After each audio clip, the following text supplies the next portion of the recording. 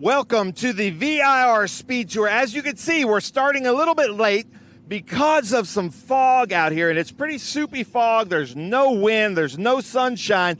This is the 1 hour Enduro with International GT. Some great cars. You can see a lot of them still have their headlights on to be able to see. Luckily, most of them are pretty brightly colored. This is a 1 hour Enduro, 2 pace laps.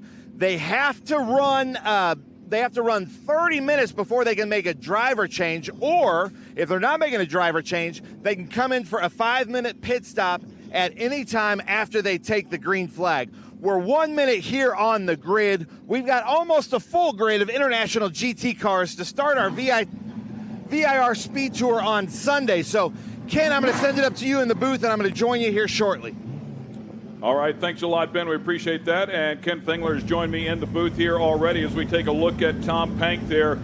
He has had a couple of sketchy starts here this weekend. The first round, he fell back. Not sure what happened to him on that first round. Then him and Reg Williams got together in the second race yesterday afternoon, and he shot across the bow of Reg Williams as they were playing a few games, a little mind games going on up there at the start of that race. So again, he ended up deep in the pack and was working his way back up here. Reg Williams, again, though, very fast car, and they go off of lap times from the previous race based on their starting grid. So we will see these two guys on the front row again, Ken. Yeah, let's just say Ron Zitza, my steward, had to have a little discussion with them of how not to do it. And certainly the starts have been more exciting than we would like to have in International GT. So hopefully this 1 hour Enduro, things have settled down, and we'll just get underway and see where the chips fall. And with the strategy of pace, two things, strategy and luck. Strategy of the pace of the pit stops, and luck of the pit stop, or double yellow, which comes out. So that will come into play as to the finishes and podium finishes. But we look forward to a good race. It's been a good weekend so far. As you mentioned, race 2 didn't go as planned. We had a couple of instances. We had some, let's say, some people in the penalty box due to that. And so we look to get on this clean sheet of paper and get on with this International GT Enduro. Mustafa Gafaro there as we go on board with him. And if you could if you happen to catch that windshield, you can see, you can actually feel it feels like an extremely light rain when you're walking. So imagine driving, and certainly at speed, these cars are going to get wet. The surface seems dry. I think if they can get some temperature in the surface, I think they'll be okay. A point being is I don't see anybody going out on wets. I think it would destroy the tires immediately. So they're just going to have to be careful here, get some heat in the tires, get some heat in the surface of the track, and let this thing come back to them. Well, hopefully this fog will burn off here relatively soon. By the way, I want to say congratulations to Jimmy Libre, who earned that win yesterday. I know it was a shortened race, but congratulations on that win. Jay Smith ended up second, and Dave Squatty in third. That was the podium in the shortened event. So congratulations to the podium finishers. We didn't have a chance to do that yesterday. We'll get them back out here and let them take another swing at it here today. Should be an interesting race, Ken. I think you put it well. Luck's always involved to some degree, but you really need to be smart here, especially at the beginning of this race, and make some good decisions because conditions are not ideal. Yeah, we're doing 2 pace laps just to try and get some tire temperature. These cars have been sitting on the grid for 15, 20 minutes. No advantage of having tire warmers, which, they may have had when they were in their garage area. But so they've been sitting there. They really need to get some tire temp. The track is green. It doesn't look wet, but it doesn't have the adhesion that we had in yesterday's 2 races. So we're hoping, or expecting a little slower and a little calmer start to get underway to run the full 60 minutes. Ben, you were just out there on the starting grid. Can you confirm who is driving the 911, Charles Wick or Jimmy Libre? Charles Wick. He got behind the wheel of the car, and I didn't see anybody next to him in a driver's suit. It was funny because I saw Mike Skeet, and he told me he was going to be jumping in the car with Ross Poole, but he was just in sweats. And so I think a lot of the grid thought that we were going to have to cut this race a little bit short to try to get back on schedule. But I did radio to RC. This is going to be a full hour-long Enduro if things go well. Anything can happen here at VIR. We can have another cloud roll through. You never know. Yeah, that's subject to change at any moment. Yes, I did hear you. Sorry, Ken, but I heard you ask. I did not see anybody on rain tires because it is dry out there. It doesn't look it right now in these images, but it is. Rain tires wouldn't last, maybe 6 laps out there. They wouldn't survive at all. Yeah, I don't know if they'd go 6 laps, but as you walk, if you're just walking, you can feel the moisture hit you in the face. So just to try and put in perspective what they will be dealing with here. And I think great call, by the way, Ken, to give them a couple of pace laps and get some temperature inside of these cars. Yeah, Ron Zitza, my race steward, came to me and said, I'm considering 2. I said, you got my vote. And we've done that a number of times throughout the season, as we are usually first off on Sunday with this hour-long race. And many times we run into cold track conditions, this type of misty condition. So you just never quite know. So, but to go on caution, we err on the side of safety. And the drivers too. I mean, it's first thing Sunday morning here. They haven't been in the car. They're just as cold as cars. So give them a couple of laps, let them get used to it, feel what sort of adhesion they do have with the cars, and it'll make for a much better start. The timer did start when the lead car, which is Reg Williams, passed the start line. So we're in the hour right now. That's just kind of the rules of a 2 pace lap system. So the hour did start, but it is for a safety thing and just to get the tires warm. Yeah, so and the pace car will step up the pace here a little bit too. Right. So technically the clock has started on the 60-minute time and the 30-minute driver change rule. But so technically the first race lap is run under yellow with this second pace lap is the way that works. But you can see very, very well in here how much the headlights are needed in this particular race, that in this fog, the car coming up on, coming up in your rearview mirror, you really need the lights in this situation. I would say, as we look at it here from the cameras, it looks worse than it is, I think, from what the drivers are seeing in the cars. If you were here in person, you can see pretty clearly, I mean, for a decent distance. So it's not like their vision's going to be impaired. I wouldn't, it's not that bad. So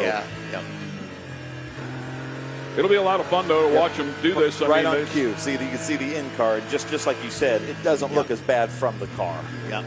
We have a couple of in-car cameras, which we'll look forward to seeing throughout this race. This one's in Goldcrest. I know there's one in you mentioned, the car 85 Ross Pool, Mike Skeen, which is a good car to watch in the Stuttgart Cup. Ross has been fast all weekend. Mike Skeen is just faster, okay? Mike Skeen's fast in anything he runs. Mike Skeen's faster than almost anybody. Anything, yeah. And everything put him in a good car, and it's going to be a game. I don't think it matters, Mike. If you put him in any car, all right, and Mike's just fast. So, which is so weird as we ride on board with Reg Williams. He's so laid back. Yeah. Mike Skeen, you just think, Mike, do I need to check your pulse? What's going on? And then he gets in a car and just does the fastest laps. But they're so smooth. And now we're on board with Musafar Ghafarov, just a beautiful car. He does have a co-driver. Can you tell us a little bit about his co-driver? Yeah, I don't know that much, okay? Nico Jamin is his co-driver, and I don't know. I don't have a sheet on him, so I don't have that much information. But, that's what makes it fun with the Enduro is the co-driver element. And, changes things up. The deck is totally reshuffled. Whatever happened yesterday in the sprint races, the finishes will be totally different, can be totally different, and our podium's totally different today. Coming around here through the final turns, Cube 3, turn 17, and they are side by side. Reg Williams on the inside, Tom Pank on the outside. This is the third time we've seen these two side by side in the IGT series this weekend. Every single time something exciting has happened. We'll see if they can keep it clean here today as they get on the throttle. We're racing here with the IGT event. This is the Enduro race, 1 hour in length. And it looks like Reg Williams is going to get the easy position here. Tom Pank rolls back up. He's clear down to the bottom. He should fall into second place here. Nice, clean start. Good job by everybody. Yeah, so far so good. I'm thankful for that. And everybody was pretty cautious. But now we're side by side, and Tom Pank had to drop a wheel there because he's not giving it yet to Reg Williams. Still side by side. That's not the place to do it. But now Tom Pank takes the lead, and then it looks like Todd Treffert then behind Reg Williams. So Todd Treffert running third behind Reg Williams as we ride on board with that 888. Musafar Ghafarov got a good jump because he's now in fourth. Well, they're being really easy here, and I think I think Reg Williams just not comfortable with finding that edge here with this lack of adhesion, this lack of grip, if you will. And obviously, Tom Pank feeling very comfortable with his car. You talked about Pank's car being a little bit wider. Maybe that's where it comes into play. Maybe. I think Tom Pank is also a little bit more familiar and comfortable with risk. I think if anybody would be considered a Dale Earnhardt of the IGC series, okay, it's Tom Pank. I mean, there are a number of drivers who say, the last thing I want to see coming up in my rearview mirror is a green and blue car of Tom Pank. You know, he's a good driver, but he, you know, and I was going to say that. I think that the difference being is that, you know, he has the ability to get up on cue much quicker than Reg has. You know, Tom, one of his abilities, you know, we've seen him go out and run a quick lap right out of the box, where, you know, Reg is more methodical about it, and as a lot of drivers are, and must work into it. So that's the difference. Just heard from race control that this race has been shortened now to a 50 race with a 5-minute pit stop. The SVRA Enduro has been shortened to a 45-minute race with a 5-minute pit stop. But now we're on looking at Todd Treffert right behind Reg Williams, and Reg Williams has closed the gap a little bit on Tom Pank, but Gofferoff looks to be pretty fast out there as well.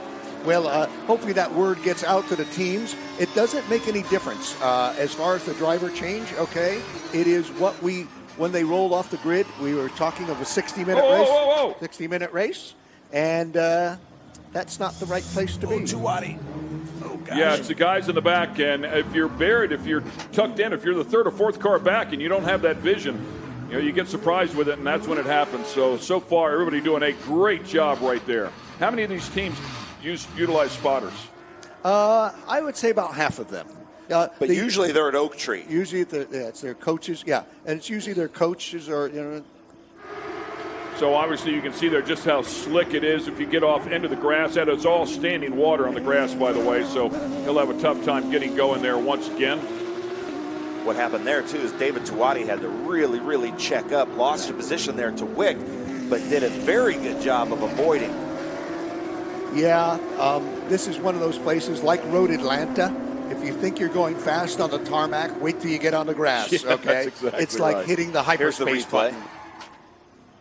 So Gofferoff, unfortunately, just a little bit loose in there, spun it all the way around, and then had absolutely nowhere to go right there. If he could have shot back into the grass, might have been a little bit safer, but might have been trying to get that thing refired. Looks like he might have lost power there in the process of all of that as well. So fortunately, all the other drivers did a great job of missing him.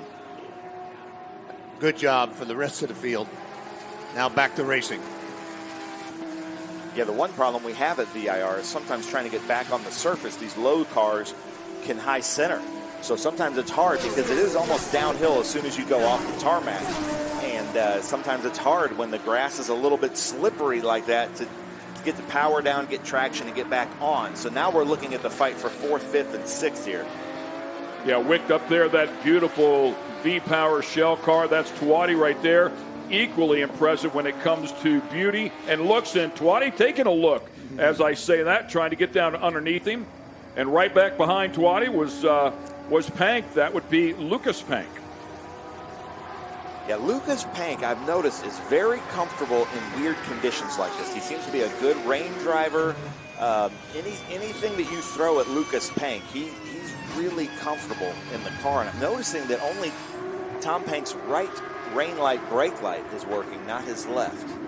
Something else that would be a bit sketchy, especially early on in this race, might be cleaning up now, is using the curbs. We watched those guys race yesterday, and they were eating parts of the curb, a whole bunch of curb. You get on some of that yellow paint there, could be a little bit slick here early on in this race. Yeah, if you've ever ridden a bicycle in the rain and then tried to hit the brakes or steer on just the white painted line, you know what we mean. It's just there's no grip in any of the paint. Yeah, we had there's some large painted area on the front straight at Sebring, and a few years back I had some good friends in a series when it was wet go across that with full throttle as you would on the main straight right under the flag station, and the car just took a left-hand turn into the wall. It was a horrific accident. but that paint you had to lift on if it's wet at Sebring. So you don't know how much difference the grip is of the tarmac on a painted area versus a non-painted area. David Tuati around Wick and making a really good gap now on Charles Wick. Lucas Pank right behind him. And we saw Reg Williams kind of closing the gap there on Tom Pank. But now David Tuati really getting a big gap. Lucas trying to work his way up in here, and side by side they go. But that's Woody Witchard there in the Stuttgart Cup, keeping up with the 3.8, or is he in a 4? 4 liter. He's in a 4, GT so car. doing a really good job. But those Caymans, this might be a day that the Caymans have a little bit of an advantage because they're just a little bit maybe more nimble than the big Porsches. I think it's just, I wouldn't call it nimble, I call it comfortable, okay? For a driver, it's just a bit easier to drive with the chassis dynamics and the layout. It's just a little more comfortable car to drive. The 911's a little more edgy, just because of physics.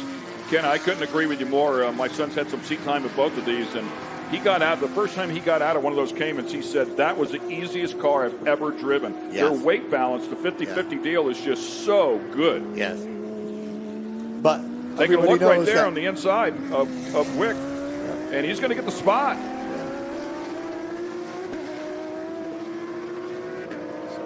Woody Witchard, great pass there at the Bennett Bridge Hall Oak Tree, and Lucas Pank also just taking off. I mean, take a look at the power there too, man. That Cayman is hanging right there. Yeah, that's the giving up a little bit, but that's the 4-liter power right there. And Charles coming back, but that's the 4-liter Cayman. No slouch at all. So pardon my ignorance, but is the Cayman, is that a little bit more of a mid-engine? Oh, definitely. Yeah, absolutely. So the engine is more behind the driver. Rear wheel, behind the rear axle. Okay, both engines are behind the driver. One behind being rear axle. It's just a matter of inches, but it's enough to make a big difference in the physics and the handling of the car. So we haven't seen anybody come into the pits yet. We haven't had really any full course cautions, and the only yellow we've seen was the Musafar spin.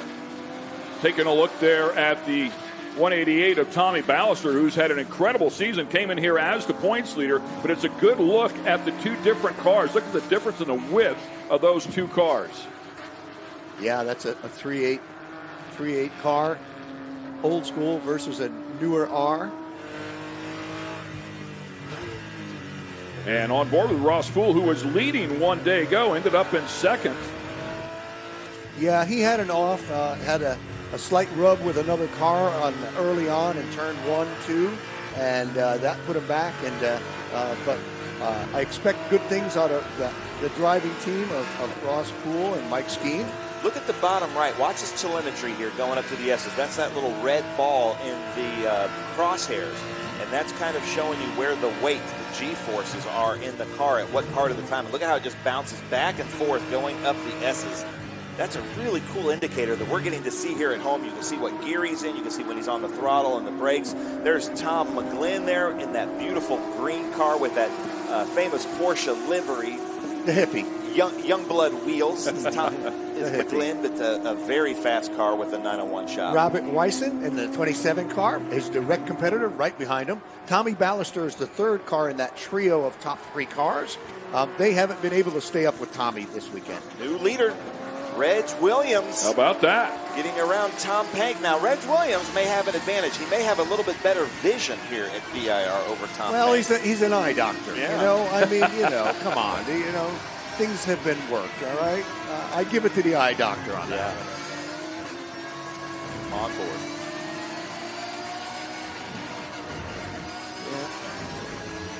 And we'll take a look at this replay here of how the lead changed hands. So look at Reg Williams here rolling up on the back of Tom Pank. A good run off the Bennett Bridge Hall Oak Tree turn up down the back straightaway, I should say. Out to the left-hand side. Tom Pank gives him plenty of room here. a bit offline here as they will run up into that left-hander and head into the roller coaster, but a nice, clean run. So wonder if Pank just missed something there off of that turn, off that oak tree turn. Yeah, that's kind of a bit uncharacteristic, although I have known and seen Tom, play the cat and mouse game. He enjoys the hunt, I'd say. Yeah, and maybe he's like, let's see what Reg knows here. It is Reg's home track, so he might say, hey, let's see what Reg knows and follow him around. His coach, Peter Kraus, said, let me see.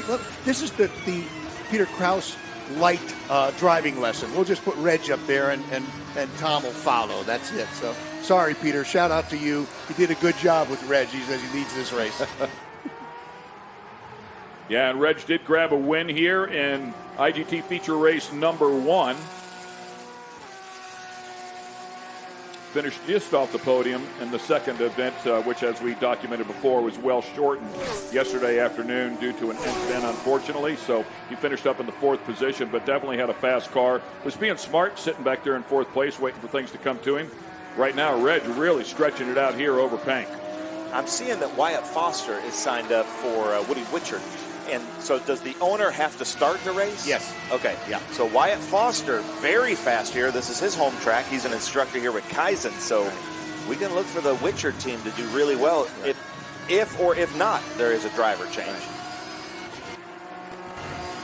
Nice looking job here, using all the curves now. It looks like track temp is coming back to these guys. Certainly tire temp at this point, tire pressures, everything coming up to proper race temperatures. You can actually see a little bit of a dry line, it seems like, in a couple of areas where it just seems to be a bit drier. Probably a lot more temperature inside of the asphalt at this point as well. Just a little bit of a feather of the throttle there right in front of the camera position where the car gets light. But other than that, it's basically flat out through the S's. The Panks are both having some electrical issues in their lights. You notice that the Tom Pank is running the rain lights, but only his right is working, so it looks like he's got his right blinker on. Yeah, they got their winky blinking at everybody out there. Those of you watching at home, they're winking at you right there. And Woody slowly catching Lucas Pank. I mean, that's no easy task right there. So that Cayman is definitely getting it done. So Ken, as a sports car guy, and I've been working a lot with David Hampton, who runs IGT and Trans Am, that Cayman 4-liter just looks like a car to really look at. And yesterday, Ken Stout was asking me, what are kind of some of the prices to get into this IGT racing? Because I keep telling everybody, this is just the most fun class to race in. There's lots of... The thing about it is Porsche has been so on it and progress in making better cars, almost to our detriment. We can't keep up with classes, but we know that they haven't misstepped. In every car they put out is better than the last one. Nobody says, oh, I miss my old car. That hasn't been the case at all. And, you can see that as you progress up we have one 3.6 car running this weekend, one 3.6 liter, and they run very well. The drivers who have them love them and are very familiar with them and can compete with the 3.8 cars. A few years ago, a 3.6 car won the championship.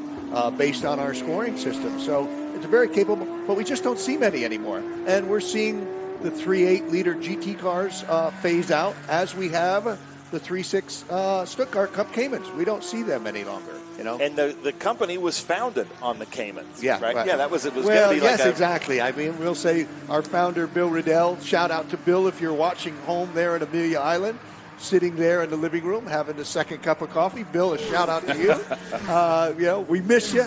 Hopefully not frying bacon in the nude, which is my favorite phrase he ever said on camera. Yeah, well, there we go. But a shout out. We miss you here. We've got a good race going, and a shout out to you. By the way, just speaking of shout outs, yesterday, we ended on a kind of a sour note with a red flag situation. We had one car that hit the guardrail very dramatically. I'm happy to say both drivers were fine. Went to medical, were checked out, and they were fine. We're very happy about that. As I mentioned, we did have some penalties assessed due to avoidable contact.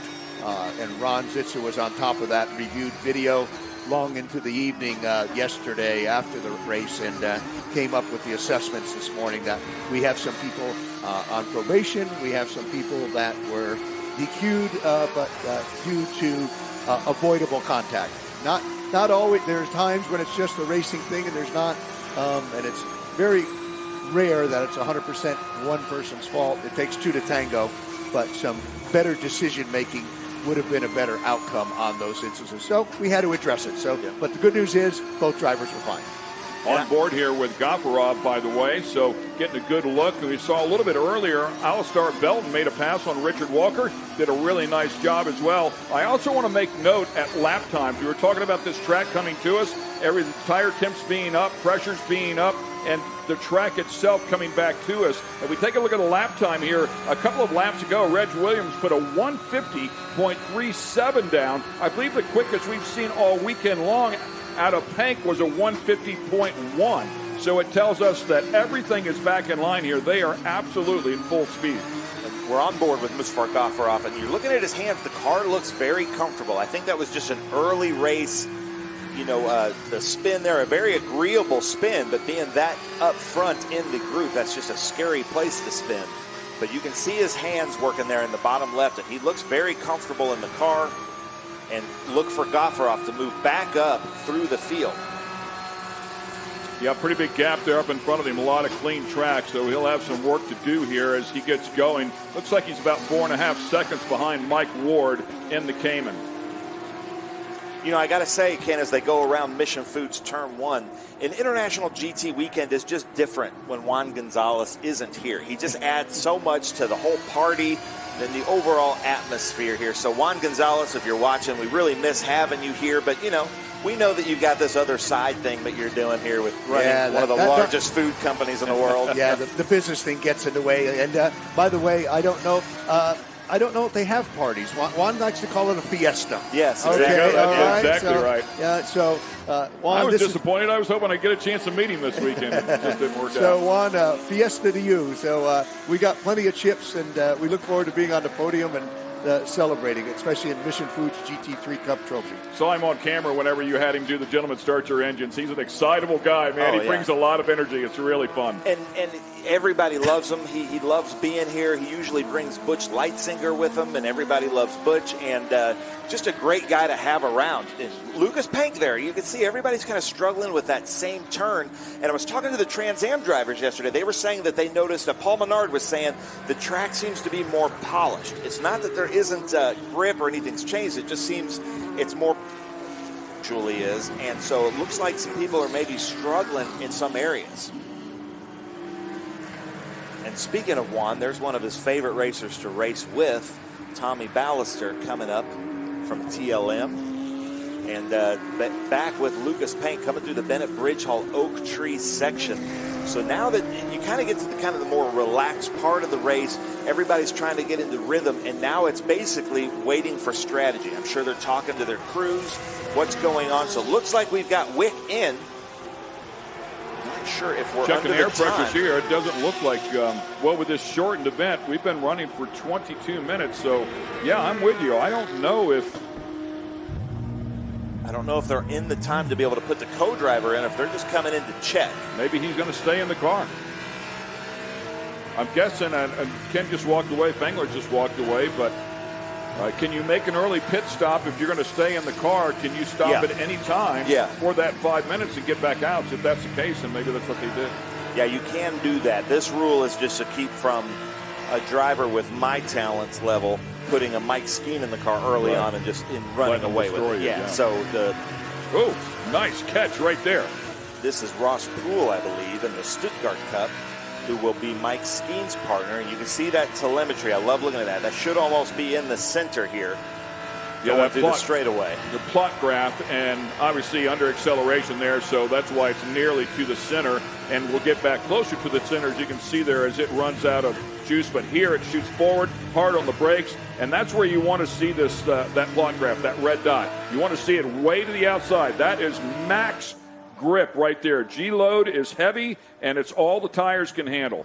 And as a driver, whenever you go back and look at your data, you want that red ball to the outside of that graph everywhere you're at, other than possibly acceleration, given the power in your car. And we were talking about Woody Witchard in the Cayman 4 liter, but Ross Poole is in the Cayman 3.8 liter. It's a little right-hand turn there, but you can see he's getting everything out of this car he can possibly get. Ross Poole doing a great job here, and has had a really good weekend inside of that Cayman. Yeah, I just really love the lines, the look of the Cayman. They still, like we were talking about yesterday, still kind of share the lines way back in the day, even to the Porsche 356. You know, they just never really get away. And even in the SUVs and the, I forget what Porsche calls the four-door cars, it still keeps that same traditional Porsche line. Is that the Panamera? Yeah. Something of that sort. But look at him wiping that windshield off there, trying to clean that up just a little bit. We were talking about Ross Poole, just to put in perspective.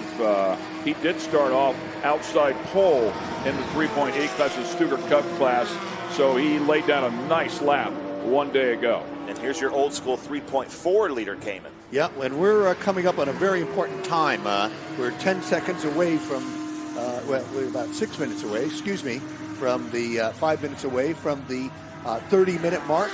So if there's to be a driver change, there may be some at that 30-minute mark, which is coming up in 5 minutes. So it's where you come into the pit, not when you leave the pit. Yes, okay. Correct. Yes, it's 5 minutes. It's 30 minutes drive time plus 5 minutes. And look at this now. Reg Williams behind a lot of lap traffic, including Mustafa Ghafarov, who would usually be just behind. So we're going to see what he's doing here, moving through the lap traffic, following behind Mustafa Ghafarov there, and doing a good job. But can he make this pass? That's real important. No, now he's going to be stuck behind this Cayman through the S's in the Stuttgart Cup, and that is just the beauty and sometimes the terror of mixed class racing. Well, that was a good wise decision. Absolutely. That was a wise decision. And we got one off just that quick, and I mean way off. This is what I was talking about before. In the grass, it's as slick as it gets. But that backside of this course, when you get through 15, 16, 17, it is big speed, and any sort of small mistake, and you get in trouble quickly. So tough ride there for Richard Walker, unfortunately. Yeah, this is going to cause the yellow, and this is going to change things up pretty dramatically. And the plot thickens now because we are 4 minutes away from a driver change time. So some cars will be able to if they go double yellow. I don't know. Haven't seen anything yet. Here is the replay, Ken Stout. Maybe. Yeah, it looks like it stumbled right there. We'll see if the gang in the truck's done a wonderful job with us all weekend long, so they'll re-rack that thing, and we'll get another look at it. But eating all the curbs right here, again, keeping up pace. I don't see that they've thrown a full course just yet. Yeah, but remember the guys are hedging their bets. Yeah, they're telling the safety car to stand up. Yeah, they're hedging their bets on this one. And ladies and gentlemen, if you're joining us on SpeedTour TV on YouTube, leave us some comments. Who are you rooting for? Who are you watching? Tell us if we get something wrong, or if you have some insight on these cars or drivers. We'd love to hear it. Look at our leader there. That is Reg Williams. Did fall back. Pank led this race for a little bit. Started off on the pole. Then Pank took over the lead. Caution now. There it is. And Reg Pank was able to get back. Reg Williams was able to get back around Tom Pank and take over the lead. So I think they've re-racked this this moment. As Walker unfortunately went for a big ride, we'll go on board here.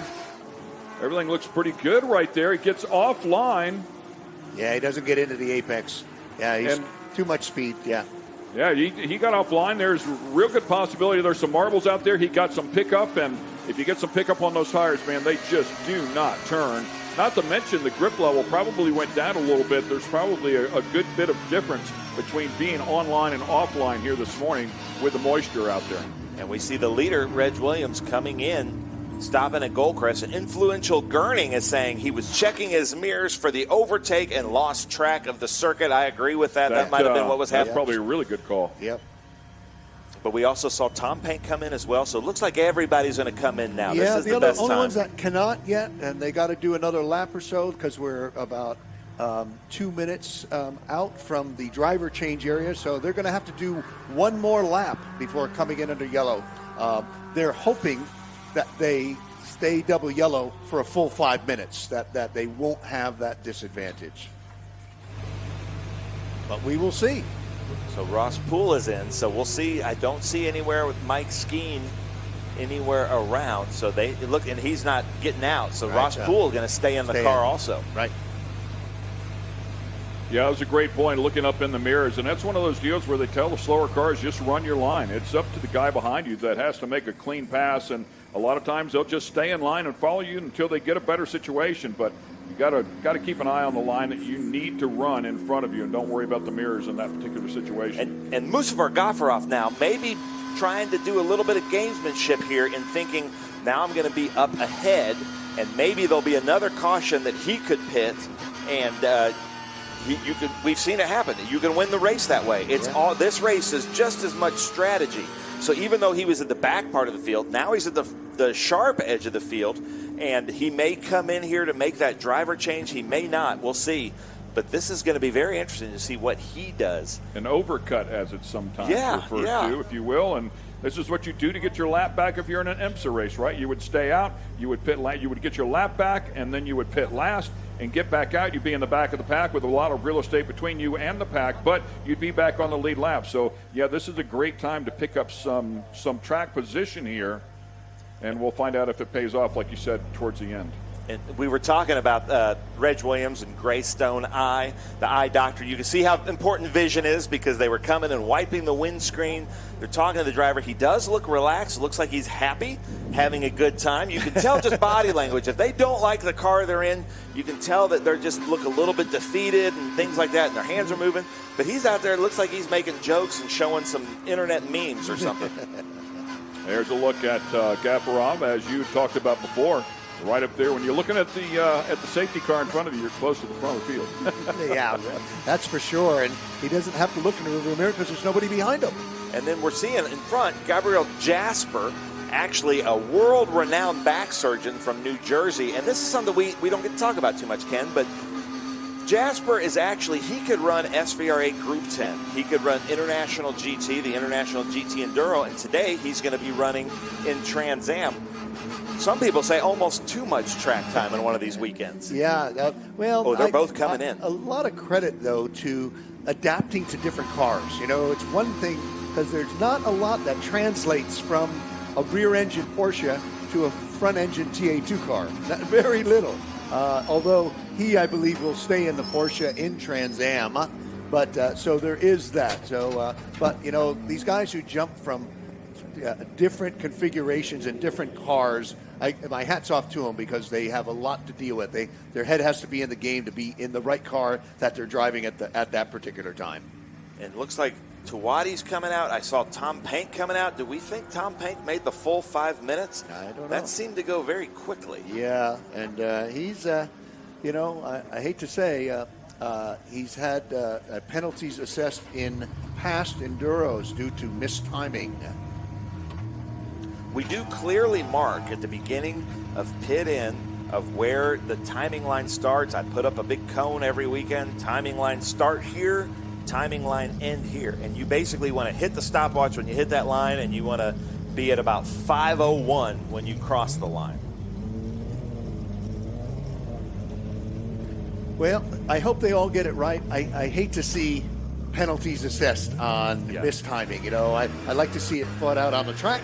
And, you know, myself, Ron, timing and scoring, hate to see that they're short on a pit stop or early or late on a pit stop because a penalty has to be assessed. It's a disappointment, especially when they didn't realize it. And I go down the winner's circle and they're all excited thinking that they're in position X. And I have to tell them, no, sorry, you were until the penalty was assessed. So.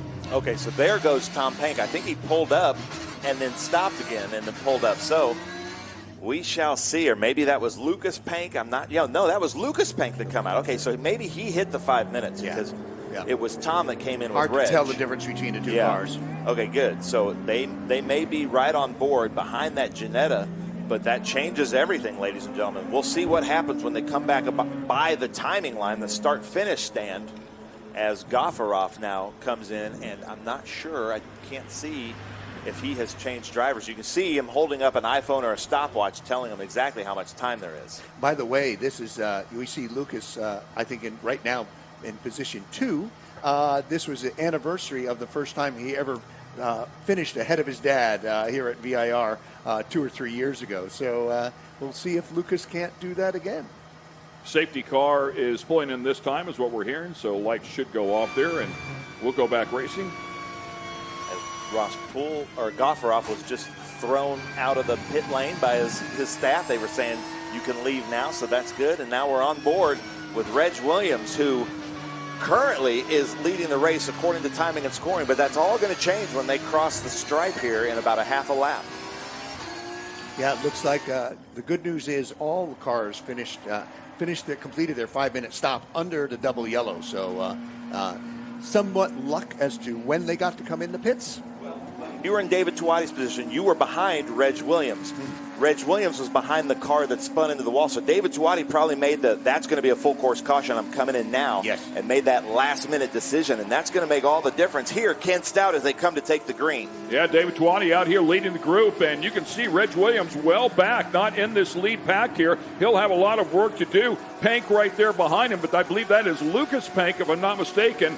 And here comes Wick. Wick around the outside of Pank to take over second. Pank right back down in there. Nope, cannot get there. So Wick with a good run here. Now taking a look at Tuati as well. We'll see if he can sneak the nose down underneath him. He's got a good look on that inside line, but Tuati runs the outside line, keeps the momentum, and continues to hold that position. Good, clean restart here. Yeah, great restart. Unbelievable. Here we go. So that's David Tuati. Wick, Ken, are you thinking that Libre is in? I'm thinking Jimmy is in there. Yeah, I believe they did their driver's change in Jimmy Libre, co-driver, young guy, lots of talent, as we can see. But timing and scoring is still showing Reg Williams in the front. He's got 15 laps, where David Tuati has scored at having 14 laps. Could be because Reg did an extra lap on the out there before coming in, so could be. Yeah, that's what I was wondering about. It is confusing doing these enduros like this because it is all about the timing and scoring and what they did and when. So really, it usually takes about a lap and a half for it all to kind of sort out for us. Yeah, for Gofferoff, I was wondering when he stayed out there and went that lap if it would help him out here. But it doesn't seem like he picked anything up there as he came in and served his full 5 minutes, obviously. And sometimes we don't know that until the end of the race when timing and scoring will tell us, no, they did a 4:59 instead of a 5 minutes. And that is, it has to be exactly 5 minutes to the 10th of a second or they can't get penalized. So according to timing and scoring, as you talked about here, this group that we're watching here that would appear to be in the lead is actually 5th, 6th, 7th. Is what you're looking at there. So 5th and 6th, and another move for the lead here. That is, in fact, Jimmy Libre. And Jimmy picking up the win just one day ago in the afternoon session, that shortened race, but drives around the outside. Beautiful move right there. That was some good driving right there. Good by both cars, David Tuati and Jimmy Libre. So these guys would be about a half a lap back, if you will. I don't want to say down, a half a lap back, as Reg Williams would have a bunch of room on them. They would really need another caution flag to catch back up and close that gap. Tom Pank just a spin and go at turn 1, and I'm hearing that somebody went off and had light impact with the wall. And I talked to David Tuati at the grid about his hood flapping a little bit, and you can see it flapping. I don't think you call it a hood in a Porsche, but I'm hearing safety car to stand up. Something has happened on track from race control. Yeah, I think they call it a frunk. It's a frunk. Front bonnet. Front trunk. Frunk. I'm not going there. Yeah. Oh. That could end up bad. Double yellows. Yeah. So I had heard from race control that a car was off with light impact and maybe was not able to rejoin. So listen, on the upside here, this is exactly what Libre and Tuati and Lucas Pank, this is what they needed to close that gap back up to get back up behind Reg Williams.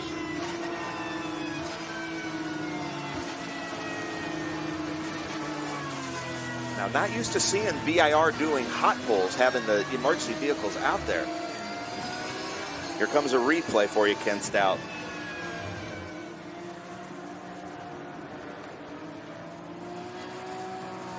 Aha. So that was a good call. You said that spin and right back on the track. I'd be surprised if that's what brought out the yellow. think there was another incident as well. Yeah, not sure, but the funny thing is now who does RC, our race control? He's done it right. Wow, RC, nice job, kudos. You have put the pace car out in front of the actual leader.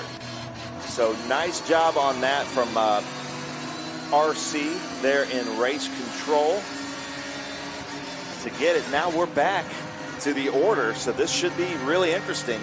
And let's see if Tom Pank can do a spin and win. Well, I think that was a great move now because it had to come to him.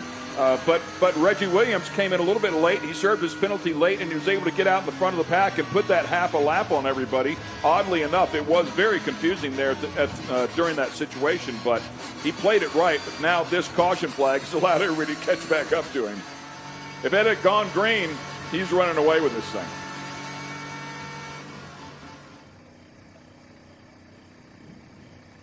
So here we are. So let's see. So as I see it, as scoring goes, it's Reg Williams in first, and then Tom Pank, who is 4 back right now because you've got lap traffic of Bob Wyson and Ross Poole there between them. And then Tommy Ballister, it's actually Tom Pank to Todd Trefford. Didn't see Todd Trefford in that shot, to Woody Witchard or Wyatt Foster, depending on who's in there. And then David Tuati 5th, Lucas Pank 6th, Bob Wyson 7th, but a lap down. Yeah, and I'm just hearing race control and timing and scoring giving us 10 minutes left in this race.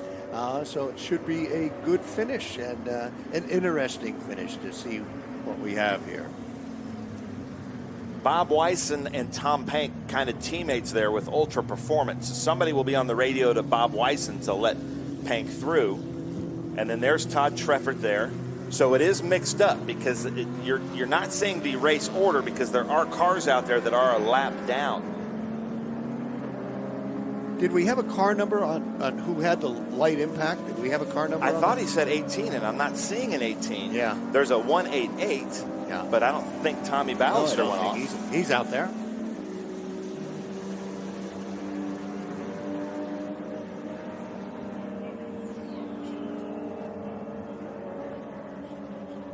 So while we finish up this double yellow here, we're going to take a quick commercial break. We'll be back in just a couple of moments to wrap things up here with the International GT Enduro. Stay with us.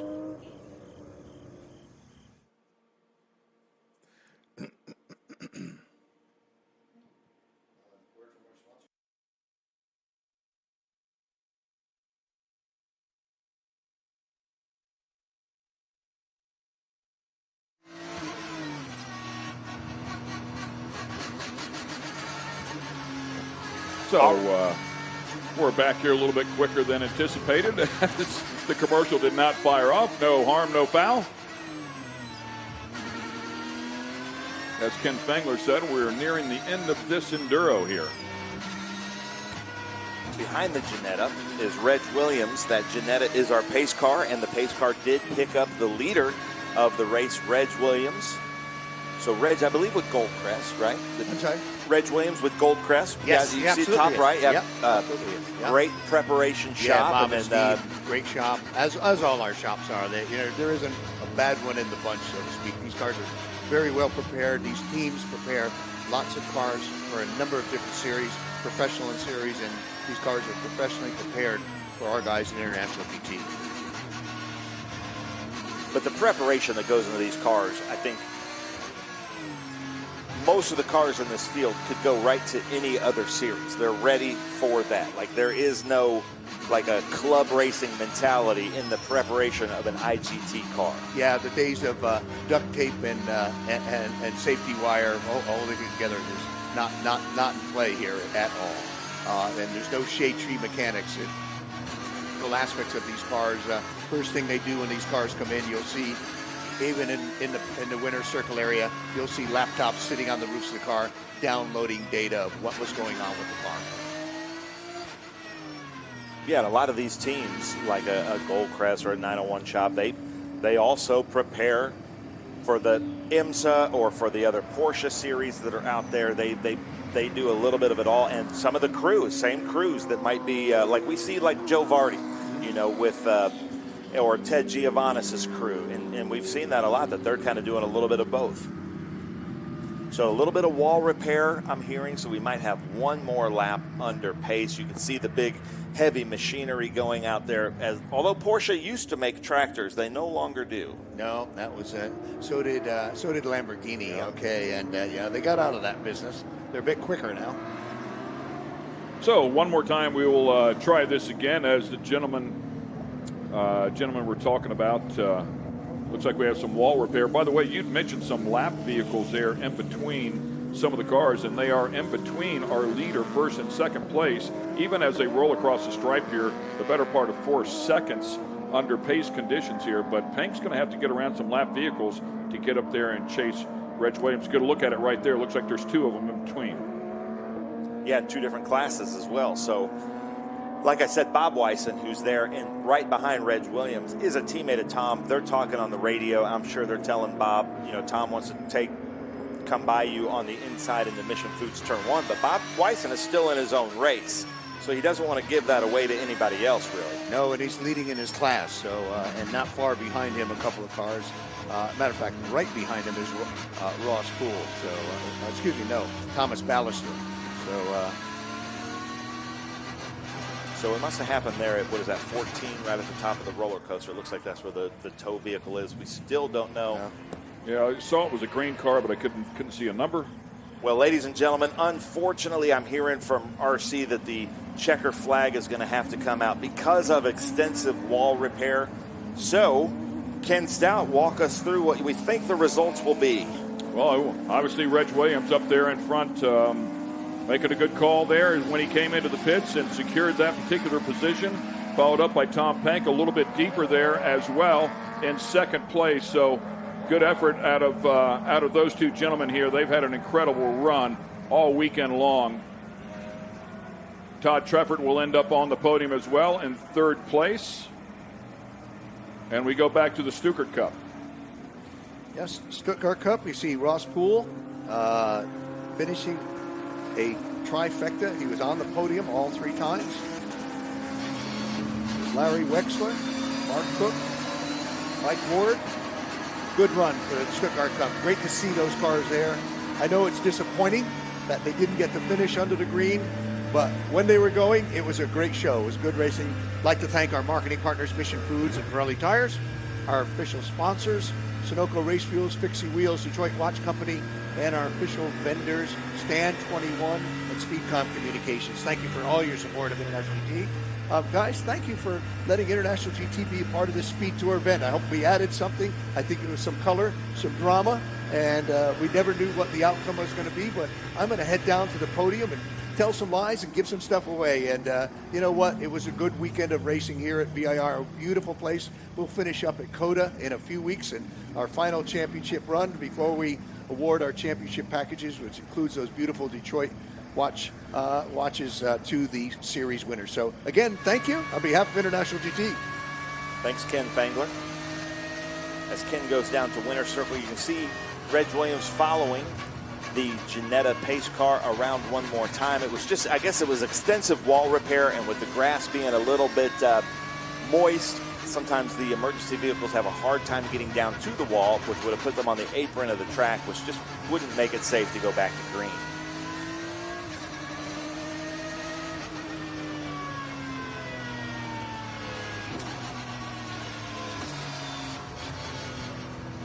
And we'll bring you some results here, post those up on the screen for you as well. Give you an idea of where everybody finished up here. Once again, the top 3 there, Reg Williams, Tom Pank, and Todd Treffert. Inside the International GT category, Woody Richard. Also with a great run there, David Twatty, Lucas Pank. Nice job there, Robert Weisen, and Ross Poole, Mike Skeen. Skeen was to get in that car. I don't think that ever happened.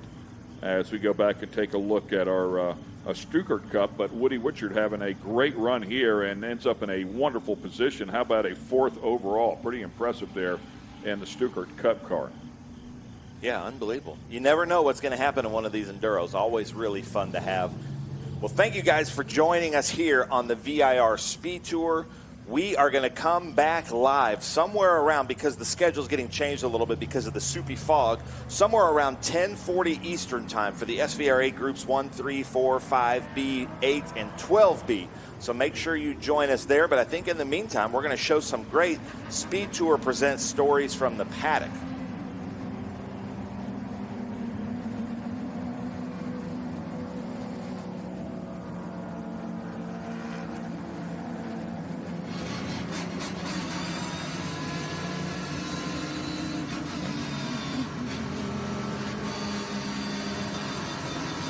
Coming into pit lane, Reg Williams giving the peace sign to Goldcrest, and he's going to come down here to our winner's circle.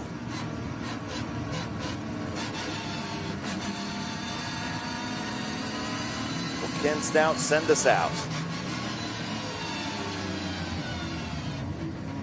All right, so we'll wrap things up here with the Intercontinental GT race. That one is in the books. The entire class done here for the weekend. As Ben mentioned, we will be back here in a little bit with racing action. In the meantime, we have some great packages put together for you. So we'll take a quick break, and then we'll come back with those packages, and we'll go racing in just a little bit as well.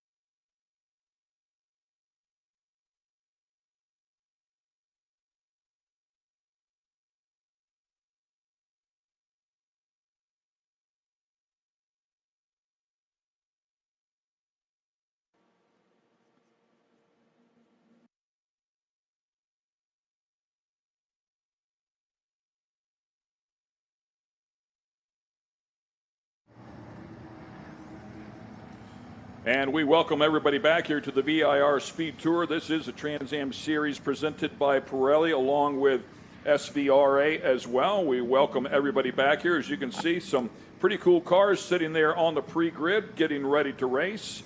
It will be our next battle here on the track. Group 1, 3, 4, 5B, 8, and 12B. And sitting alongside, as always, Ben Sissel. Some beautiful cars here. There's a look at the number 14. That was Todd Trefford, who won it all, won the overall here yesterday.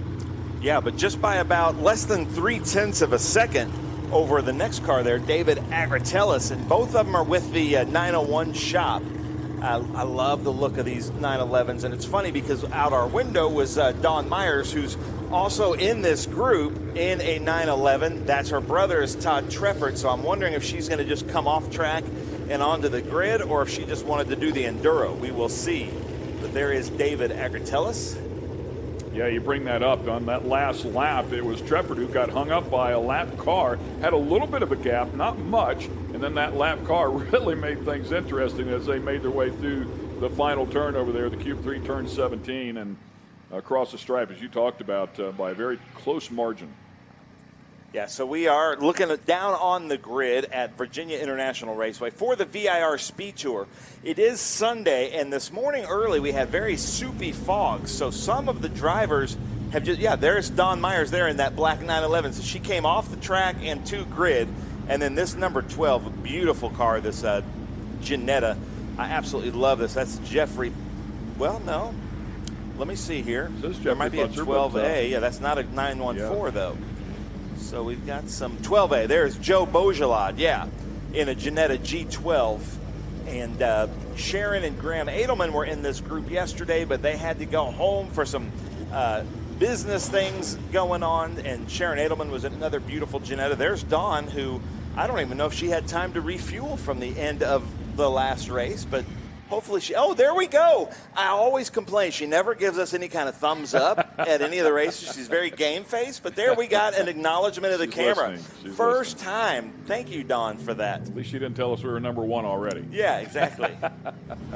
But beautiful car, by the way. You were talking about the 911s before. Yeah, they are really pretty, and Brady does a great job. But I really like these Datsun 240s. We had 2 of them yesterday in the group. We lost 1. Unfortunately, had an engine explosion, parts and pieces blowing out of the bottom of it. Yeah. So that's the Datsun 240Z, the 1972 Linwood Staub, with that BRE, not the BRE livery we're used to, the red, white, and blue. That's like a muted BRE livery with the gray, and then that 59 Ginetta of Mark Gobble, or Elva Courier. Sorry, the 1959 Elva Courier. And you got to look at this car up close. A very, very pretty car. But we're getting going. You can see Chelsea there doing a little bit of splitting. That's our grid chief in the pink hats. Uz Davinas there in the MG Midget. Then we've got the Volvo P1800 of Gary Jepson. Then the Triumph TR4A of Alan Good. The TR4A means that it has an independent rear suspension. I think that happened in 1963. I love that Volvo P1800. Then Peter Krause out there in the Fiat X19. And then Anthony Olasoff in, I think it was your favorite car yesterday, the 1960 Emerson Experimental Formula Junior. Yeah, I might switch that up here today. I really kind of like that Janetta, that Janetta G12. Yeah. That Joe Beaujolad is competing with. Ooh, John Nash. Way in the back. John Nash is that Lotus 7 there. Very fast driver. So he must have had a mechanical yesterday that we were unaware of. So John Nash starting from the back, look for him to really work his way up through to the top. That's Larry Lunda there in that Porsche 914. You getting a lot of mic feedback there? I did, yeah. Somebody was putting a headset on, and it was coming where, through our ears, so I don't know if the fans at home heard that or not. Sorry about that. Voices in our head, sorry. Yeah. But leave us a comment here on SpeedTour TV, on YouTube. If you are watching, if you're hearing anything or seeing anything that we haven't hit, if you have some information on these cars or the drivers, that would be very helpful to us as they follow the Janetta, going pretty slow for a pace lap. I think he's trying to get the the group to catch up, and I'm trying to go through and mark who is out there. So that Fiat Abarth is William Jones in the Group 1 Fiat Abarth two-door coupe that's behind that MGA of Eric Russell. I'm circling on my sheet who's out there.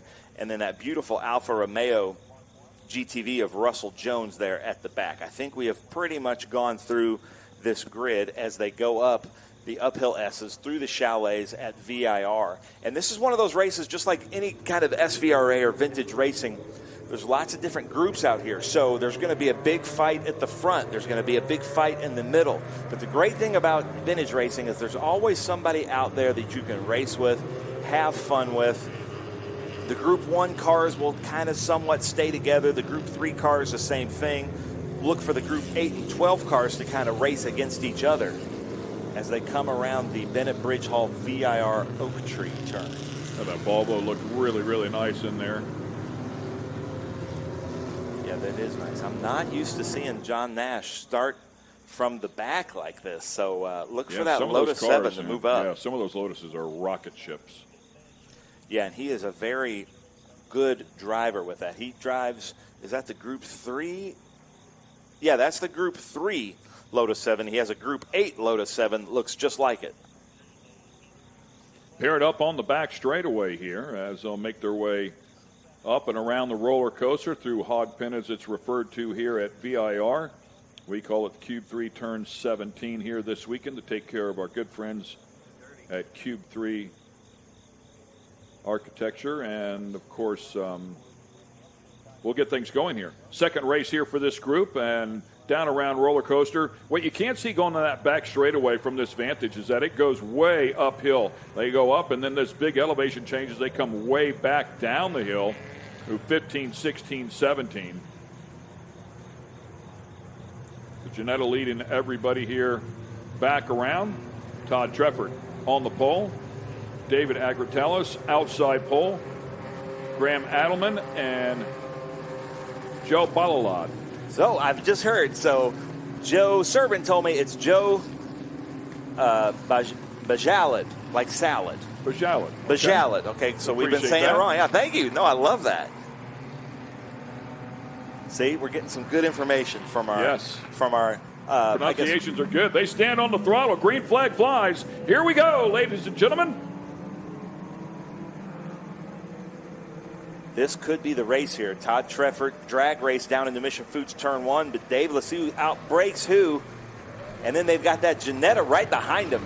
Very nimble car, but Todd Treffert gets the best of it. So these two teammates, David Agratellis and Todd Treffert, going at it as that Volvo, a little bit heavier than most of the cars in this group, going pretty wide in there. And you see the Fiat X19 of our good friend Peter Kraus. I didn't see the 58 car, Graham Adelman, with that Lotus 23P there in that lineup. Yeah, he and his wife had to go. They had other engagements today, so they're not here today. And we miss Graham Adelman because he put on a great show yesterday.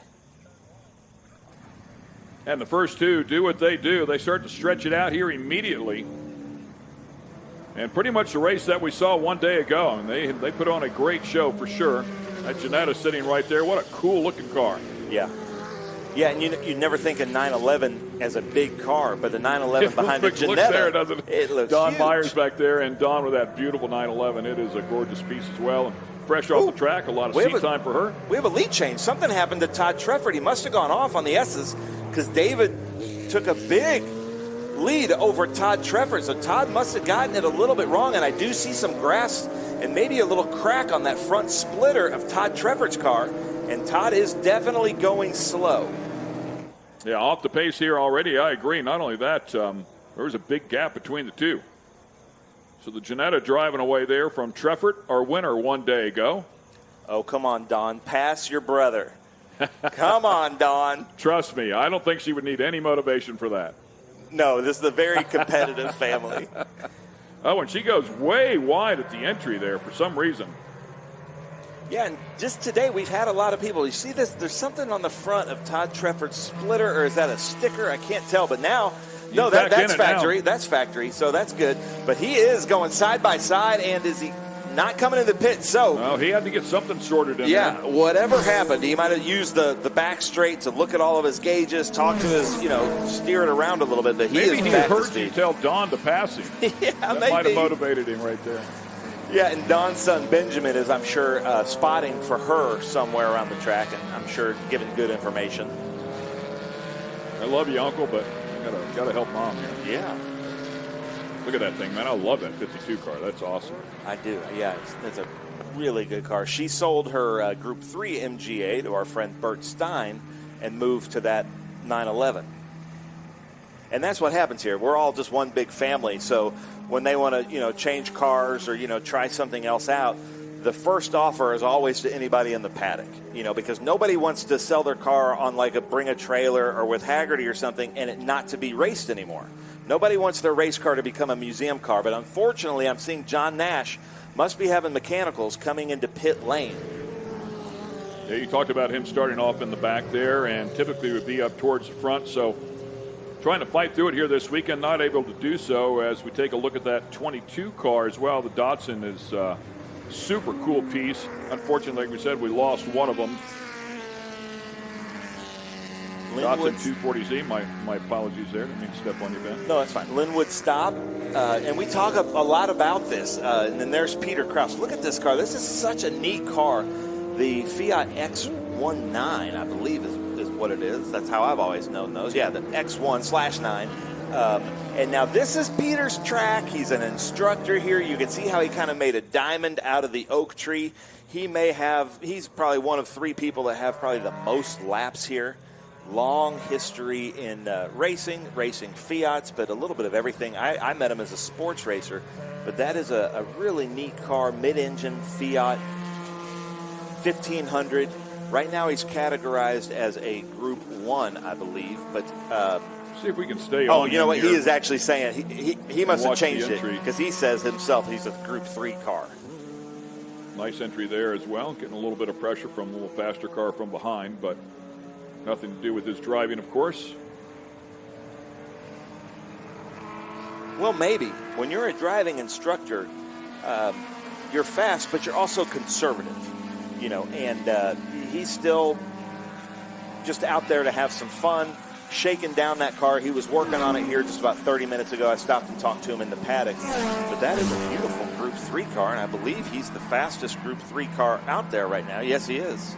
I believe that's that Elba Courier that is behind the 1959 Elba Courier. But that is also a Group 3 car. So this is a Mark Gobble. So yeah, they're going at it, huh? Yeah, just like we said in the pace lap that the groups always kind of find each other. There's Uz de Venus there in that number 25 MG midget with the Volvo P1800. I just love that Volvo. Yeah, Gary Jepson. I love that body style as well. That Volvo is a cool car.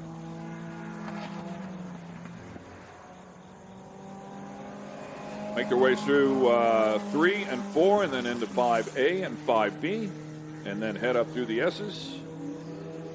We've had a good amount of spectators here this weekend. Look at the corner speed. Nice job. Yeah, Uz de Venus in that MG is really fast. So he is our front-running Group 1 car. Then Jepson is our third in Group 3. But Alan Good right behind him in that TR4A. Yeah, and you see the open wheel car there trying to get a line of sight. The car's so big, it's impossible for him to see up ahead of him. And you don't want to get surprised if somebody's spinning off or trying to come back on the track. If you're the last one to the party, a lot of times you don't see it and you don't have much time to react. So getting out of line there just a little bit for line of sight. And you can actually see the SU carburetor sticking out of the front bodywork. That is a front engine Formula Junior, a really early iteration of the Formula Junior, and that's a momentum car. Normally you don't see vintage racers racing that close, but he cannot afford to dial off any speed. He's drafting that big TR4A, and you can see just using that light side drafting right there as well. Yeah. He hit the wall right there. That's the wall, the arrow wall that you can't see, but he literally got in the draft, pulled out beside, stayed in the side draft as close to him as he possibly could, figured out he couldn't get clear of him, backs out and gives him the spot. But that was fun to watch. Really fun to watch, and he is a Kiwi. And we know that Kiwis are just a different breed of race car drivers. And no fear, And look at that, unbelievable, nice job. All the software, you know, and this is a new car to me. I haven't seen this car with us very often, so it's really cool to have him here with us. Yeah, he clearly has no fear. I mean, just climbing in it, getting ready to go race, so you have to check off the no fear box. But it is neat, just kind of see you can see the SUs sticking out the side of it, and you know, it's the front engine, because soon after this they moved to a rear engine Formula Junior, but he's a lot more nimble. You can see, and you can see his hands, and then the exhaust just coming out, the springs on the side. It's awesome. Small tire. Yeah, and he's on the correct tires. Yeah, meaning they're terrible. Well, yeah, exactly. I mean, and that's the way you want them to be. You want them to be proper as you take a look at it. But, you know, the lack of grip, but it's also lack of weight. You don't want to put a bigger tire on than you have to carry. Yeah. There's Eric Russell there in an MGA. That's the 61 MGA. The kind of Mark II MGA on those, the two different kind of the brake lights. The early MGAs had a one-piece brake light. That's a two-piece brake light for the Mark II.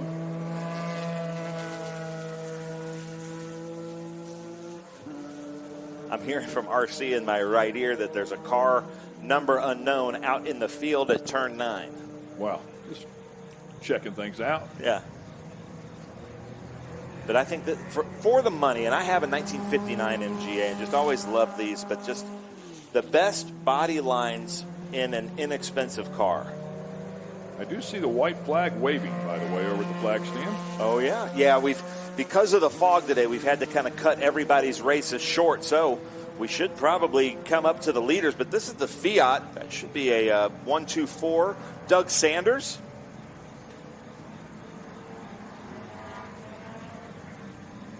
And Fiat just recently released the 124s again. Isn't that what the new Fiats are? The new, I think they were trying to compete with the Miatas. Maybe our comment section can tell us that.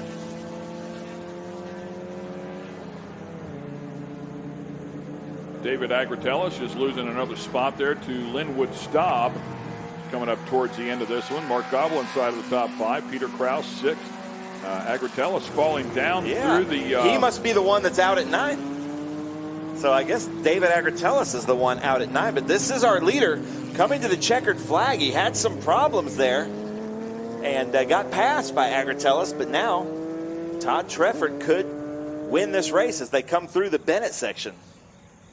Joe Bajalad there behind him, a little bit further back, some 20 seconds to be exact. Don Myers in third as it stands now. Great shots from the drone. That's tough to do, to keep up with the car with differentiating speeds, you know, and to try to keep it in focus. A nice job there from the Green Light Green Flight crew as he comes down the roller coaster. My good friend Todd Treffert, very good driver, is going to win this Group 12 SVRA race. Beautiful car. Brady, his team at 901 Shop, they do a great job. Back-to-back wins. You can see the checkered flag waving over there. Congratulations to him. Great weekend.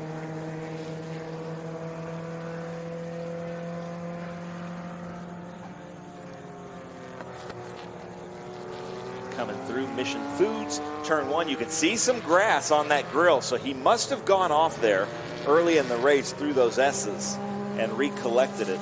And that's a thing you'll see sometimes in the Trans Am races. They'll put chains across their front grills here and at Watkins Glen so that if they do get grass, they can brush it off. Yeah, and we heard them talking about another style grill on the front of one of the TA2 cars a day ago that was not flat. It had some angle to it, so it would blow the grass off. Yeah, a lot of times if they do, then under double yellow, they'll get right behind the next car and it kind of sucks it out of there. But nice job, Todd Treffert. That's a 72.911. And we'll bring you some highlights here of how things got going with Todd Treffert on the pole and David Agratellis there as well on the front row alongside of him. Graham Adelman was scheduled to be there. Unfortunately, had a prior commitment, could not be with us here today. That Janetta back there in third as well. Treffert fell back. We're not sure what happened there, but he did fall back, got behind the Ginetta, and then hung out there for a little bit and then got back after it. It was Davinas there and that MG Midget, and Jepson with that beautiful Volvo P1800. And this was kind of the race near the middle of the part with the Formula Junior there. And look at that side by side, like you were saying, the side drafting. Just so much fun to watch, but it does go to show you never give up in vintage racing, right? Because Todd Treffert was able to pull it off somehow. Not sure what happened to David Agratellis, but another great small to medium bore production SVRA race, Ken. And you can see the emotion inside the car as well. Good for him, man. Great weekend. Back-to-back wins. Awesome stuff here. So that'll put that one to bed. We have another race coming up here in just a little bit, so stay with us. We are going to take a quick commercial break here, and we'll be back on the other side. What does it mean to be built with Summit? It means turning some rust into rolling artwork. Built with Summit means you're making something that was already fast even faster. It means that your project will be on the road or track long after you've bolted it together. And Built with Summit means you're doing it with in-stock parts, fast shipping, expert advice, and the best prices. Summit Racing Equipment. Let's build it together. SummitRacing.com. Rev up and get ready for race day with Mission Foods. The world's best racers and tastiest products come together to make every race delicious. Fully loaded tacos, fast wraps, piled high nachos. Whatever you crave, Mission will help you be race ready with easy to make recipes that will take your race day to the finish line. Keep your racing delicious and enjoy all the mouth-watering action. Brought to you by Mission Foods. Too fast, too tasty.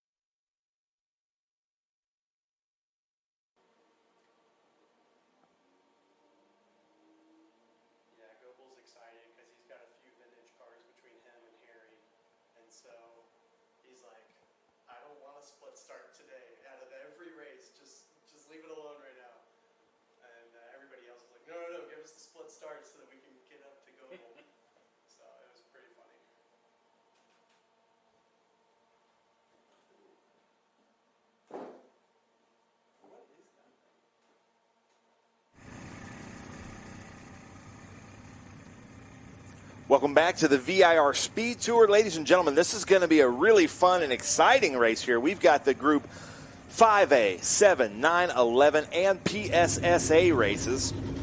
But in the Sebeco Championship inside PSSA, we're joined by Cal Denice from Sebeco, and he's got championship on the line. So, Cal, if you don't mind, could you kind of explain what might mathematically shape up here? Yes, it's getting real exciting. Now Dario is leading our championship, and if Goebel is able to place third or higher, he will beat Dario by 1 point.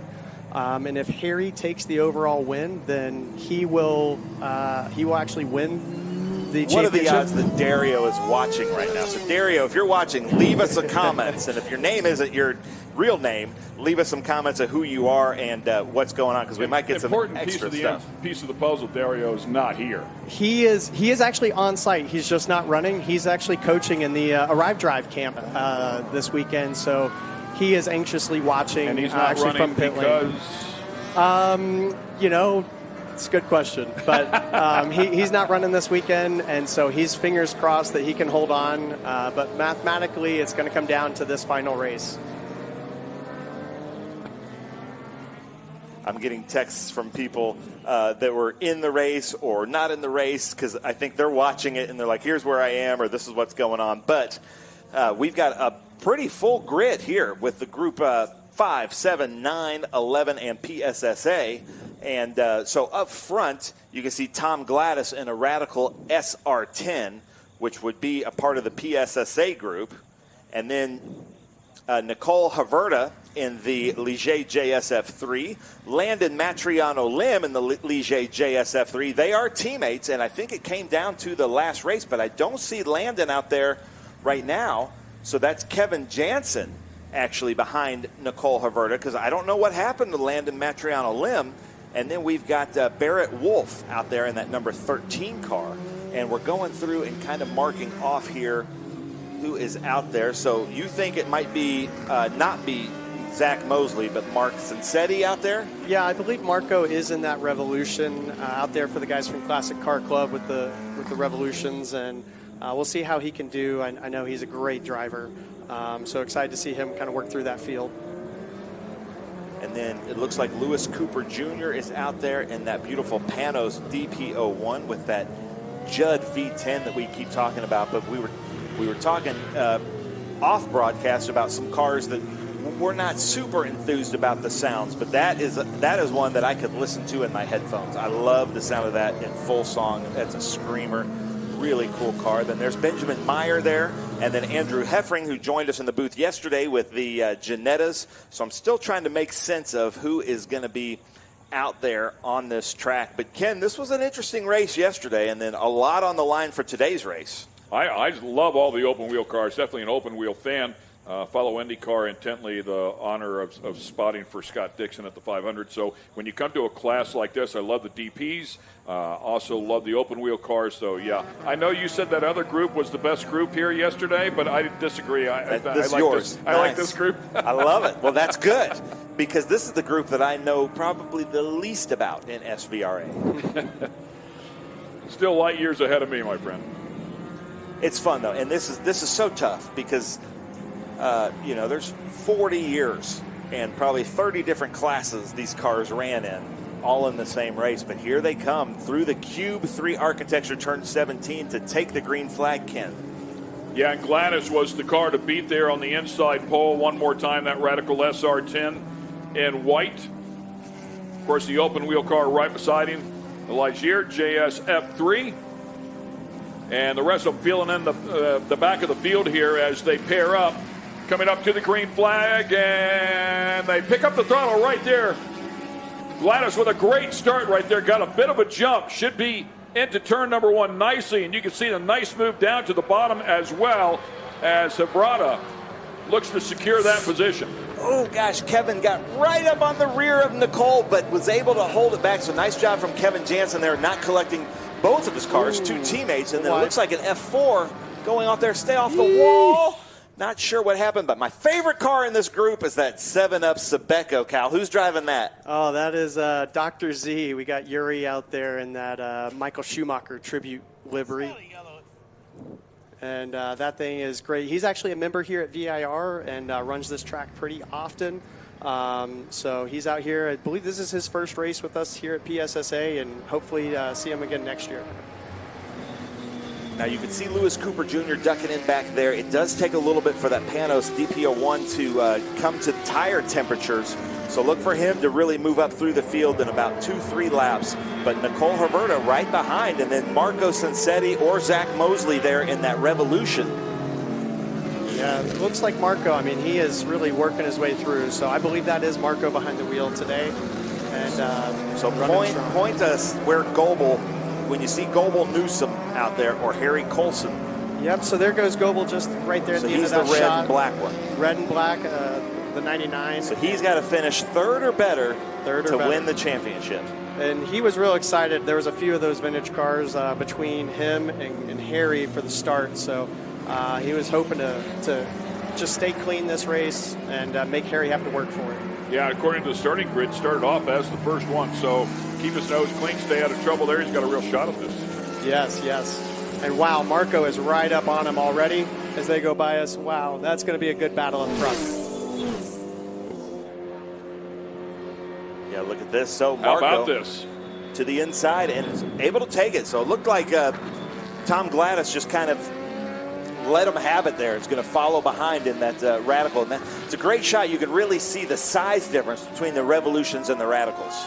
Now, one of the things about that Revolution, that with these hand-cooked tires, they really have to be careful on those tires not to overcook the rears. So we'll see how Marco can do, and if he can manage those tires, make sure even if he pulls out that gap, it may come down to the end of the race.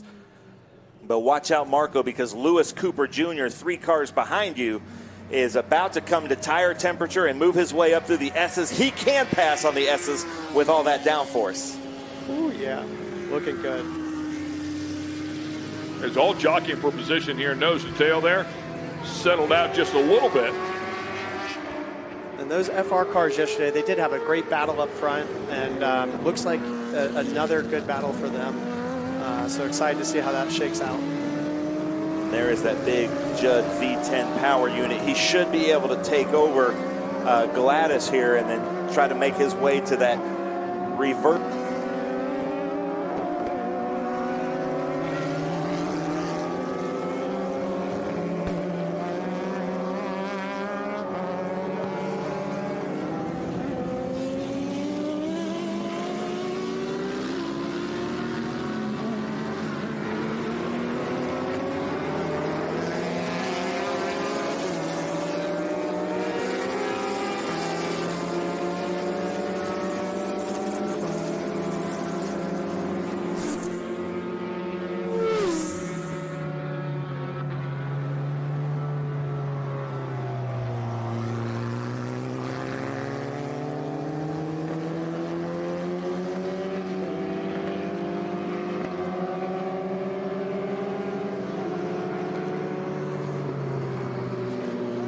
You've got a business to run, big and heavy products to ship, and customers who need them now.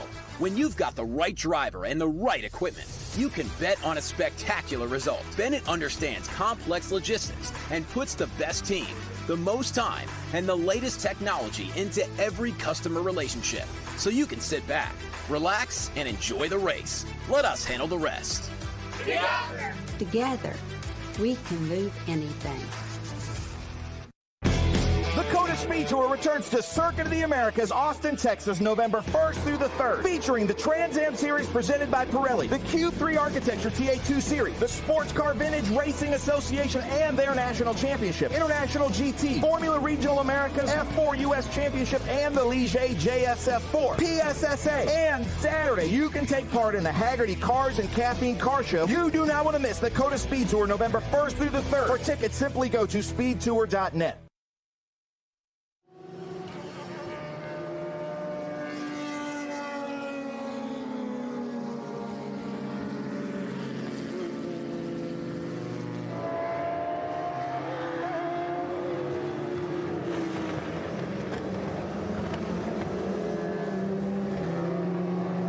along with what's happening on the screen until we get that back. But we've got a full course caution out there. We've had to shorten the races just a little bit because of fog early in the morning. And we're looking at our timing and scoring. I'm going to give Cal some time here to try to figure out what's going to happen here at Goebel Newsom, just in case this does have to finish under yellow. I'm not sure where Goebel is. Cal, have you been able to find out yet? Yeah, so I'm looking here at Race Monitor, and it looks like Harry is just a couple spots behind Goebel. Goebel's still got that lead, so if it does finish under yellow, then he will take that championship along with the contingency prize that goes along with it. And Harry's leading the rest of that pack of Sebecos right there, and I know that they would love to get back green, but if not, then it'll be a big congratulations to Goebel. Yeah, we have some comments here from Metal GT. What happened to the red Formula car with stickers on tires? It coasted into the pits. Not sure. It stopped. I saw it stop at the pit box, and then that was it. I didn't see it from there. Checkered flag. One lap shootout. Oh, and there is the checkered flag. Yep, checkered flag is out.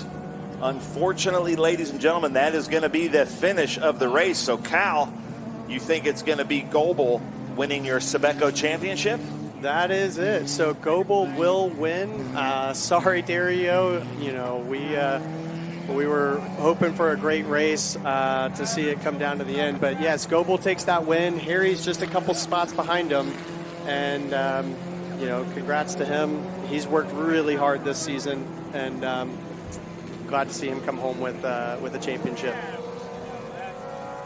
Well, Ken, I know you were really excited for this group, and it was just kind of one of those, we didn't get to even go through the field. Yeah, Mother Nature did not treat us kindly this morning. We were in the soup for a long time there. It was just heavy fog here, and unfortunately we got off to a late start, and these drivers here are going to pay the price a bit.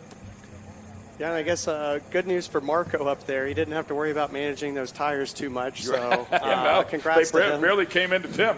Yeah, and Lewis was right behind him. But let me say, ladies and gentlemen, the Prototype Sprint Series Association is kind of its own group inside of the Pirelli Motorsports Holdings, along with International GT or Trans Am or FRF4, anything like that. So if you want to come kind of prototype racing, we allow the LMP3 cars, PSSA, or the Revolutions that you're seeing there, the Radicals. But I tell you what, the Sebecos kind of started out slow with us, and then now all of a sudden there's all these Sebecos, and those are probably some of my favorite of the Prototype Sprint Series Association cars. So we welcome you guys, and you're right there. You're right on the edge of being able to have your own group, and I think by next season we will. Yeah, we're looking forward to next year. We're going to expand to 6 races over the 4 that we did this year. So we're adding Sebring at the beginning of the year, right before Road Atlanta, and then we're going to finish off the year at COTA next year. So those 6 races, we're excited. We bring spare support, factory support for the guys out here, and we do throw in some contingency, and looking forward to that expanding again next season and seeing another good group of cars show up. Again, congrats to Goebel. The guys over there at 9-4 have really worked hard, just busting their butt all weekend to make sure that those cars got out there and ran well, and really not just all weekend, all season. So really, really good job with Brian and the crew there, and congrats to Goebel again. Nice. Well, ladies and gentlemen, that's it right now for SVRA. Our next race is up is going to be the Trans Am Series presented by Pirelli with the TA cars, SGT and GT. Cal, Ken, thank you guys so much. Stay tuned. SpeedTour returns to Circuit of the Americas, Austin, Texas, November 1st through the 3rd, featuring the Trans Am Series presented by Pirelli, the Q3 Architecture TA2 Series, the Sportscar Vintage Racing Association and their National Championship, International GT, Formula Regional Americas, F4 US Championship, and the Ligier JSF4, PSSA. And Saturday, you can take part in the Haggerty Cars and Caffeine Car Show. You do not want to miss the COTA SpeedTour November 1st through the 3rd. For tickets, simply go to speedtour.net. Hawk Performance packs 100 years of friction dynamics into every product. Backed by Carlisle Brake and Friction, the world's premier innovator of industrial brake and friction components, Hawk leverages R&D tools and motorsports experience to deliver uncompromising performance on the street. There's no reason to settle for less. Choose pads that are race proven and street legal. Find the Hawk Performance brake dealer near you at hawkperformance.com.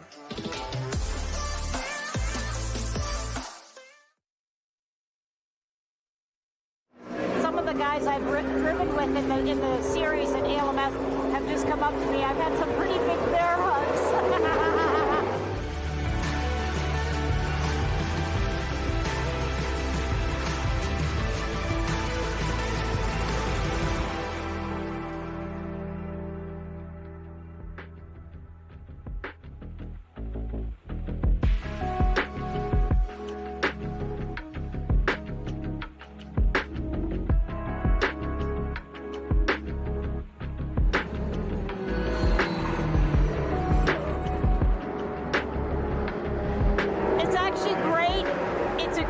Bittersweet though, because I'm missing my better half.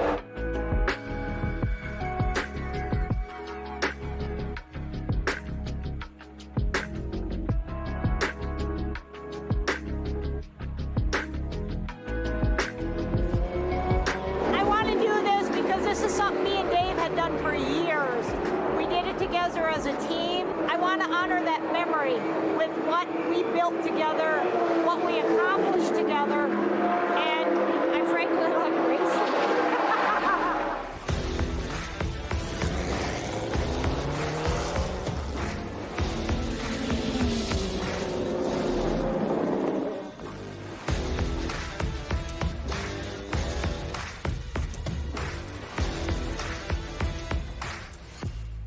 Well, my husband's a great idea.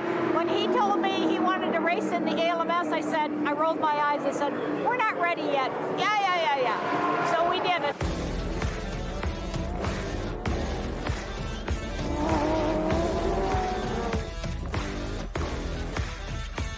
So then he said, yeah, I think we're ready to go to Le Mans. I rolled my eyes. I said, Dave, you know what an undertaking that is? We're going to do it. We did it. We were accepted to come over, and history happened. We did it.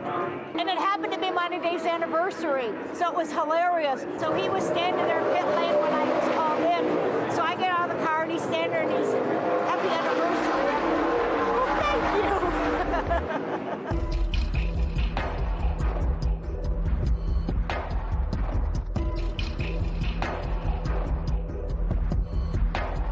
When we got up to the podium and we saw how many throngs of the people, we were just shocked, and we stood up there and people were shouting our name and we're waving and we're like, oh my God, this can't be real. This just can't be real.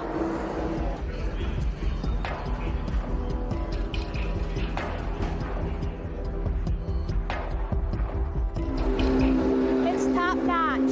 It's really top notch. And again, some of the guys I've driven with in the series at ALMS have just come up to me. I've had some pretty big bear hugs. Well, you know what? I'm going to do my best. I finish my race, I'll be happy.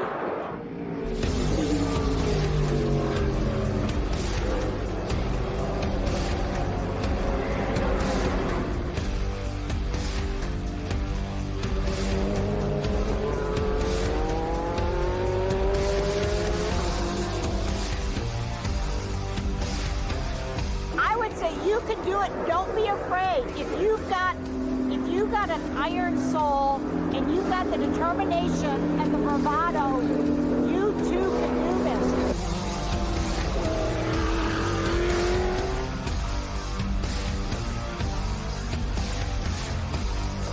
I think so.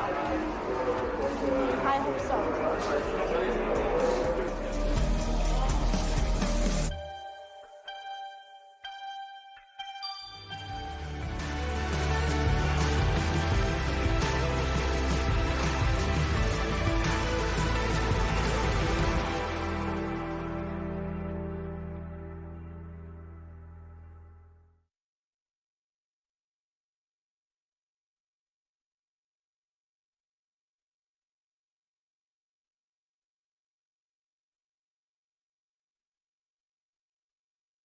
I think if we were out here racing the last 2 years, I think we would have had something to say about that.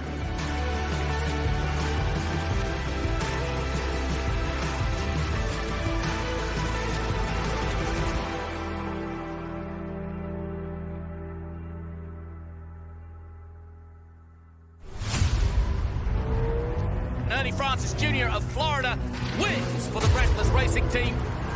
7 for Ernie Francis Jr.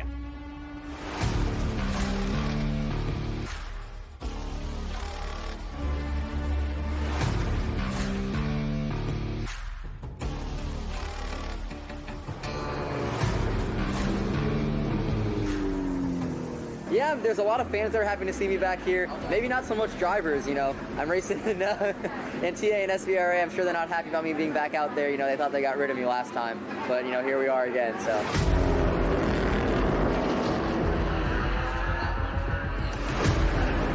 Coming around the paddock again, it's a lot of fun, seeing a lot of old faces, a lot of friends that I've known over the years. So I really enjoy coming back here.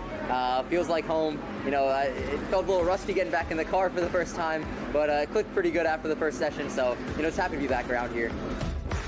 I still follow all the Trans Am socials, so I see what's happening after all the race weekends. You know, I see Chris Dyson out there racking up the championships, getting awfully close to my amount of consecutive championships and race wins in the series. So, you know, hopefully I can come in here and at least hold them off for one more race right now.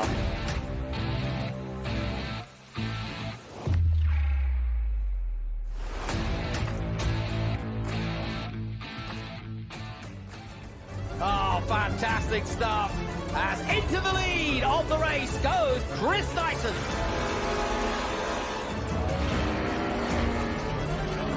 Dyson's gonna do it, and he takes the checkered flag and wins yet again. At some point, the torch had to be passed on. You know, I moved out of the series, so of course somebody has to pick it up from there. And Chris does an excellent job. Their team is amazing. They put out good cars, and you know, he does a solid job on the track as well. You know, I think if we were out here racing the last 2 years, I think we would have had something to say about that. But you know, he's been doing a great job, and I'm looking forward to racing with him this weekend. I think a lot of the TA2 guys are pretty quick. Connor Zillich in TA2 has definitely been impressive, watching him come up through the ranks over the past year or two. You know, just won the race today in the TA2 class, so definitely impressive watching him come up. A lot of the TA guys, it's nice seeing the field grow a little bit. I think they're up to over 10 cars this weekend in TA, so it's pretty cool to see that.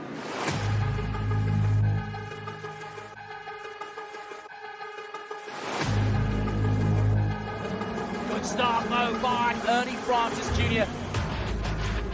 Ernie Francis Jr. wins in Formula Regional. Yeah, you know, spent the last 2 years racing Indy Next, you know, making my my journey in open wheel racing. Had a lot of fun doing that. Spent 2 years in that series, racked up a podium, a few good finishes. Just had a lot of fun. The whole program that I was in the last 2 years with Indy Next was racing for Roger Penske's Race for Equality and Change in the IndyCar series. So, you know, there was a lot of pressure on me in that program, and then still carrying over to where I am now does that as well. You know, being a younger driver coming up from a diverse background, a lot of kids look up to me and see me racing out here, and they want to follow in my footsteps. So, you know, I think it's great, and I'm happy to be, you know, leading the pack on that. Yeah, you know, right now just doing some sports car racing, going to be doing this weekend here, and then I'm running the Lamborghini Super Trofeo series in IMSA this year, so going to be doing the full season in that in the pro class. Going to be pretty fun racing sports cars again, try to get into the IMSA driver market and see where I can go from there.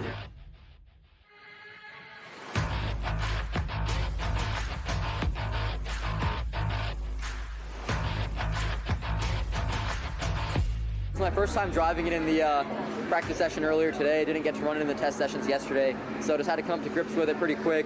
But put a lap that was good enough for P4, just about a second out of the guy that's fastest. And you know, we're on some pretty old tires there, so I think we'll be pretty good once we put some stickers on for qualifying. I think we haven't shown everything we got, so I think once we get out there in qualifying, we'll show the field what we have going on with us. So.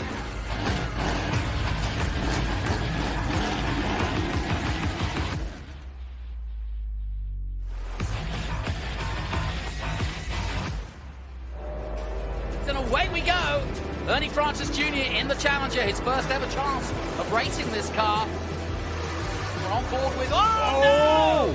Dyson was getting aggressive up the inside, but a little too aggressive, and he's taken Ernie Francis out in that beautiful Challenger.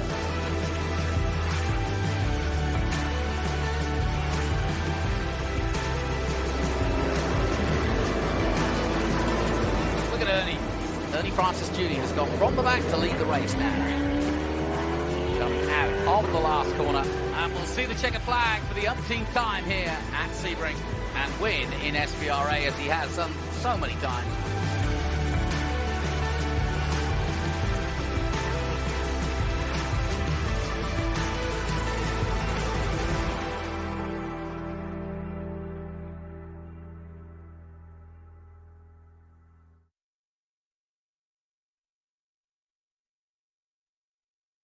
Luckily, to this day, knock on wood, we haven't had an incident together, but this year it probably will come at some point. So.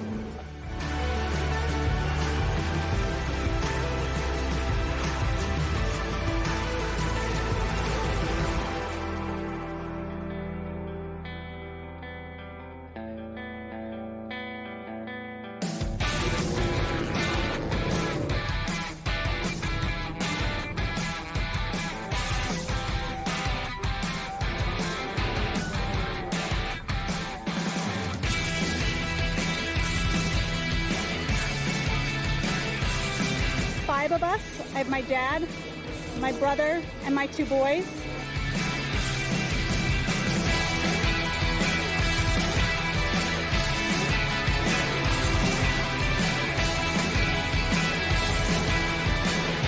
We had an MGA that we bought, and I started racing that 20-some years ago.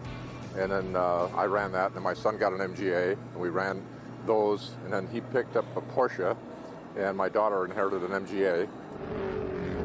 And I bought the Corvette, and then she inherited that, and now she's in a Porsche. My kids have gotten the bug. I think it's a genetic defect. So they have the need for speed as well. We'd like to have them have some skin in the game, so my dad set them up with cars. It's probably one of the craziest family hobbies you could get into. So it's really cool. It's been bringing our family together since we were kids, but finally we got to get into cars about 4 years ago. So having the whole family at the racetrack on one single weekend, getting everybody together, you can't beat it. It is a little concerning for me. Both my boys are in a very similar car, very similar setup, and their times, they're always right next to each other. Luckily, to this day, knock on wood, we haven't had an incident together, but this year it probably will come at some point. So it's bound to happen. I don't generally like to watch. I watch Race Monitor, and then when it's over, clap.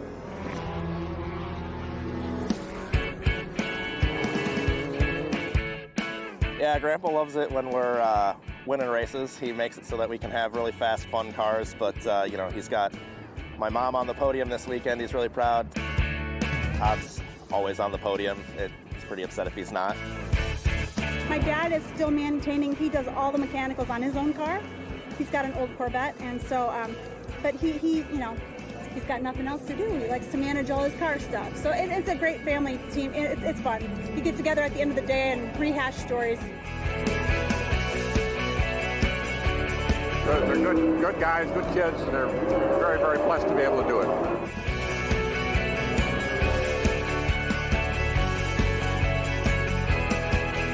A good race weekend is rolling the cars back on the trailers and not having to do too much work for the next race.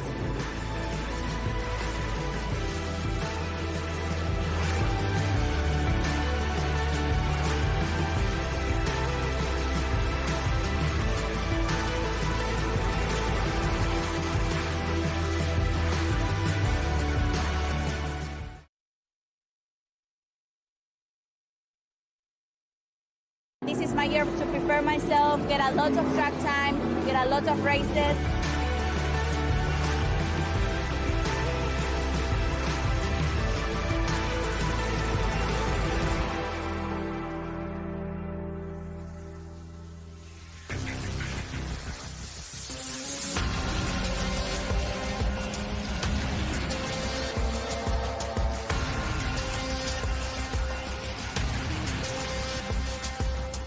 We started really good with P1 in both practices. There's always room to improve. It's a good step forward from what I have been doing. So yeah, I'm ready to keep pushing. Well, my inspiration was my brother, my father. My brother did a F1 test. He was a driver in Formula cars, and my dad is a rally driver. So I wanted to be like them. When I was 8 years old, I started to tell them, like, okay, maybe I should try racing because I love cars so much. But they didn't let me until I was 17 years old. So that was a lot of years of me fighting for what I wanted because they didn't want me to race because of the dangers of the sports. You know, they put me into tennis, piano, nothing to do with racing. When I was 17, I met Fernando Alonso, the F1 driver, and I told him, like, okay, I want to be a driver, I want to be like you. And he told me, work hard. It's just that, work hard. So that made a click on my mind to tell my parents, like, why my brother can do it and I cannot. So they give me the chance, and we are here. First, I did 1.5 years of karting back in Uruguay, my hometown. I did a vice championship on my first karting championship, and then I started to step up into Formula cars, Formula 4 in Uruguay with some podiums. Then I went here for the F4 US championship, this one, and then I jumped into F1 Academy, and we are here.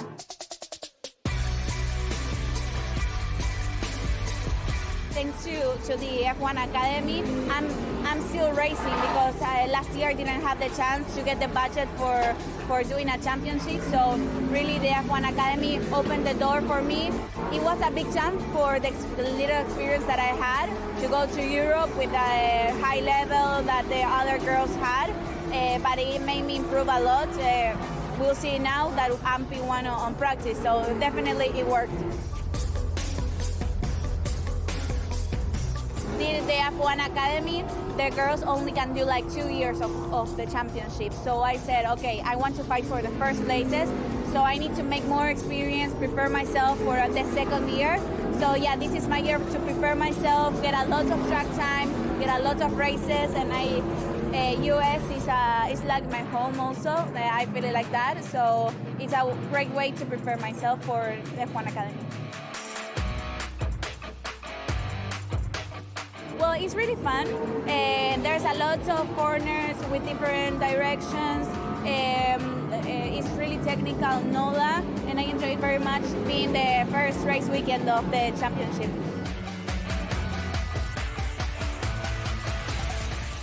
Really is to carry momentum, you know. Momentum is a lot, and drive it nice. Momentum with a lot of softness and smoothness, let's say, is what you need. I'm hoping to get a podium at least. We have been working really hard with the team, and now it's the objective. No, seriously, the good thing is to get a lot of points for the championship. That is the main goal for this, and keep pushing, improve myself lap by lap. Yeah, I don't know. They always make comments and they laugh about everything. So, but I have the support that I'm P1, so. Well, hopefully racing in one of the highest categories, Formula 1, IndyCar, that's my dream, really. I want to become a professional race car driver. That is my ultimate dream. When I was 8 years old, and I'm really grateful to be doing it right now because starting at 17 years old, this is not common. Usually guys and girls start with 6, 7 years old, so starting for me so late and being here, getting the chance, it's really a dream come true. So just I appreciate to be here, but I look for more.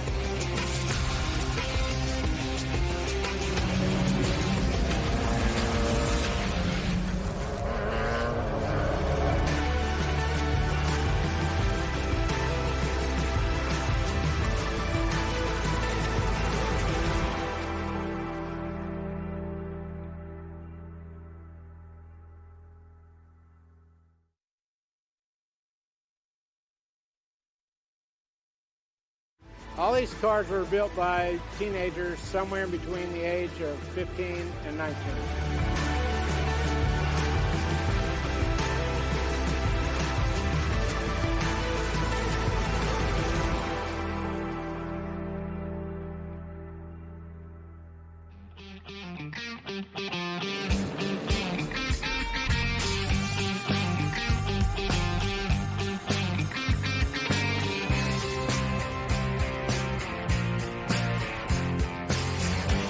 All these cars were built by teenagers somewhere in between the age of 15 and 19.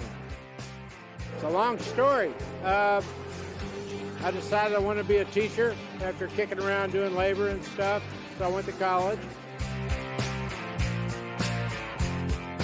I was 28 before I started the college, and I decided I wanted to teach because I thought the students needed better teachers in certain cases. After college, I started teaching automotive technology, and I didn't have anything for the students to do, but I was already working on race teams and stuff, so I just started teaching them how to take a car apart and put it together in race form, build the roll cages, build everything. The whole cars would come into the shop, and the students would take them all the way down to a tub and rebuild everything. Oh yeah, it was far better than being in an academic classroom. And it was an easy car to work on because it's really simple. So they didn't have to learn a lot of computer stuff right off the bat. They pretty much learned how to handle the tools and take a simple car apart and put it back together, just like I learned. I taught about 25 years and about 60 students a year. They did this car right here, named Dorothy, and the orange one back there, named Trixie. This particular car's been on the track since 2000.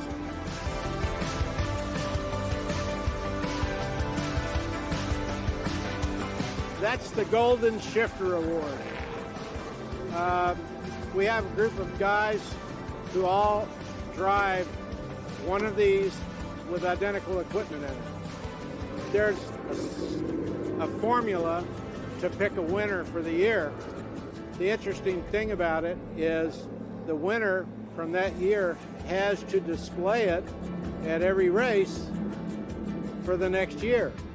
And we also encourage them to make modifications to it. So if you look at the trophy, it started out just as a shifter off of a Sprite, and then things have been added to it, like there's an airplane, new sparkly paint, a turntable.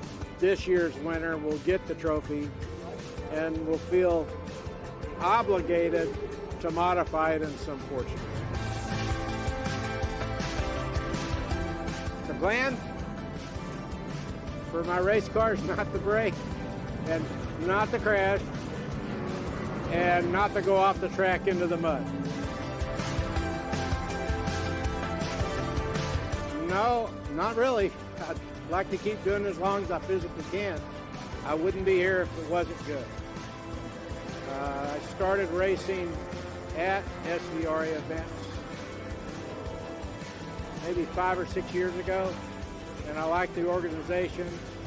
I like how I'm treated, and I like the opportunity to race at different tracks where I haven't raced before, and not to spread hate and discontent in the pits.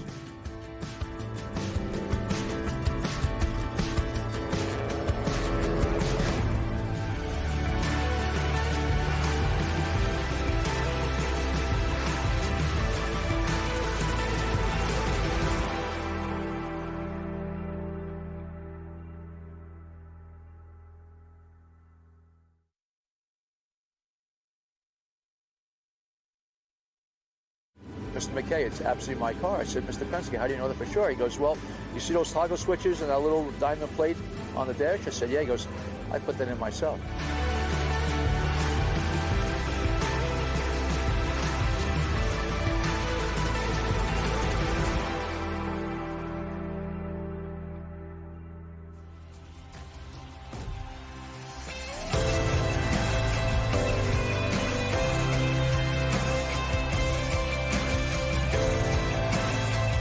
I have a Corvette restoration facility called Corvette Repair Incorporated in Valley Stream, Long Island, New York. But my passion is cars with race history, cars that went to Le Mans, Sebring, Daytona, and so on. So I've been very fortunate. That was Roger Penske's first race car as a team owner. The car is the only C2 Corvette that have back-to-back wins at the 24 Hours of Daytona and the 12 Hours of Sebring in 1966. He was overwhelmed when he first saw the car. We spent some time together. I met him once at one event, showing my scrapbook, and then I met him again at the Simeon Museum in Philadelphia, Pennsylvania, and spent about 20 minutes with him, went over the whole car, and he looked inside the interior. He goes, "Mr. McKay, it's absolutely my car." I said, "Mr. Penske, how do you know that for sure?" He goes, "Well, you see those toggle switches and that little diamond plate on the dash?" I said, "Yeah." He goes, "I put that in myself." So he was a hands-on kind of guy. Oh, he's one of my biggest heroes. I pinch myself every morning when I look at my collection in my garage, and I went after the very best cars I can afford. Oh, I'm very fortunate to be a part of it. They asked me to bring the car down here. We brought out a couple other cars. We brought a couple of cars that also raced at Sebring in 1960. It was owned by Briggs Cunningham himself, but knowing that the cars were here in 1960, these guys were here, 50, 60 years ago. This is unbelievable that we're a part of history. So we're going to preserve it and tell the story as much as we possibly can and let people get an education on what we're doing here. So it's been fun. His goal was to win Le Mans. He went back there in 1960 with a guy named Azura Duntov, who was the father of Corvette. He special ordered 3 Corvettes out of a place called Harryman Chevrolet in New York City. They got very, very special treatment behind closed doors. Got special motors and special heavy-duty features and double sway bars and the whole 9 yards. And he went over there, and actually, the record held for over 40-plus years. The number 3 car actually was 8th overall and 1st in class. And the car's here today.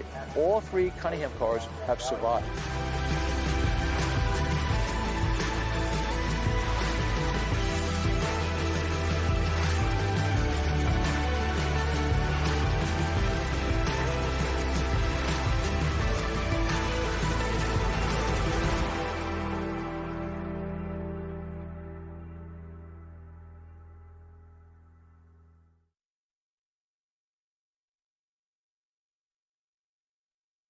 Just improve throughout the year. I really want to be in the top 5, and if I can make it on the podiums this year, it would be wonderful, absolutely wonderful.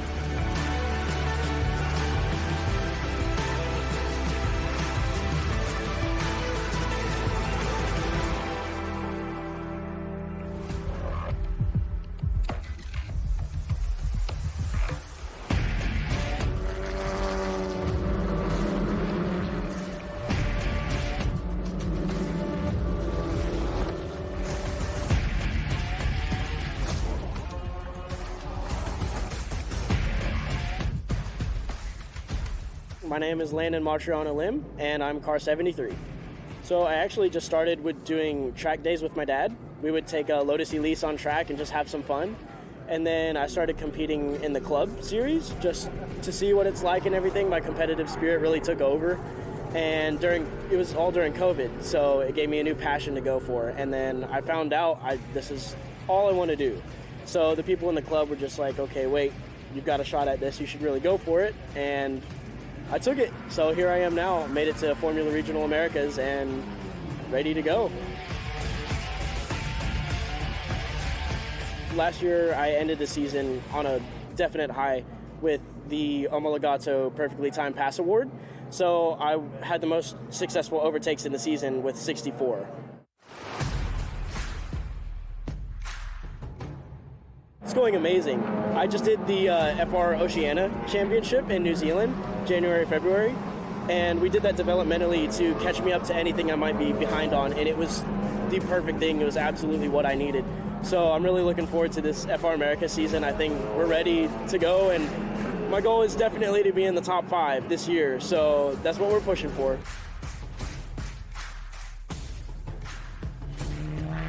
So the turbo is definitely a big difference. I mean, you just have so much more speed overall, and then the aero as well. This FR car actually has working aero compared to the F4 car last year, so getting used to that's a lot of fun, no doubt about that. It's going great so far. We finished P6 in the last practice yesterday, so I'm really comfortable, and this is a home track for me. So super stoked. It's a little extra pressure, but I'm ready for it. I love everybody here. These are the people that got me into motorsport. So I couldn't be more thankful for them, and I want to give it back to them and give them a good show this weekend. Secret's not losing your focus for 1 second. You have to be on point, pinpoint, just ready for every next move, thinking 2 steps ahead, that way you're ready.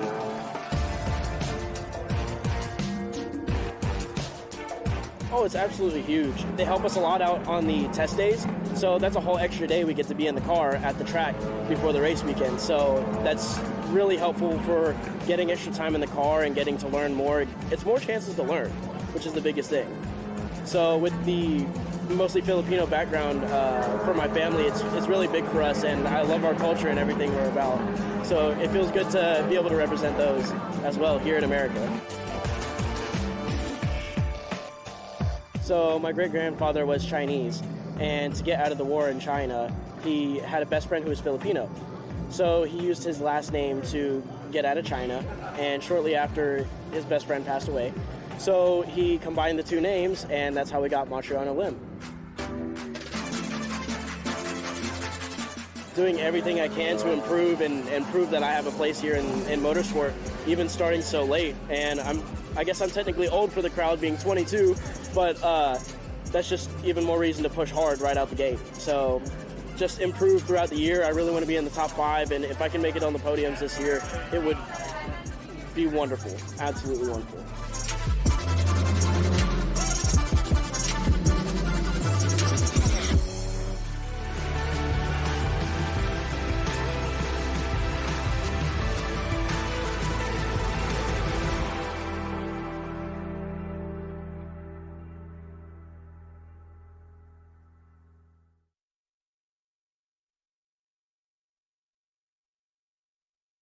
You know, this is a labor of passion.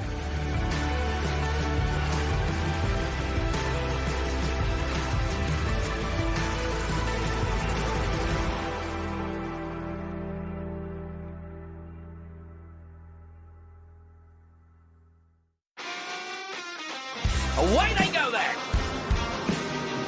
Big spout of flame coming out the side of that car.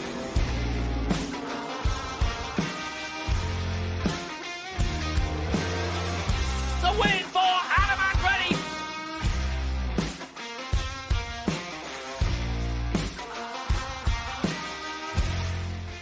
So many things happened that weekend. Adam Andretti's birthday, it was Palm Sunday. We're both spiritual guys, Adam and myself, and for it to come together, the first win under those conditions was truly special.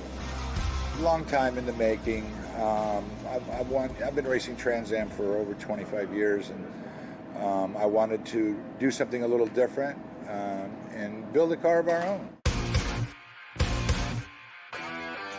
It all has to work together. It all has to work. The coach work, the aerodynamics of the car, the chassis, how it puts power down, I would say, is one of the most important things. The biggest difference in this car is the positioning of the fuel tanks. You know, other people have tried multiple tanks and things, but this is the first car that has the whole fuel capacity in front of the rear axle. So this is similar to like an open wheel car for safety reasons and also for a better balance. Because we're trying to basically consume the whole tire in 100 miles. So that's what we try to do is there's no rubber left after the 100-mile race. And that has to do with spring rates and downforce and a variety of things that consume the tire and the track surface. The unfair advantage, a superior chassis, a superior car, something that every manufacturer strives for is to make a better car.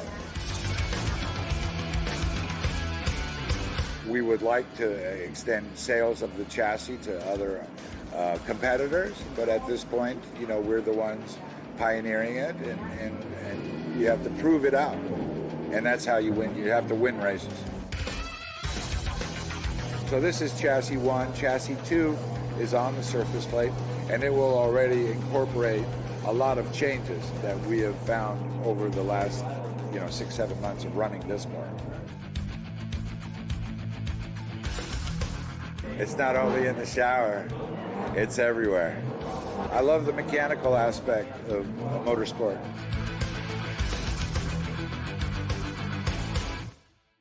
The commitment and discipline that it takes to be a professional driver is exceptional. Adam brings a good depth of knowledge of setup on the car. Adam is a fast driver, so it balances out very well with the team. His input and Damon, lead engineer on the car, to get the maximum is what we're after, maximum potential from Adam and the car.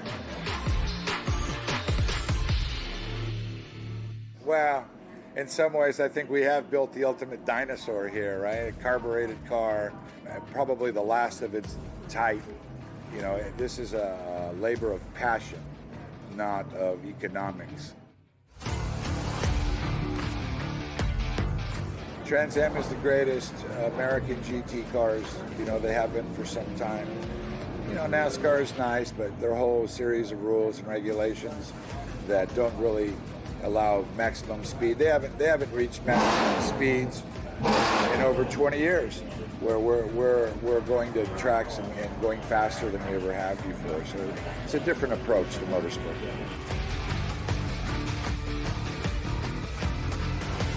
Well, without question, winning the championship. So that's what we're here for. We've proved that we can win a race now, and now it's time to go after a championship.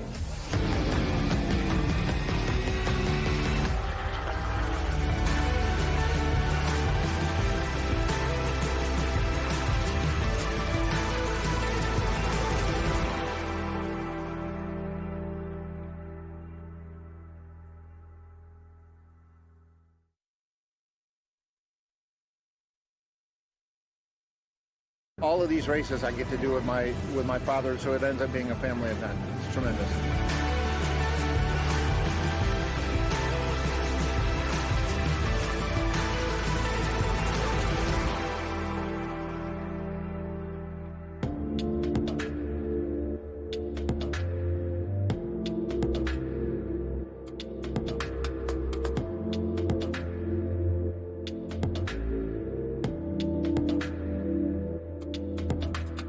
So I'm running both a vintage car in Group 6, and for the first time I get a chance to run my Riley and Scott Trans Am car with the pros in Trans Am as opposed to running it with Group 10 in vintage. It's a new challenge for me.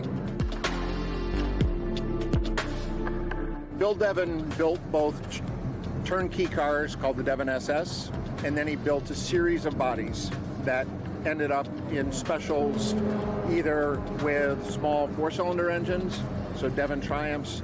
You saw there was a Devon Volkswagen here, a Devon Porsche here, and then a whole series of cars that end up with Devon V8s. So this is an original Devon body on an MGA chassis with obviously some reinforcements, and then with a small block Chevy. So that's a car that's been in our family since actually before I was born. It's on iteration number 7, but it's a car that my father bought. We raced in SCCA solo events back when I was a kid. When I turned 16, I was able to race with him in the same car because it's one car on the track at a time. And the car sat for 25 years. We then restored it and got it ready to go vintage racing, and we've been doing that together as a family since 2015. Oh, it was fantastic, and we actually had the opportunity on the vintage side. I have another Devon, and we ran both of the Devons in Group 4 for a couple of years, so racing with each other it's tremendous, and it's all of these races I get to do with my father, so it ends up being a family event. It's tremendous. Yeah, so this is a 1992 Riley and Scott Mustang body Trans Am car. It's Riley and Scott number 11, so it's their Gen 1 car, and it's serial number 11. It was run by Ron Fellows for a couple of years between 92 and 94, successfully. And so I'm now the caretaker of it, if you will, for the last 5 years, and trying to run both of the cars. It just got to a point where, hey, maybe if you're gonna measure yourself against the best, and that's running with the pros on the TA side.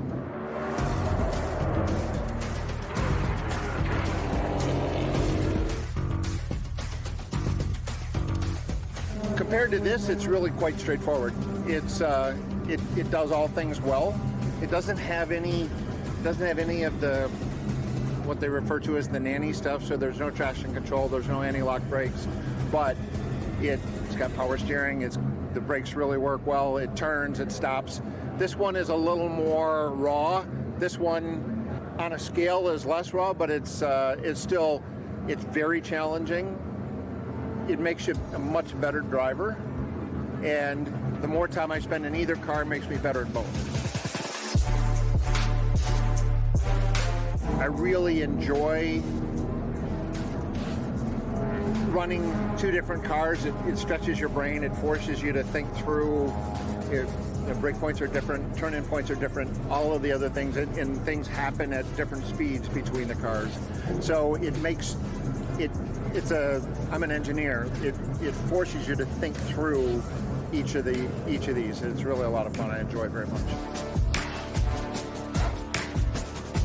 We refer to him as the team owner, the team principal, or the boss. He's here at every one, and it'll take him a little while to give me all of the feedback, but this is one of these things that we get to talk about just about every day. I was able to podium in the Devon, and in the Mustang, I know I'm not going to be competitive with a Gen 3 Rally and Scott car. So to drive to the limit of the car, to learn from the pros, make sure that I'm worthy to be with them in the series, that's a good result. So I finished 6th in class, I finished 8th overall. The car came off the track in exactly the same shape as it went on the track. I think for the first time I've run that's the first time I've ever driven this car for 75 minutes. To do that and do it well, it says something about the preparation and the team behind us from the preparation standpoint, and it's really a successful weekend.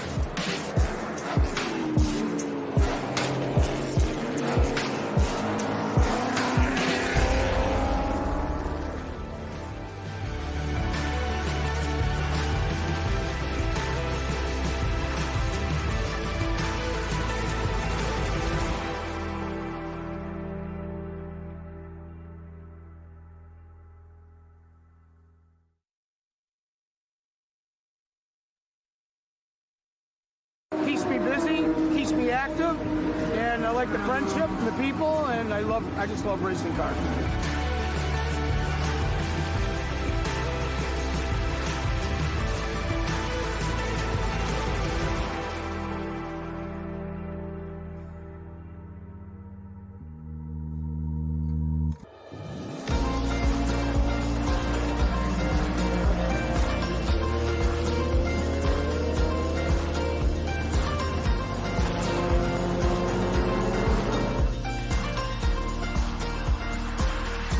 Well, let's see, I started racing, vintage racing, about 2010. That was the first race car I ever bought. Bought it from a gentleman from the Chicago area. I love that it's nimble. It's a very nimble car. It was a good car to learn how to drive. Not much horsepower, so you learn how to keep the momentum going, and they're just a lot of fun. Well, we got one more run with the Datsun. Tom Benjamin's my competition, seems like, this weekend.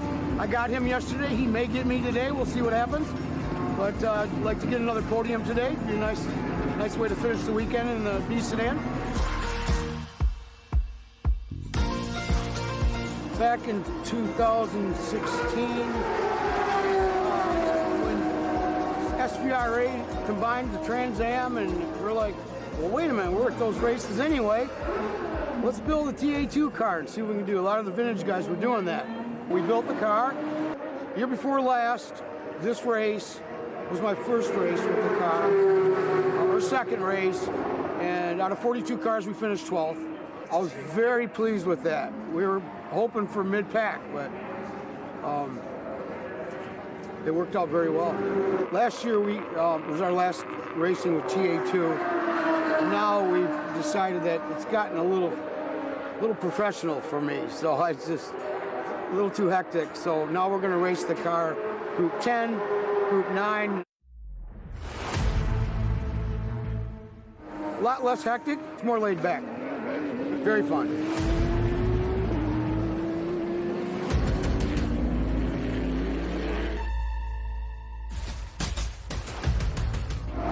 First of all, it's something to do.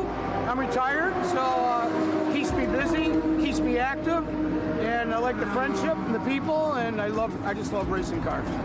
Do it. Don't hesitate. Life's too short.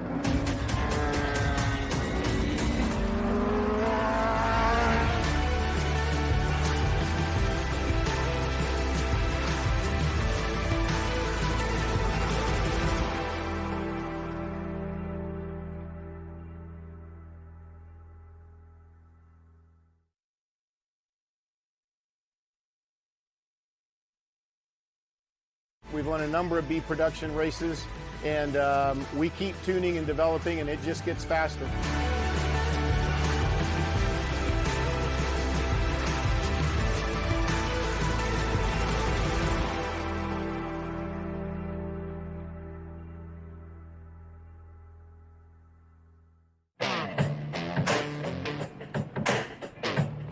The 1963 Jaguar E-Type. This car actually, I found about 4 years ago, has been raced really since it was built. When I started collecting muscle cars. And my wife hated muscle cars. And what really got me into E-Types was she said, if you'll buy me an E-Type Jaguar, you can have any kind of car you want. So I bought her a 69 one-owner E-Type Jaguar, and I fell in love with the engineering of the E-Type. Shortly thereafter, bought another one, then another one. Have a couple of Jaguar saloon cars as well, 1956 XK140. This car came along, and then, you know, there are others as well, but I really kind of fell in love with the English engineering and even the Lucas Electronics, if you can believe it. I think it was Enzo Ferrari said that it's the most beautiful car that was ever made. And when I started learning a bit about them, when I started collecting, it was amazing to me how advanced they were really for their time. I didn't realize what Group 6 was about until I purchased this car, and I had a quick learning curve. Here we're running a little 6-cylinder, and you know, there are 3 classes, A production, B production, and an early Trans Am. The lowest horsepower the V8s are making are probably 500, 550. So the challenge is, this car's real advantage is it gets to weigh less, but you have to handle better. So there's a lot of work, creative work that I've done to get the suspension sorted out so that it handles better. You got to brake better, handle better, you got to drive better, because you certainly get outpowered on the straightaways. And so I would say that at first it wasn't fun, but as we've developed it, we're in the hunt, usually running up front. We've won a number of B production races, and we keep tuning and developing, and it just gets faster.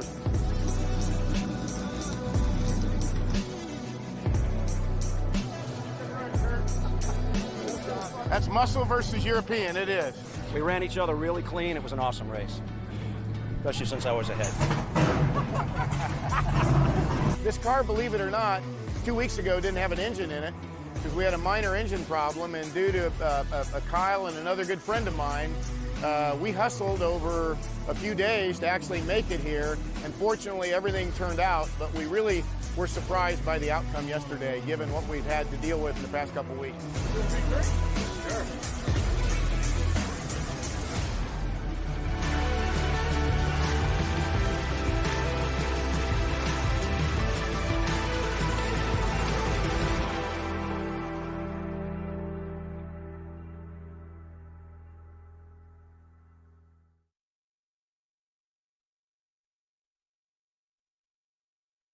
And I said, I want to find my dad's old car.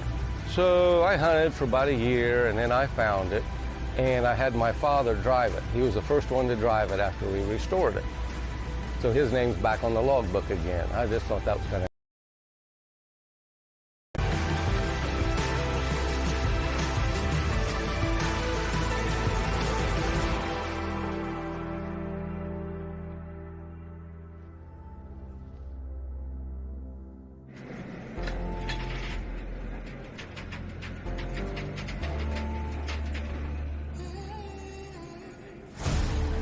It's a 1966 Yenko Stinger. It was produced by Don Yenko out of Cannonsburg, Pennsylvania. Don Yenko, only son of Frank and Marty, genius IQ, 164, quite precocious, and since he was an only child and his parents were pretty well off, they indulged him, whatever he wanted to do. Get him an airplane, buy him cars. He had a dream to go road racing. He'd been road racing Corvettes, and he saw this car produced and thought it would make a great car. But SCCA wouldn't allow a four-seater car in the group he wanted to run in. So he talked to him and found out you had to build 100 cars to homologate them in. So he got a hold of Chevrolet, and he bought 100 white Corvettes. Don put this little panel in here to absorb a lot of the rear window, so it looked like a 2+2 car or something like that effect of the era.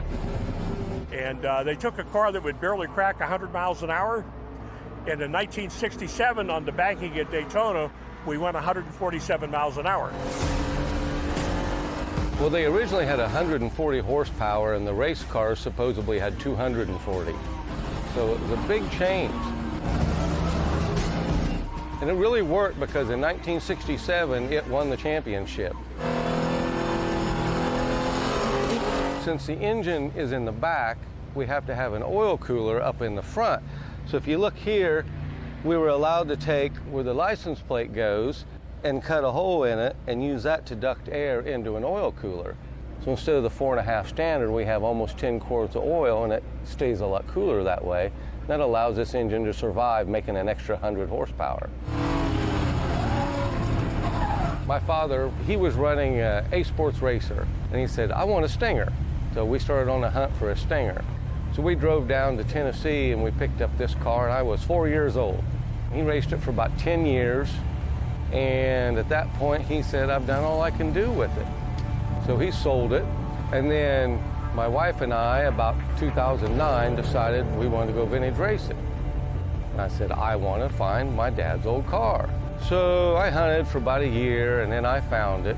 And I had my father drive it. He was the first one to drive it after we restored it. So his name's back on the logbook again. I just thought that was kind of neat. This was the air intake from the stock Corvair. These flaps that Don put on here allowed a lot more horsepower or air to get into the engine to create more horsepower. And if you look at the dash on my car, there's a tag on there that says flaps up, balls out. And the flaps up obviously means these flaps, but Don also had velocity stacks on top of the carburetors, and to keep stuff from falling in, Dad always had 4 little balls in there. Every once in a while, he tried to start the car and it'd suck them in, so he had to have that tag up there to say, flaps up, balls out.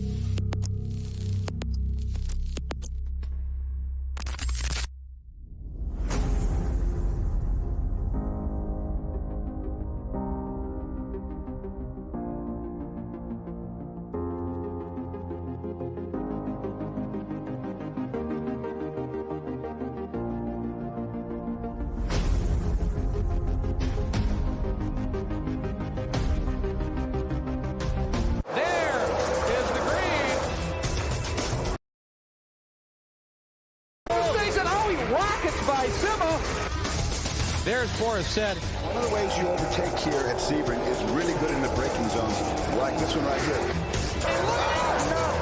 Both go around. There's the green. We are back and at it. Watch this. Oh, Lagarde, Miller, Lagarde.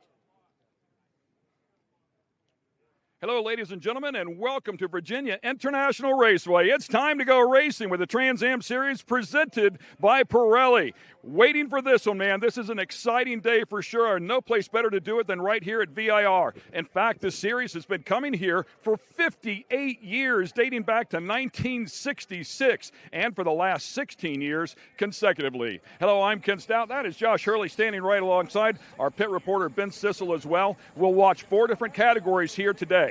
GT, Super GT, Extreme GT, and yes, the 900 horsepower fire-breathing TA cars. And as we talk about that category, Josh, it is Paul Menard who has a 65-point lead over Chris Dyson. Dyson's had a stranglehold on this category the last 3 years, 3 consecutive championships, 4th on the all-time win list, and one day ago goes out and puts that Jim Weed Mustang on the pole. And I think he's ready. He's going to be prepared for what this track has. He's raced here before a lot more than Paul Menard has. He knows how hard this place is to drive, how much these Pirelli tires are going to go off in this heat, and how to get around that really tricky lap traffic, because those S's, they can really hold you up. So he's good at that timing. It should be a really good race, but it's going to be really challenging and really hard for Paul Menard. And Ben Sissel, I got to work you in here as well. We have a young gun in the category here that's going to try to do what was done 1 year ago by Connor Zilisch. Yeah, Thomas Annunziata in that beautiful Castro, Criswell Chevrolet, Claudio Burton car. Could do what Connor Zilisch did. He won yesterday's TA2 race. Let's see if he can get on the top. But I tell you what, that car is still in development. It's a very kind of futuristic TA car, if that makes any sense. And they've been chasing some electrical gremlins this weekend. Well, we'll find out how things shake down. Of course, we also have the other 3 categories that we will focus on as well. So we'll find out how that does as well. I'm going to hand you the microphone. We're going to head back up to the booth, and you're going to take us on a grid walk. Good luck, my friend. Thank you very much. Have fun up there, guys. We'll pass the mic. And what I want to do, this race here at the VIR SpeedTour with the Trans Am Series, we have a lot of new GT drivers. And for those of you out there in a GT4 car looking for somewhere to run, well, look here at the GT class, like Michael Saya's car here. Michael running really well. Michael, what do you tell your other GT friends trying to get them out here? I know you brought him out here this time, so we love having Rami out here. Out of my way. That's the first thing, because I'm coming through. So looking to have a lot of fun today in today's race, and great weather, great events. Love being here. Love running with you guys. So looking forward to today's race. I love it. Well, Mike Asaya out here in the GT class. So remember, if you've got a GT4 car, come run with us. We are all about the fun here in this. So we've got Ricky Sanders, who's been with us a lot this season, usually in a Mercedes. But now Ricky Sanders in a Corvette, which is a little bit more suitable for that accent. Then we're going to talk to Jen Carpata here real quick. So Jen is out here in a TA2 car in Super GT from Long Island. And she's out here, and you can see on the side, she's with the you're an electrician with the Electricians Union. So tell us a little bit about that. So my day job is a IBW Local 25 electrician, and they have been a great sponsor throughout the many years that I've been racing cars. And I really appreciate everything that they do for me and all the help that they give me. And yeah, they're great people to work with, great men and women. Well, Jen Carpata always very fast in this car. She loves coming to VIR. So, like we're talking about these GT classes, we've got Colin Cohen there. Something also to mention, Tommy Dreese and Ray Cobbs back there, they missed the grid, so they have to start from the back. Then we've got these new XGT cars here. So happy to have them out here. He's super fast. Danny Lowry's here with Billy Griffin back here in the GT class. So, remember, We've got GT, Super GT, Extreme GT. So if you have a GT3 car, GT4 car, we have a place where you will fit in and have the most fun racing with some great family camaraderie. We were speaking about that young gun earlier, and this is the car, the number 17 Castrol Criswell Chevrolet car of Thomas Annunziata, one of our young guns. So tell me about racing this behemoth. Yeah, this thing's insane. 2,800 pounds, same as the TA2 car, but it's got 400 more horsepower. It's like turning your sensitivity up on a video game. So super excited to hopefully take this Criswell Chevy Burton Racing TA car to the front, but we've had some issues the whole weekend, so we'll see if we sort them out, but if not, we'll see you guys probably another weekend. I love it. I love the optimism there. Just a beautiful car, but like I said, the car's still under development. Amy Ruman out here running really well in her Valley McNichols red Corvette. And Amy, I gotta see the nails. We got to see the nails, the matching nails. How about that, ladies and gentlemen? Amy, I know you love VIR. I do. I mean, what a facility. What a great track to be at, as usual. The fans here are awesome. The sun is shining, so we're excited. We had this Valley McNichols Chevrolet up front yesterday, got bumped on the last lap of qualifying, so I was a little bummed to be out of third. But we have some for him today, so hopefully we'll have a great race, and it should be a good day for us. I'll make a deal with you. Get on the podium. You can paint my nails for Coda. Is that cool? All right, Amy Ruman doing really well. Beautiful car. And let's get a shot of this, though. This is something that she does to keep the grass off the grill. These chains go across and sweep the grass off the grill. And just a little change like that might make the difference in this race. And then we'll come back here. We've got, look at this, the two guys looking for the championship together. Chris Dyson, our pole winner here. But this is it right here. If Chris doesn't take the green flag, Paul Menard is our 2024 TA champion. But here, look at this camaraderie here. No, that's good to know. I guess he's going to nerf me off on the pace lap. Thanks a lot, Ben. Yeah. So, Paul, how you feeling about this? Good. We struggled a little bit this weekend, but we found something that was wrong with the car and fixed it for qualifying. And car felt really good in qualifying and made a couple little tweaks. We'll see what we got. Chris has been really fast this weekend, but I feel like our Master Force Ford Mustang's been solid every race we've been in this year, and hopefully this is no exception. I love it. Well, Chris Dyson, take that green flag. We need this thing to go on to the next round of Circuit of the Americas. But I'm going to come up here and give it over to my friend Marvin Gray for the invocation. Marvin, take it away. Let's bow our heads in prayer, please. Lord, we thank you for the opportunity to be here in the beauty of your creation, this amazing, amazing track. Lord, we ask your blessing and protection on each and every one that's involved, the drivers, the crew, the officials, the staff, and we thank you for our fans. Bless and protect them. Lord, now we remember of those that are in need of your special touch today, for those who are recovering from the hurricane, for those in the Middle East, for those in Ukraine. May you be present in the midst of their difficulties. And now, Lord, we pray that you would bless and protect our troops, our safety forces, emergency people, all those that serve us and keep us safe. We ask that in your precious name, Jesus. Amen. Thank you, Marvin, so much. And ladies and gentlemen, the Dan River High School Junior ROTC for our colors, and the local celebrity Christy Wilkins is going to deliver the national anthem. And ladies and gentlemen, you are in for a real treat.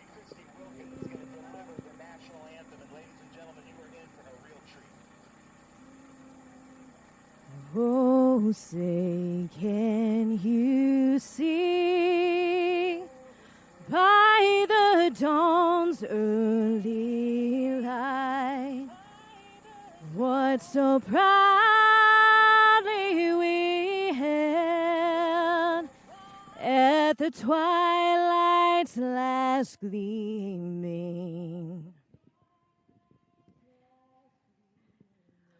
whose broad stripes and bright stars through the perilous fight o'er the ramparts we watched were so gallantly streaming.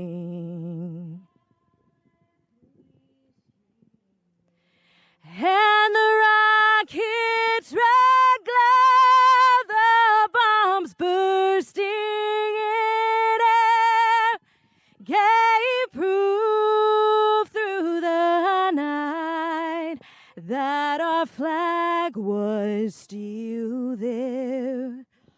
Oh, say does that star-spangled banner yet wave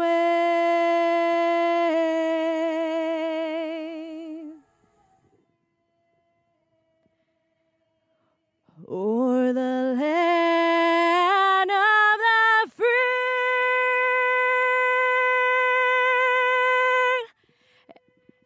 and the home of the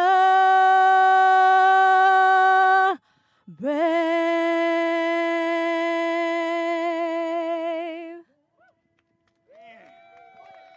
Oh my goodness. You don't even need a microphone. What a powerful voice. Christy Wilkins, thank you so much. Gentlemen, I'm going to send that back up to you in the booth to go through the grid. Thanks a lot, Ben. Wonderful job down there as well. A great way to start things off here. It is round 10 of the TA category here. The penultimate round, only 2 left in the season as we were talking about the chase for that championship. And, of course, Menard there in the proverbial driver's seat, as you would put him, 65 points ahead. And the sheer number of cars will be a help to him. They don't have that 30-car field that they have in the Cube 3 Architecture TA2 category. There's a look at part of the track here as well. This place is spectacular. Josh, you were out here one day ago competing. Unfortunately, things didn't go your way. I know you were in the hunt for the Rookie of the Year here in TA2 as we look at our starting grid with Paul Menard starting off on the pole. Chris Dyson, by the way, Paul Menard will be on the right-hand side of this track. The first turn, Mission Foods turn number 1, is on the right-hand side. Amy Ruman, a 2-time champ here as well. Keith Grant on the outside of row number 2. Tommy Dreesy also here. He's always exciting to watch. A former TA West champ, Thomas Annunziata. That's the young gun we talked about just one day ago here in TA2. Danny Lowry back in row number 4 alongside Brian Locke. Brian Locke with an incredibly fast car there as well. We'll keep an eye on him. An IMSA GT3 prepared car. Eric Foss, you know him all too well. He's a tough guy. He's been everywhere. He's raced everything, and he'll be really good in that G-Speed Corvette. Billy Griffin as well. So as we look at some of the other categories that are mixed in here,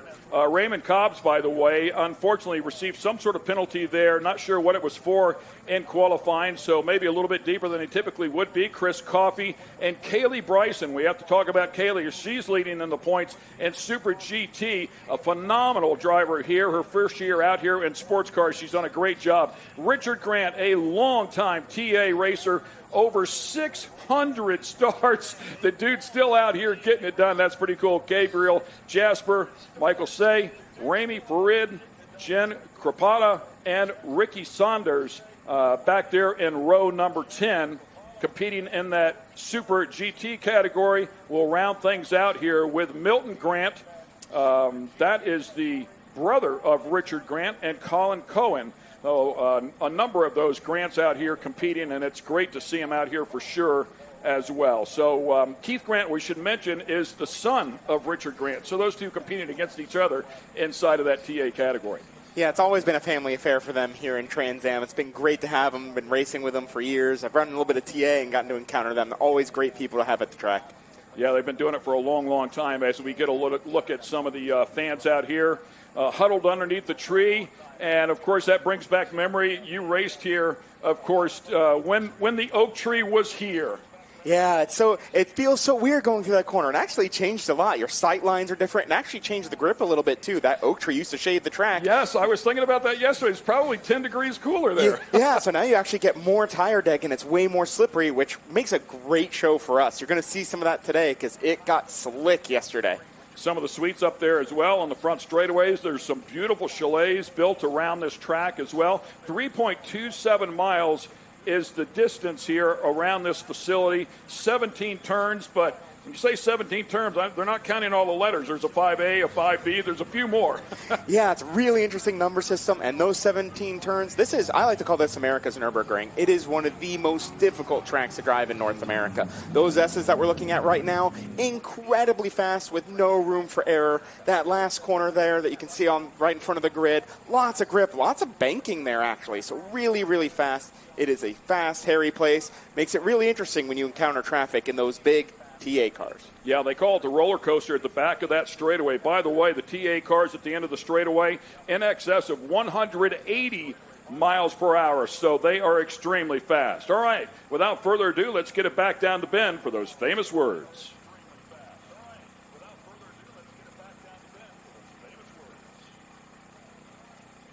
We have family, friends, and neighbors of Paul Menard's here, all the way from North Carolina, to deliver the most famous words in motorsports. Be loud and proud. Let's hear it. Drivers, start your engines! Come on now. Nice job, nice job. And a good look at Paul Menard's car right there, the Master Force Tools sponsored vehicle, and it'd be number 3, of course, as they fire these things up. We can talk about these cars just a little bit. From Tech, 366 cubic inches here for these monsters. Somewhere between 850 and 900 horsepower is typically the number that they are putting out in terms of horsepower, just short of 600 foot-pounds of torque. Here's the kicker. Much like the TA2 cars, they weigh in at 2,830 pounds. They're a light car despite the massive size. They really are. I like to say TA doesn't just stand for Trans Am, it also stands for total acceleration. Cars are about. They pull and they don't stop pulling until you get to about 200 miles an hour. They are incredible machines. Yeah, top speed just short of 200 miles per hour, about 195 miles per hour. By the way, I heard them coming by us during qualifying a day ago. A couple of cars shifting right here in front of us. For example, Tommy Dreese was pulling a gear right in front of our booth here just before the flag stand. A couple of other cars, including Paul Menard and Chris Dyson, were not pulling a gear here. So different splits. You're allowed different splits inside of these transmissions. They are a 4-speed H pattern, but almost everybody has a 5-speed. Yeah, almost everyone runs that X-Track 5-speed. This is one of the few classes left in North America where not only can you change the final drive, you can change every gear inside those transmissions. So a lot of strategy on where you pick your gear to have the right gear for the corner. And now we see them starting their tire wearing procedure. Really critical today because it's so high. You want to get those tires up to temp, but not slip them too much. Yeah, really nice job there. And talking to Keith Grant a little bit yesterday, he said he was bumping the limiter at in 5th gear at the end of the straightaway yesterday. So something you don't want to do. I'm sure they made a change. Exactly. Sometimes you need to really work on that. Wind can change, the temperature can change, our gear ratios even change with setup sometimes. All right, we're going to take a lap around this beautiful 17-turn course. We call it the Circuit Guide. Let's go for a ride. So I'm going to take you around VIRginia International Raceway, one of my personal favorite tracks. Very challenging, very twisty, very fast. First we come into turn 1, the best passing zone on the track. As you see Dyson passing Grant here. Really interesting passing zone because you can hang around the outside, which even sets up passing through turns 2, 3, 4, and 5. Then we get the really challenging S's. Very close to hold the gas flat through 7 and 8. Often have to do a little breathe in 9 in the big TA cars. And then 10, light brake really fast too. Then famous Oak Tree corner.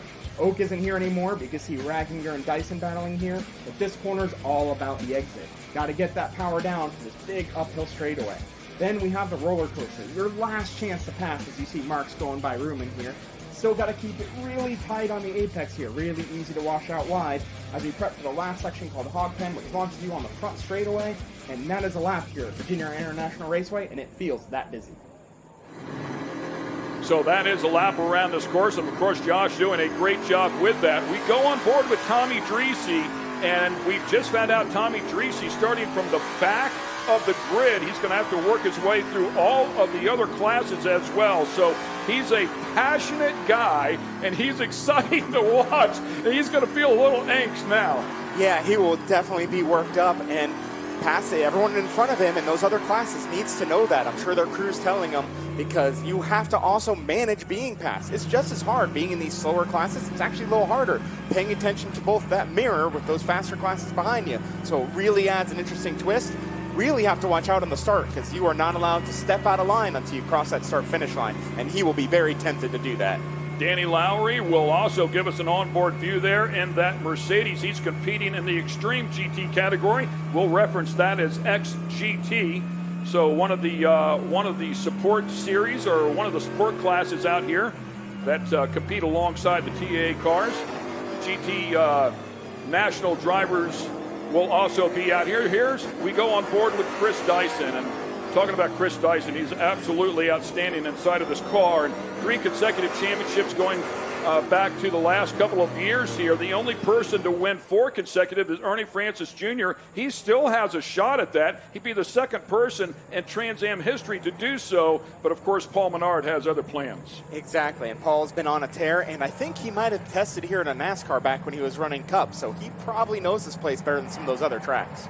Making their way through the roller coaster part of this big elevation change. You can't see it really. The camera doesn't do it justice going down the back straightaway, but they really go up the hill. And then when they hit the roller coaster part, big elevation change right here. This turn falls away. They go through Cube 3, turn 17, back out onto the front straightaway right here. It's time now to get things going for round 10 of the Trans Am Series presented by Pirelli, working their way to the flag stand. Flagman with a green flag in hand. On the front row, on the pole, is Chris Dyson. Paul Menard right alongside as they get ready to squeeze on the throttle of these 900 horsepower monsters, and we're racing at VIR! Here we go! Oh! Just like that, knocked the back tires off. Chris Dyson spun the tires, turned the car sideways, opened up the door for Paul Menard. It looks like Amy Rubin locking up the front tires just a little bit. Side by side there with Grant. What an exciting start. And here comes Annunziata. He's looking through. Is he going to follow Rubin through? I think he's going to give it a shot. So watch him for sticking it up inside of Grant. Looks like he's almost there. Couldn't quite pull it off. Amy Rubin able to hang on to that spot. A 2-time series champion, of course. First female to get that done. Very talented racer. Hadn't been in the car for a while. Oh, looks like Grant got a little bit sideways right there and had to check up. That's Thomas Annunziata right there behind him. And then Brian Locke just back behind him. Brian Locke will be a player here today as well. And here comes Annunziata. I'm not sure if he's followed somebody through here in one of these cars yet, but there's so much weight turbulence because these things make so much aero. As we talked about Brian Locke, he will be competing in the XGT category, the Helium Mobile JDI Block Joy Porsche GT3, looking at Keith Grant, by the way, in the number 40 car. Thomas Annunziata in the Castrol Camaro, sponsored by Griswell Camaro. And one day ago, we talked about him winning that Cube 3 Architecture TA2 category. He had a great run, too. Thomas Merrill, who was second in the points in that one, got it behind him. We thought he might have something for Annunziata. It was not the case. Annunziata hung on to that one and won it handedly.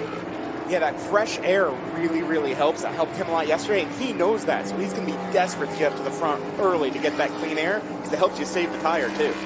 Well, this is not what Chris Dyson wanted, and just that quick hit of the throttle as, once again, we look at Grant and we look at Annunziata. Annunziata, such a talented young gentleman. I meant to ask him his age. He's 18 or 19 years old. This is his debut in the TA category. We go on board here with Chris Dyson. And talk to me about the horsepower squeezing on. We saw him knock the back tires off of that thing. One pace lap around here is not enough to put temp in those tires. No, it really isn't, because if it was, they wouldn't last the whole time. So that first lap, it's really slippy. He's still sliding a little bit. I bet you he's running really low air pressure and hoping to come on strong at the end of the race. So, and that is what you do, right? And he told me that they really have to manage the tires. Now, as we talk about the brake system, it has gotten better in these cars. 6 pistons, they really don't fall off per se. But the tires, he said, you have to manage how they come in and make sure that they all raise at the same level. Yeah, exactly. They even grain like Formula One. If you slide the rears but you don't build temperature, that makes them grain and that ruins them for the whole race. So that first lap or two is really critical how you manage that.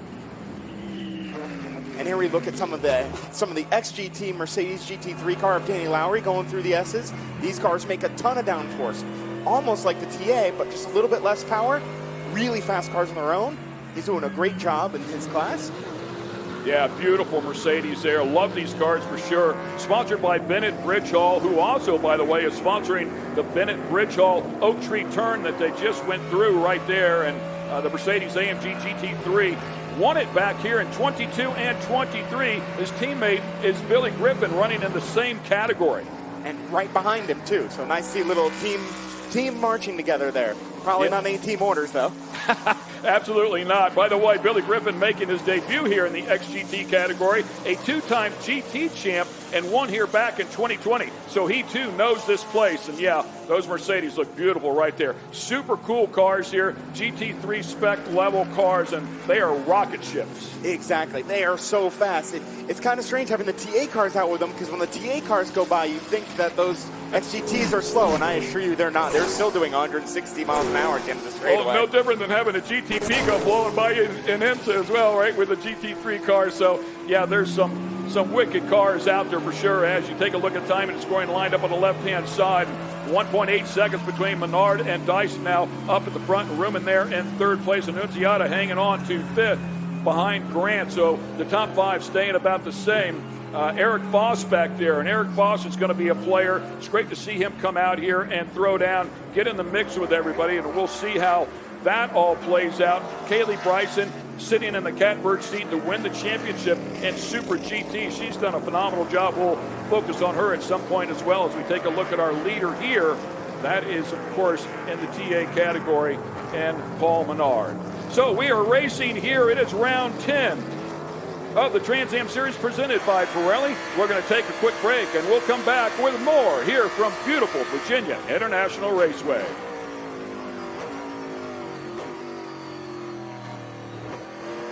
So exciting stuff as we continue on here. Chris Dyson gives us a great onboard shot. Looks like the car coming in here nicely as well. We'll take a look at some lap times here, and he just went a couple tenths quicker, at least best lap anyways, a couple tenths quicker. And I did see something interesting. Watching Paul Menard, that car is taking the curbs really, really well. So that shows that car is set up nice and soft. If it's taking the curbs well, it usually means it's taking care of the tires as well. Here comes Amy Ruman down the turn one as well. Grant right behind her. Nunziata, I thought was going to be able to pressure Grant a little more. He's having a little bit of a tough start there.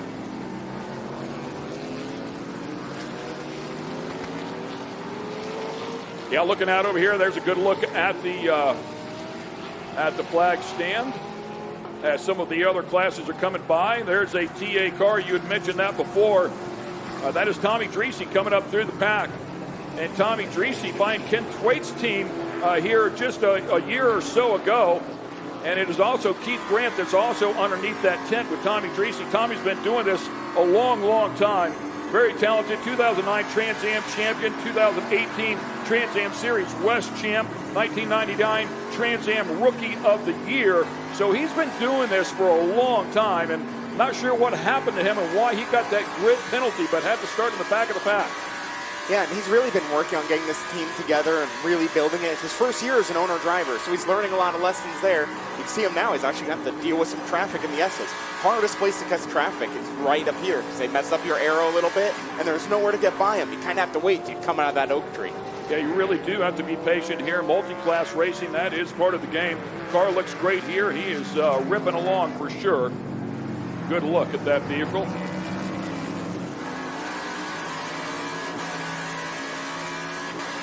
And we welcome you back to Virginia International Raceway. We go on board right here with Tommy Dreesy, who had to start at the back of the pack. And you can see just how fast that TA car is. Some 900 horsepower up the back straightaway, 180 plus miles per hour here. Hard on the brakes into the left-hander. Danny Lowry with an extremely fast Porsche here. That is an IMSA GT3 spec car. You can see it driving away. Yeah, and those cars are no slouches. That's very similar to those IMSA cars, but those TAs are fast. As Tommy tries to put the power down and sets off to try to catch the rest of the TA field. Yeah, Tommy will need a full course caution here if he's going to make up all the distance. By the way, it looks like Annunziata has pulled off of the track. We'll see if we can figure out what's going on there. I'm sure Ben Sissel will be down there following up on that one. The Lucas Oil back machine, MAV TV sponsored vehicle. And he's been flying those colors for a long time. Franklin Road was Ken Thwaites, so Ken Thwaites has jumped on here. Still part of this team, which is who he bought the team from. MAV TV, of course, our partners, our television partners here, and we appreciate all they do. Mission Foods on there, as Juan Gonzalez has come on. He's been a big supporter here. We appreciate everything that they do as well. So flying all the colors, and we'll keep an eye here on the dash and some of the action that goes on. As they run up through these S's, Josh, they literally, if the car's handling right, can sail up through there on the mat. Yeah, you can flatten the first two. As we get a good look at Eric Voss in that G-Speed Corvette, they're probably also flattening those first two. That right one, though, at the top, you sometimes have to do a baby little lift, brake, and down a gear for that fast left. Again, makes this track exciting. So much fast stuff as you see Voss wiggle a little bit. So there's a look at Eric Voss. We were talking about him before. The South Dallas Turf Chevrolet Corvette out of Rochester, Michigan. And Eric Voss has raced pretty much like you, Josh. There's not much he hasn't raced. He's been at the top of the series of pretty much everything he's run, going back to Rolex, Continental Tire, certainly IMSA, Mazdas. I mean, he is a talented driver. He is, and versatile, and a great guy. It's really nice to see him helping out those G-Speed guys, those Corvettes. Really cool cars. That first race on that car, too, actually. And if you want one, you can call them up and get one just like it. And there's a look at Thomas Annunziata. He's been struggling with that car, and we heard Ben talk about a lot of new parts and pieces on this one, a futuristic, if you want to call it that, TA car here. So they've been trying to work their way, sort some stuff out. I saw him go out this morning, just make a little pass around to check things out, and I asked him just before he left, I said, "Do you get everything sorted?" He said, "I doubt if we have everything sorted. We're going to go out and do the best we can and see what happens, and hopefully we can just get the race underneath our belt." So not a preferred situation for Thomas in his debut here, but it's still great to see him making that step. It is, and you know what? I can only feel so bad because he got to stand on the top step yesterday, so sometimes you get luck one day. You're not allowed to look at him as a competitor, man. You get some luck someday. You took the helmet off. You got the commentator hat on today, so. And there you get Chris Coffey in the Maserati. Another team looking to expand, actually. They have a third Maserati, so we may see one of those coming out here next year or maybe even early as Coda. Really cool team, really great guys, very hardworking, dominating the championship this year. Yeah, Chris Coffey won this last year, and you're right, comes in here with 607 points, closest to him, David Hampton at 300 points. So 7 poles, 6 wins on the season. It's such a cool looking car. How many Maseratis do you get to see racing these days? They're the only two, him and Colin, and again, that third one, hopefully coming soon. Yeah, doing an incredible job there. Fresh off that win at Watkins Glen and Road America. Last time he didn't win was at Mid-Ohio, and that was courtesy of David Hampton, and we've got one off. Yeah, off very different. When you go off there, it can be rough, real easy to get grass packed in the radiator, make the car overheat, easy to tear a splitter off, so crew will be really looking as he comes by to see if that rad is still clear in that Porsche. And that is a real thing out here. And let me tell you something, the grounds are groomed about as nicely as you will find anywhere here in the country, but it will pack that radiator with grass. It'll pack the air, the brake ducts with grass. You'll find yourself in trouble. And it's not just radiators for the engine. Look at the difference in classes here, man. I believe that was Richard Grant sailing by here in the 30 car as he passes a couple of the other class cars. And in the meantime, I knew Ben was going to be down there. So, Ben, let's see if we can find out what happened to Thomas Annunziata.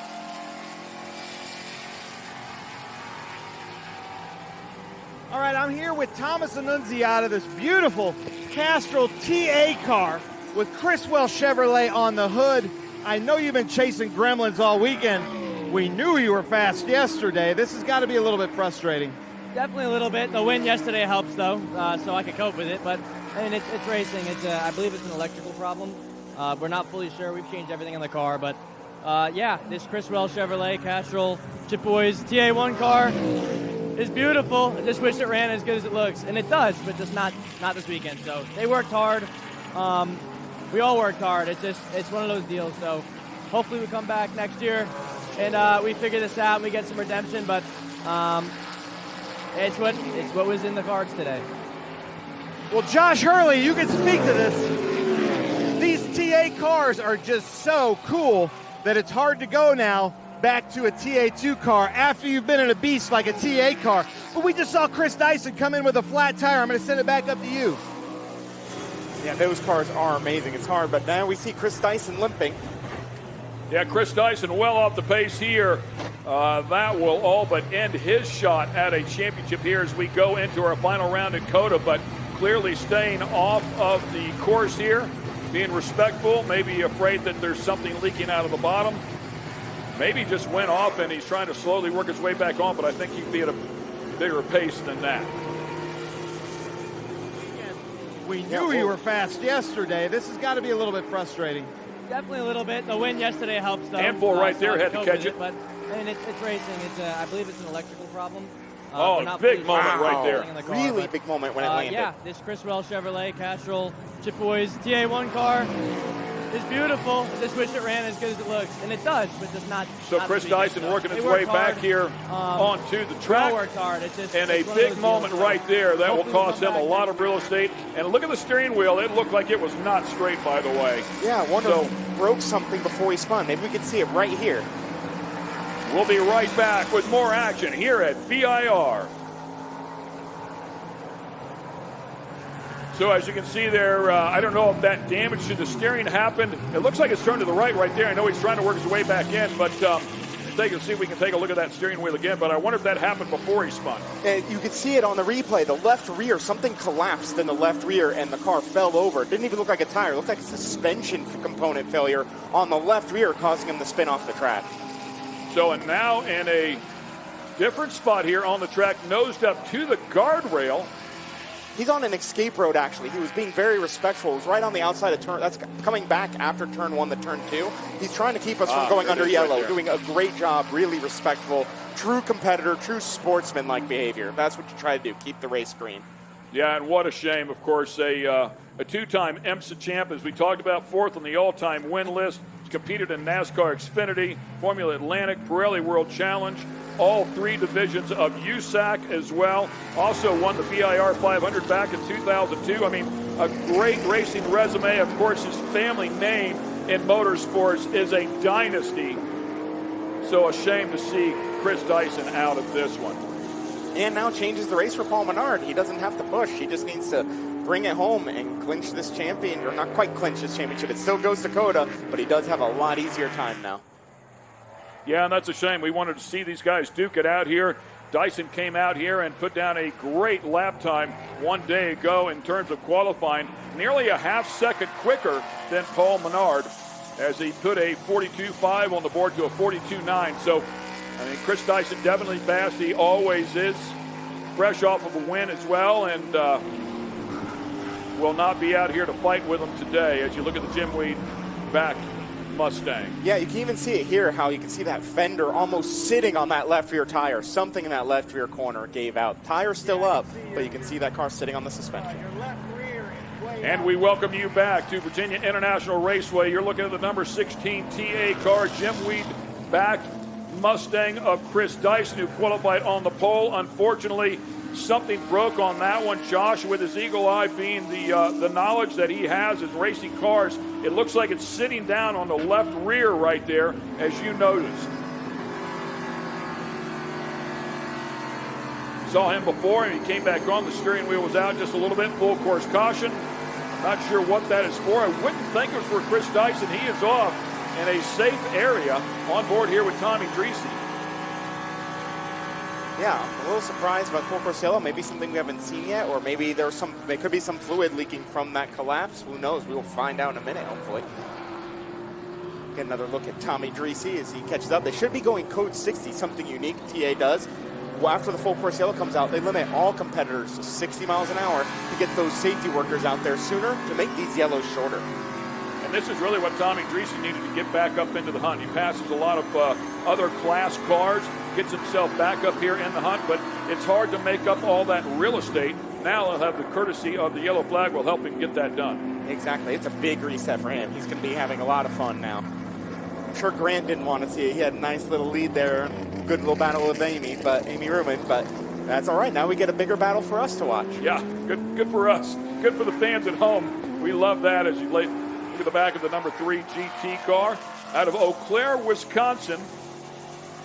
16 seasons and right at 700 starts in NASCAR with wins in Cup, Xfinity, ARCA, driving for Dale Earnhardt Incorporated, Yates Racing, Richard Petty Motorsports, Richard Childress Racing, Woods Brother Racing. I mean, the biggest names of all time. 2011 won the Brickyard 400 with Childress. I mean, does it get any better than that? So began ice racing at the age of 15 and won 10 International Ice Racing Association events and still ice races to this day. So Paul Menard loves his craft. He's semi-retired, but he loves Trans Am racing. Yeah, semi-retired when we were driving a 900-horsepower race car. Nice, easy retirement. But you know that NASCAR schedule is pretty brutal, so he has young kids who wanted to spend some more time with them, and rightfully so. Of course, yes, that is the son of John and the infamous Menards stores as well. So great to have him out here. Great to have him in the series. Love the competition. Great patrons of motorsports in general. I mean, his dad's been involved in Indy cars too, stock cars. You can't get away from them. It's great to see. That's what we need in this sport. Keep this sport going. I make sure I go there any chance I can over the, all the box stores really help out here to some degree, Home Depot and Lowe's as well, but, try to support the people that support our industry. You can see the top part of the driver's door comes off there. That allows a little easier access in and out of the vehicles. We may get to see the rear suspension. The big tires on these kind of block it, so see if we can get in there, see what fell apart there. We can see him looking right on that left rear corner, seeing what fell apart. I don't know, Ben's out on pit road, so they're a little bit far away. I don't know that Ben can get there quickly enough to really help diagnose that issue, but yeah, we'd love to know what happened there. The car's so fast. Just an absolutely beautiful car. As you take a look at it, he earned his fourth pole one day ago, has 2 wins on the season, second place 5 times, so a total of 7 podiums here this season, and he set fast lap of the race on 3 different occasions. So he is definitely a player. And this isn't an uncommon problem here. VIR, those S's have humps in them, and you're going really fast. There's so much load pushing down on the car, not only from the air, but from those humps, that it's actually pretty easy to break a suspension component just from those, let alone hitting the curb there, too, which you have to do. Well, I will say great eye to you, Josh. Clearly something in the back of that car gave way, and it will end Chris Dyson's day early. Much like you, I have to think that they probably threw that caution for some sort of fluid in the rear dampers, maybe something back there that... Yeah, who knows? It could even be something like maybe the rear end broke and the rear end housing broke. That would cause it to flop over, and that can put some diff oil on the track, something like that. Really slippery. You don't want that stuff on the track. All right, Ben Sissel, as always, on the mark here, and he is down there at the Chris Dyson car. Ben, what do you got, bud?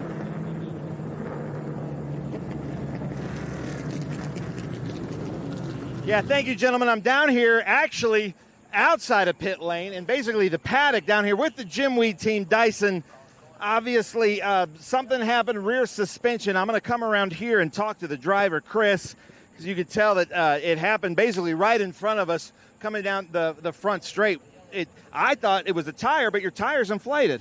Yeah, it's an unfortunate outcome for us, Ben. The car's been great all weekend. I was just trying to hold pace, and we were sort of playing cat and mouse with Paul a little bit there. And unfortunately, we were coming down the hill through hog pen there, and the left rear just broke free on me in a very unusual way. And it turns out that it looks like we've broken a shock absorber. Oh, no. And it's very high-speed turn to break a shock absorber. You did a good job of bringing it in, let the team assess it, but it doesn't look like you're going to be able to get back out there? No, unfortunately not. I mean, it's a shame. We were hoping to get the Jim Weed car and keep it up front, but it's not our day. Yeah, you've been the class of the field all weekend long. Coming down to championship implications, the Trans Am Pole Award winner here, and you've clinched the championship here at VIR in the past, so this has got to be heartbreaking. Yeah, I mean, it's been a character-building year, Ben. We've been fast everywhere, and it's just unfortunate we haven't been able to show the consistency, but, we've proven we've done it. We can do it in the past, and I'm sure we can come back and do it again. Well, that's Chris Dyson down here. Obviously heartbroken. The whole team's down here looking at it, assessing the situation. But they're going to get this thing ready. It's going to be fast, the Circuit of the Americas, in just a few weeks. Back up to you, gentlemen. Thanks a lot, Ben. Really nice job there. And so a rear damper, we were figured something like that was suspect here. And, man, it's just a shame. You've had those years where things just don't go your way whenever you're chasing that championship. And then there's years where things shouldn't go your way, but they do, and you win the championship. I know how Chris feels. I'm having one of those years too. But that rear suspension failure, not a surprise here, because this is one of the hardest tracks on those shocks because all those humps. So stinks to have that sort of bad luck, but they'll bounce back. They do great prep. I'm sure that next year's got to be scared. I think he's used all his bad luck up this year. So he's due for really good luck next year, which is scary for the whole field. Danny Lowry, as we go on board with him, currently second in class behind Brian Locke. Brian Locke, we would anticipate it would be very, very difficult to beat out here in the XGT category. A lot of seat time in the IMSA series. I'm sure runs SRO to a degree as well. He even ran back in the Coney Challenge days, back in that Subaru a little bit. So he's been around a lot too, almost as much as like the Foss has. So Brian's no slouch, been around here, and I think that team's based up here, isn't it? With that beautiful Porsche. And they also ran a car in the TA2 class. Yeah, out of Beach Island, South Carolina, as everybody is stacked back up here as well. We'll see if we go back green at this one or if we're going to run one more. They said one more lap, but that was a little bit ago. I wasn't sure if it was right when we were starting this final lap or if we're going to go. I think we're going to go one more time by, unfortunately, but want to make sure whatever it is that they're taking care of, they will get cleaned up properly. Lights are still on there with the safety car. That's always an indicator. Yep, we are going to go green. Yep, the official lights out is at the next corner. So if we can get one look at that in the next corner, we will know. Paul Menard up there in front, and of course the number 40 car of Keith Grant right behind him, part of the Dreesy Motorsports Showtime team. The Chevrolet Camaro. And a good look at the 43 car there as well. Billy Griffin out of Palm Beach, Florida, making his debut in the Extreme GT category. Lights are out on the safety car. So this is one of my favorite parts. Racing today has gotten so hard to follow with all the arrows, so a lot of your passing is done on these starts and restarts. So now it's time to pull those belts tight, do some weaves, get those tires cleaned off, concentrate on getting a jump on your competition on this start, and see if you can make something happen.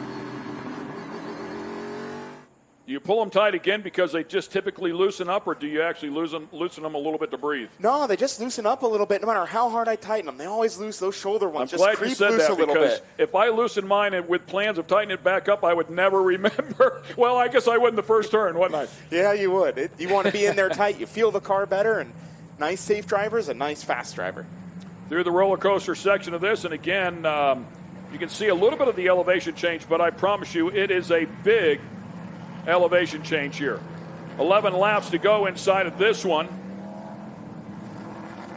So that's a long ways to go, though, by the way. 3.27 miles around here. It takes a little bit to get around, the better part of 2 minutes.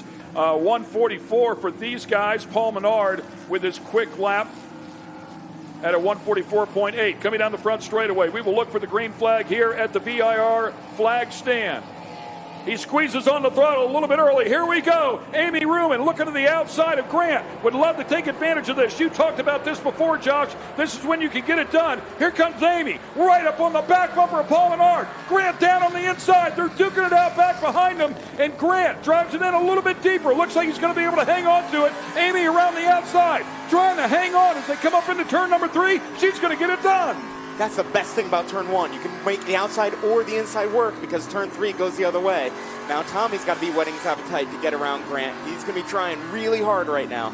Yeah, this really worked into Tommy Dreesy's favor as he was able to close back up on the back of this TA field after starting dead last on the grid.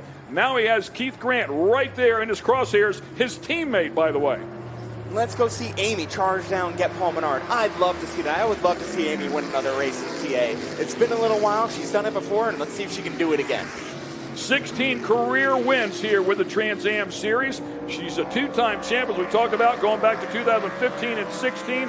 First woman to win the coveted Trans Am Championship title in the 49-year history of the series. So excellent job here. Something neat in the front of her car, if your viewers picked it out. See the front of Amy's car. You'll see a bunch of chains. If you're wondering what those chains are, they swing and they knock some of that grass that can get built up on the radiator off. So if you're wondering why you see just regular chains hanging off the front of the car, that's what it's for, cleaning grass from off the radiator or off the grill. Yeah, we heard, I believe Ben had mentioned that earlier during some of our PSSA races. And, yeah, what a great idea, obviously, to clean some of that stuff off, because you'd hate for something like that to ruin your race, and it certainly could do so. As once again, we look at the Lucas Oil back machine of Tommy Dreesy. Tommy from Hollywood, California, has an agency in the movie industry.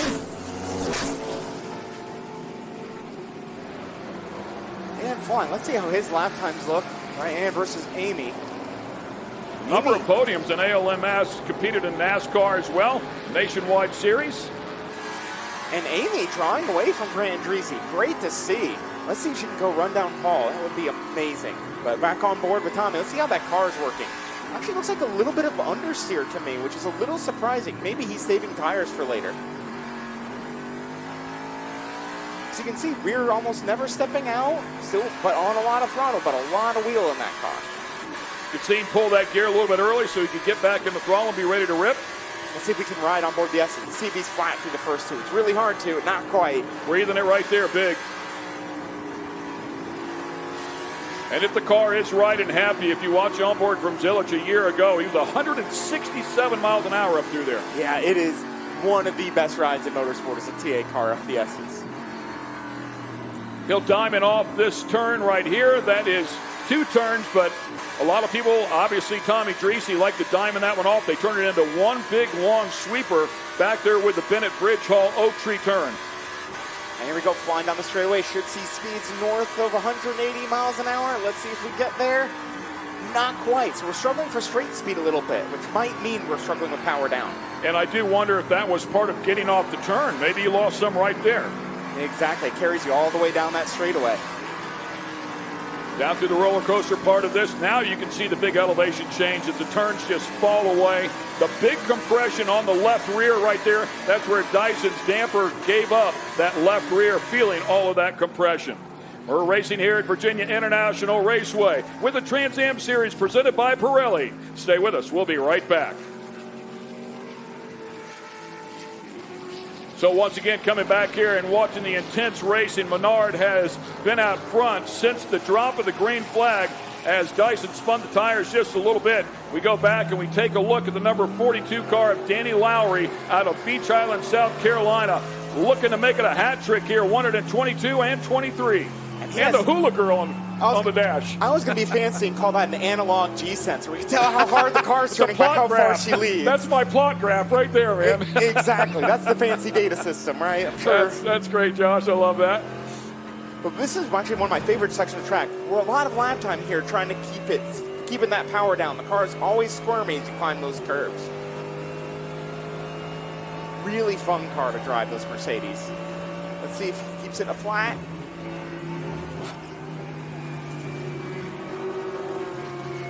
Almost a gear down. Through that high-speed left-hander right there. Get back there to turn 10. It is big. And here's that long, what they've turned into a long sweeper, if you will. It's 2 90-degree turns, but do you take it that way? I actually treat it as 2 separate corners. I make sure to miss that first apex, get all the way to the left and parallel with the curb, then turn in again. It's a little bit of a speed trick. Some of these guys have figured out and some don't. Corner's really challenging though, because it's very awkward braking, really easy to overdrive. Really easy to overdrive here on the end of the straightaway too, because the brake zone is always turning and squirming, which makes the cars really nervous.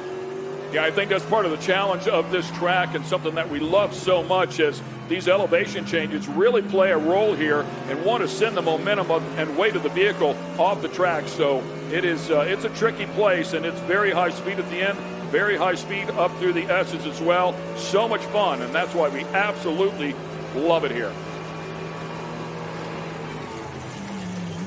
And we welcome everybody back here on MAV TV. You are watching the Trans Am Series presented by Pirelli. We're at Virginia International Raceway, the penultimate round here. Just 2 to go here in 2024. I believe that's a look at Cobbs right there. Unfortunately received a penalty to kick off this particular race. We find the 02 car, and that is Kaylee Bryson competing in the Super GT category. Kaylee Bryson driving for Aaron Pierce in the Pierce Chevrolet series as well. Aaron Pierce not here this weekend competing in a wing sprint car event. He's extremely talented in that, but she's extremely talented in this. Cutting her teeth in sports car racing. She could lock it up this weekend. 2023 TA debut at Sebring. She's the only female to ever make the Chili Bowl A main. She did it in 2022, finished 18th. You're not familiar with the Chili Bowl? It is the most impressive midget race on the planet.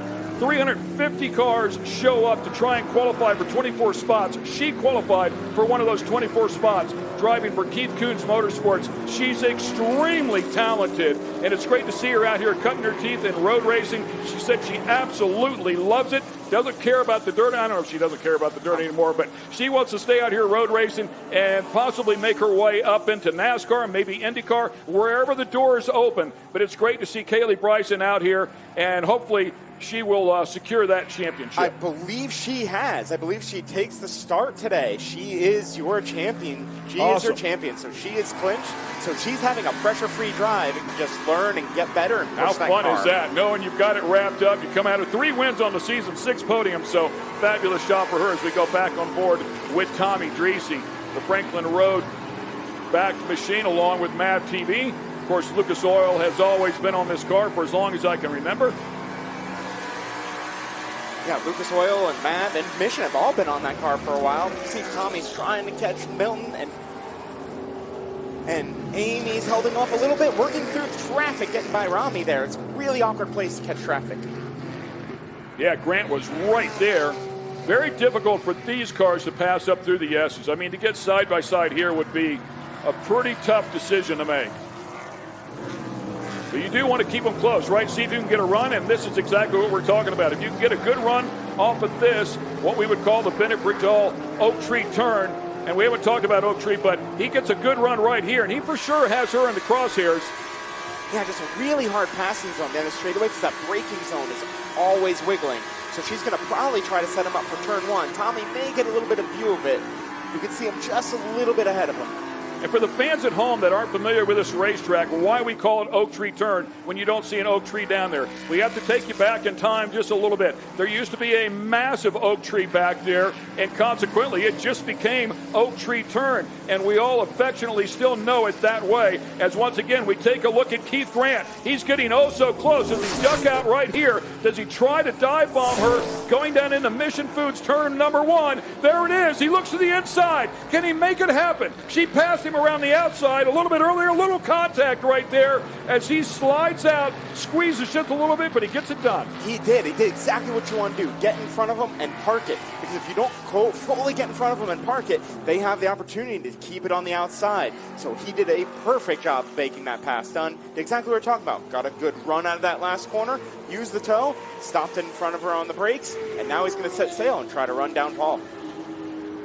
Keith Grant, son of Richard Grant, who is also competing out here. Richard Grant made his debut back in 1999. We talked about him having well over 600 starts. I was talking to Keith about his dad a day ago. I said, the old guy's still out here getting it done. He said, man, he absolutely loves it to this day. And his brother Milton, again, over 600 starts. So the brothers have been passionate about racing, he said, his entire life.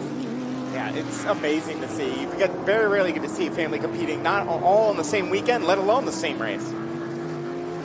And there he goes, trying to run down Paul. Let's see if he can do it. We'll see the lap time update, another lap or so. Right, a good look at these cars just ripping down through here this back straightaway. That is Tommy Dreese now, and we'll keep an eye on the lap times here. I wonder if Amy Ruman will fall back into the grips of Tommy Dreese now as well. She was up into second past this last lap by Keith Grant. Now in third, we go on board with Danny Lowry once again in the Extreme GT category, leading that one.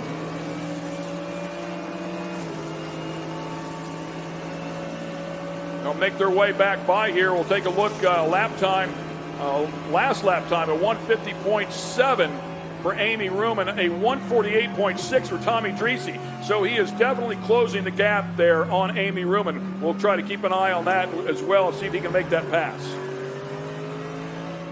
And there we see Danny doing his job managing that tire, because he's doing really well in the class. So he's just going to keep managing and taking care of it. Mercedes so capable as well. Beautiful cars. Exactly. He's been trying to run down Locke, but Locke has a little bit of a gap. So right now, Danny just needs to take care of the tires and maybe either hope for another yellow or something comes to him as he gets by Foss here. Multi-class racing, you can see some of the slower class cars being very respectful. Keeping an eye there in the mirrors. Probably also, I would think, that not uncommon to have a couple, 2, possibly 3 spotters around this track, and one of those areas in the back by the Q3 turn 17. sometimes referred to as hog pen. Making their way back here through turn 4, then 5A and 5B.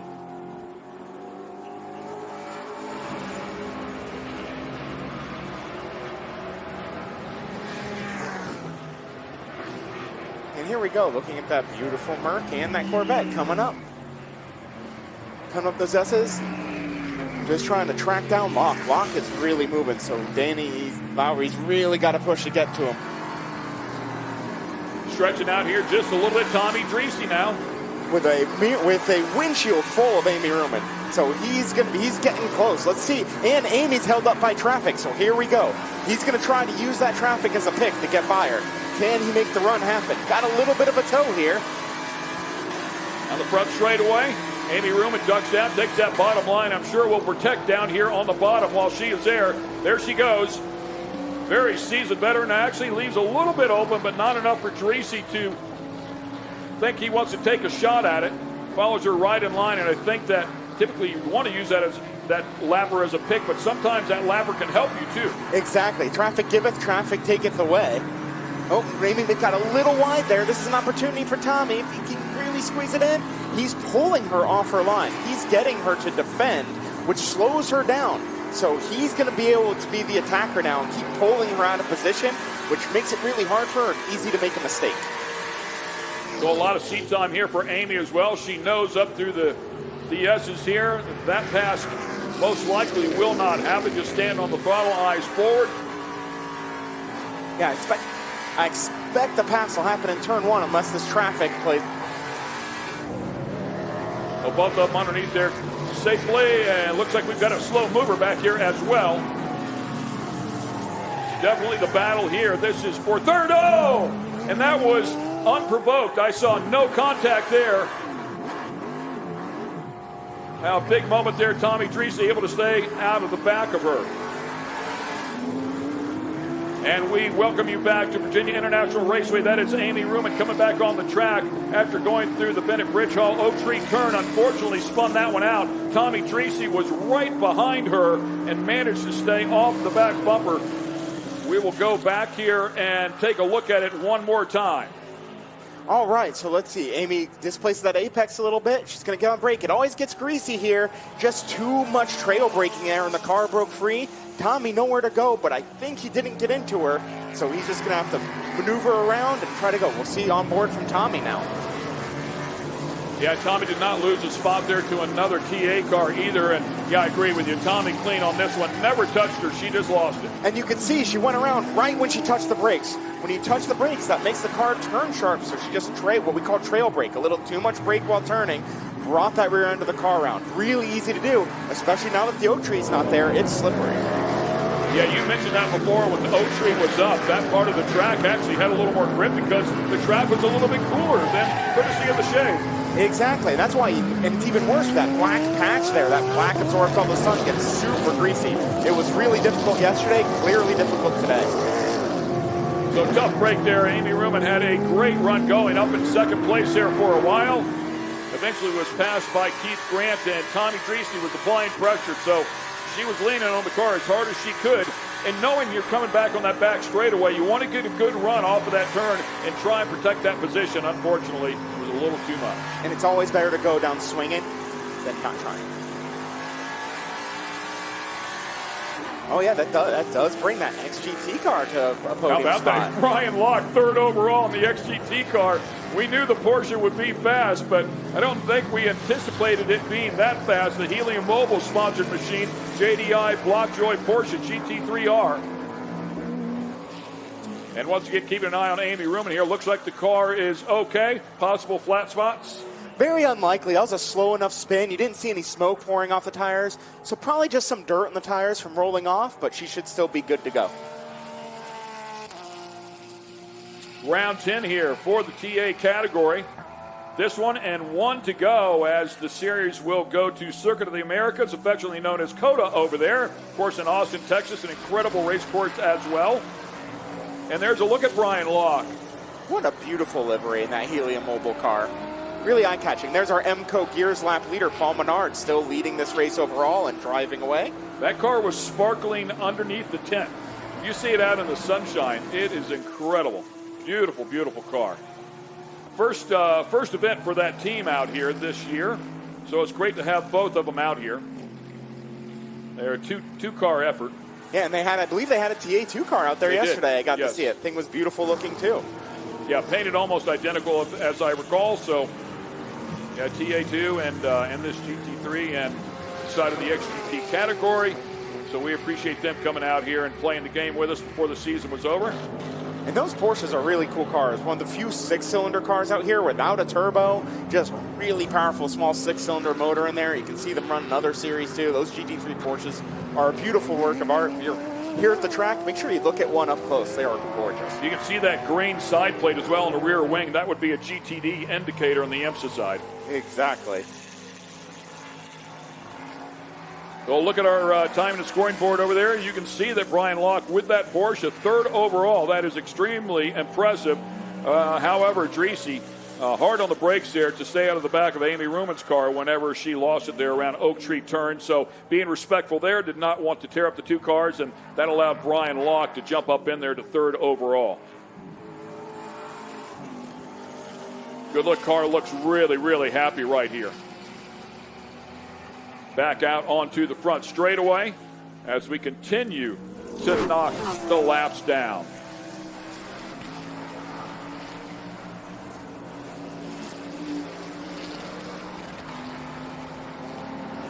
Once again, we continue on here.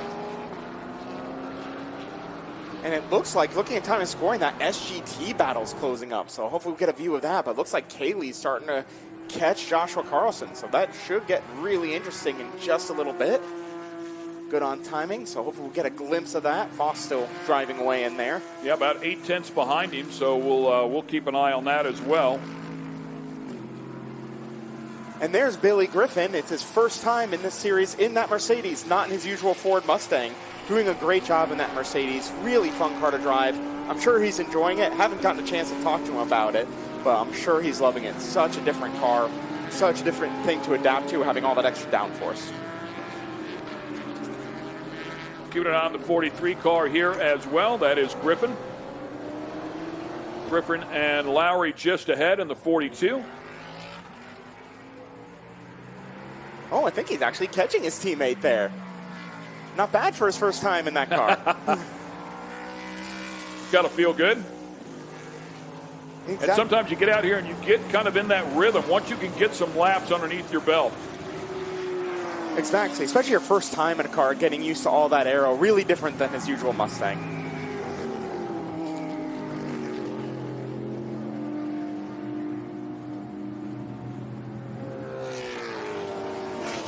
Closing the laps down here. We're getting closer to the end of this one in round 10. And one more time, take a look at that gorgeous Mercedes. Coming up on another, oh man, some issues there for another class car. Yeah, that's Michael Saya. A little bit of bodywork flapping, no big deal.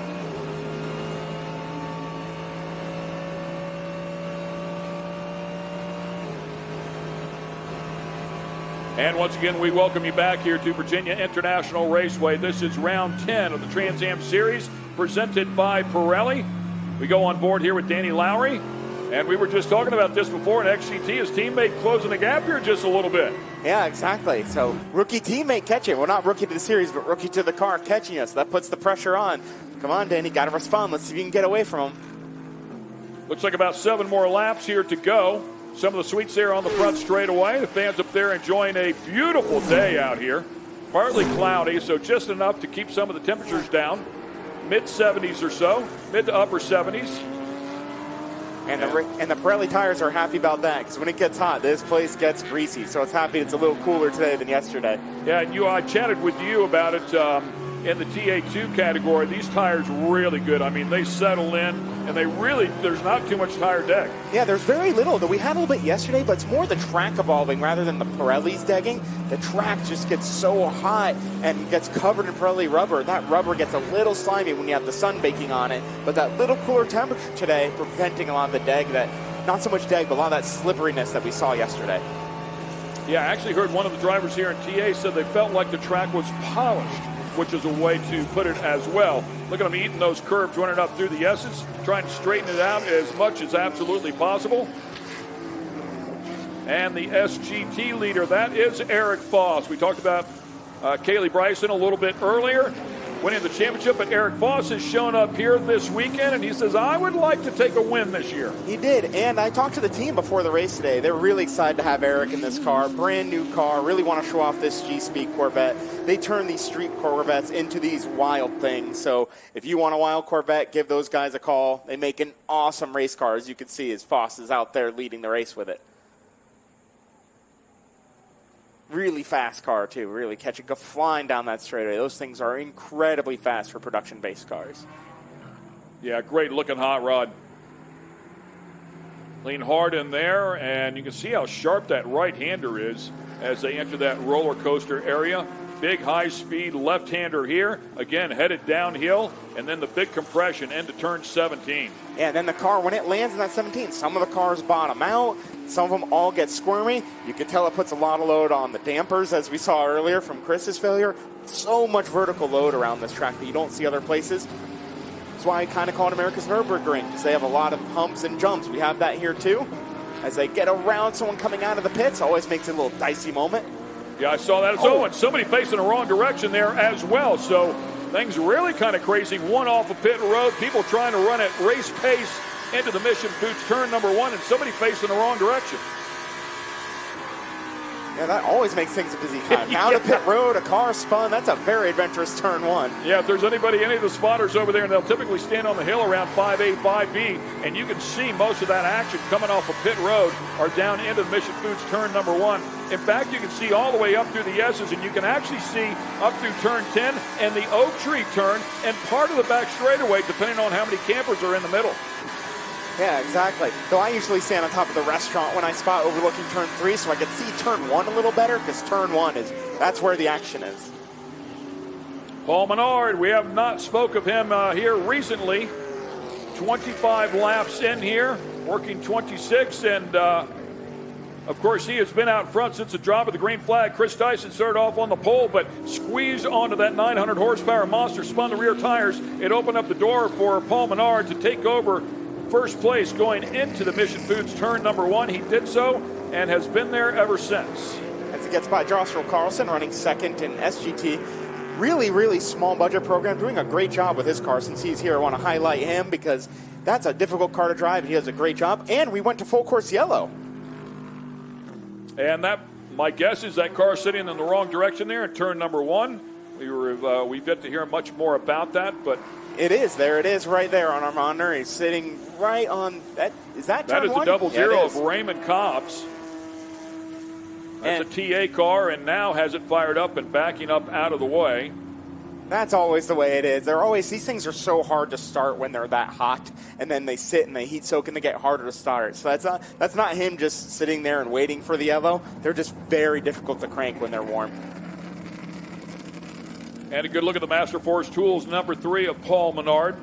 Talked about all of his accomplishments. Well, not all of his accomplishments, a handful of his accomplishments. But I think the big one is the 700 starts. I mean, that is a ton of seat time. Somebody that's very comfortable inside of that car in any given situation. So he'll take this time right here and, of course, cool things down. But that will allow Keith Grant to get up on the back bumper. We'll see if he has anything for him whenever we come back. So a lot of racing yet to do here at VIR. Stay with us.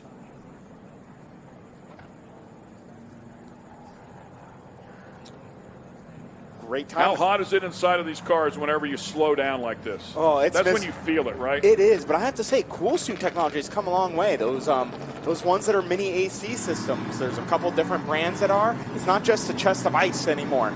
Now they're little mini air conditioners that pumps cold water on, and they are unbelievable these days. So you can be nice and comfy and cool when you have those systems on as you relax. Still gets warm, but you know, it's way more comfortable than it was even 5 years ago. Tech keeps evolving. We see here on Tommy's car that windshield brace fell down. Actually, will slow you down.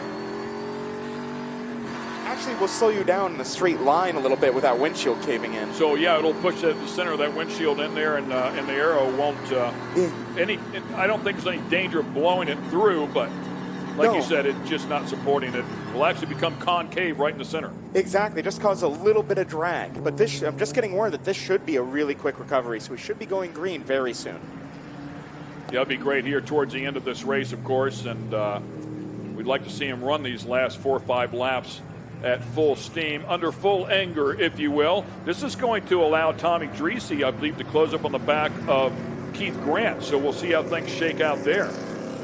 With that said, I don't see, didn't see Tommy in that little group. What happened to Tommy? And while we're on him, Rami, that was his first Trans Am start in the 53 Porsche, so make sure we give him a little shout out for coming out here. Very first Trans Am start. And once again, following the pace car back around here, so hopefully they'll turn the lights out there if this is quick now that Cobbs is out of the way. Get this thing going here one more time towards the end of this one. And we welcome you back here to Virginia International Raceway. Just a handful of laps to go in the Trans Am Series presented by Pirelli, round number 10 here at VIR. We had a caution, unfortunately for Raymond Cobbs, who was turned the wrong direction down towards Mission Foods turn number 1, was able to fire it up, back the car out of the way. So we're hoping we might have the possibility of going back green here on this lap. And it looks like the lights might have just gone out here. I can't quite tell. You have to go out at the oak tree, I believe. So wish we can get a little better angle. I think it might be one more lap. We'll find out here in just a moment. And where they are saying that lights are still on. So since that's the case, Ben Sissel once again hard at work. Let's get it back down to pit lane. Ben?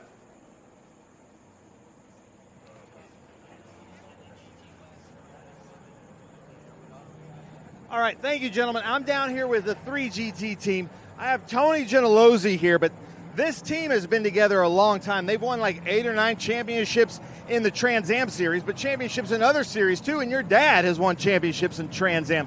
They know how to win championships, and it looks like you guys are very calm here as we get to the end of the season, and Paul has a pretty big lead in the championship. Yes, absolutely. Our goal today was to just finish the race. We can conservatively compete in the last 2, and it's going to be fine for us. But I don't think Paul wanted to do that, so we let him race. I love that because that's who Paul is. Paul Menard, we know he knows how to win at the highest level. So that's really cool to see. I know, though, the competitive spirit of 3GT, I know you hate to see competitors go out with mechanicals. Absolutely. We don't want to see that for Chris. He's a great competitor, and most of the fun is racing with him. So we hate to see it end like that. But it does still come down to COTA because mathematically we believe Dyson had to take the green flag, but now he's going to have a huge hill to climb in just a few weeks at the COTA SpeedTour. Back to you, gentlemen. Thank you very much. And, of course, that Gentilozzi name just as big as a Menard name when it comes to racing as well. So a dynamic duo, if you will. I mean, can you get bigger? We have Menard, Gentilozzi, and Dyson in one race. So there's big names here. TM lap leader, still Paul Menard, as he's been dominating this race from the drop. Oh, we're being told they're going around here one more time, unfortunately, and then they will turn them loose. It looks like 3 to go in anger, which will set up quite the shootout for sure. Keith Grant's there behind Menard, and then it shows Dreese on timing and scoring behind Locke. Of course, Locke was able to get past him when he and Amy had their moment in the back. There was no contact there, but he had to get hard on the brakes to miss Amy, who unfortunately spun it out there in the oak tree turn. And there should be a lot of class battles to watch, too, on this restart, because this draws up not just our leaders, but the class leaders. With just a few laps left. Always an interesting moment to battle for everything with only a few minutes to go. Makes for interesting decisions and for some great TV.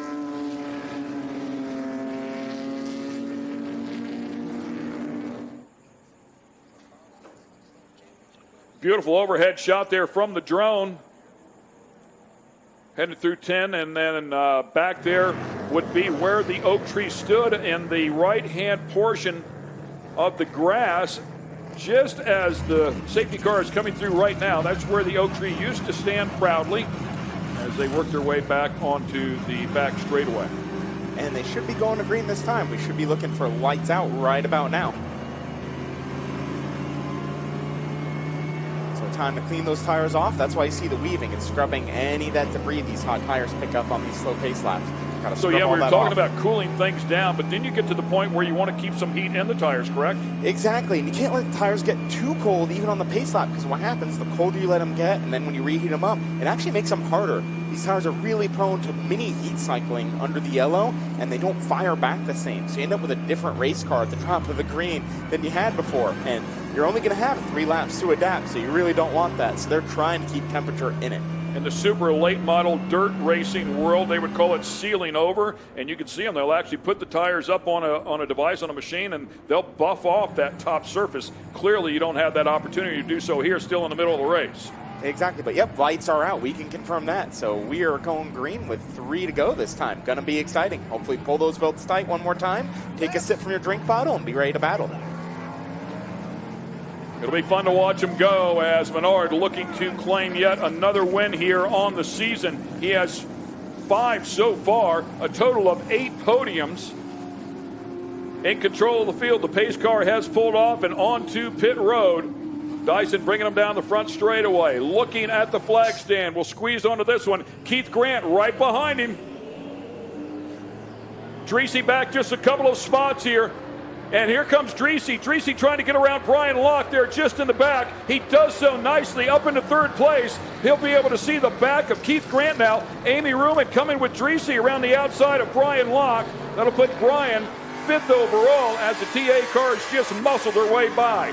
We talked about this while we were at commercial break here, Josh. That is a windshield support there that has fallen down, and it actually can hurt his aero, especially coming back down that straightaway. Exactly. It hurts your straightaway just a little bit, but otherwise okay. Not dangerous. Doesn't affect the balance of the car, but can affect that straight speed, which is really important for passing. Yeah, at 180 miles an hour, or even right here up through the S's, it'll concave that front windshield. It'll actually sink it down in, right in the center of it. No danger of it coming loose, but yeah, not preferred for aero. And Amy's on the attack now. I think she needed that tire cool-off time, so she's going to be pushing Tommy real hard right now. She had a really good start. Actually started to get around one of the cars almost in the grass around the outside, right on that initial start, making the benefit of those starts and restarts. Got to do it. Love the fact that they still have to reach over with their right hand and row the lever. Absolutely love it. And Brian Locke on the curb, leading his class, trying to chase those TAs. I think he was being very smart and letting those TAs through to efficiently. Being passed when you're in the slower class is actually a very difficult challenge, and you want to be efficient and let them go in a smooth process so they slow you down less. That way he can keep his lead in class. Yeah, he's been the class of the XGT field. His teammate Billy Griffin also having a great run. Brian Locke as well has competed in the GT category here.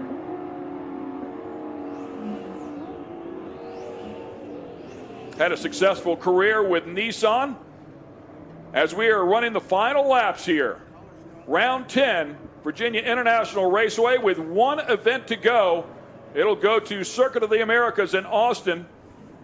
And that's where Kaylee's going to have a lot of fun, being the 3rd female champion in Trans Am since she's clinched this weekend. She gets to go to COTA and just have fun and just push. No points worries. That's Kaylee right there closing up. It is. It looks like she was closing up on Foss. That would be something special if she could get around Foss. And that's exactly what's going on here. We thought Foss would come in here and win this one handedly. He has a lot of laps around this place. Kaylee has never raced here, so it took her a little bit to get up to speed. But she is once again flexing her muscles. An extremely talented race car driver she is. And I'm sure they've been on the radio with her telling her she's clinched, so she's free to push and go for it. No worries. Just get that green Corvette, in your windshield, go get them. Great to watch her come to life, and it looks like we are going to have a battle here in this SGT category.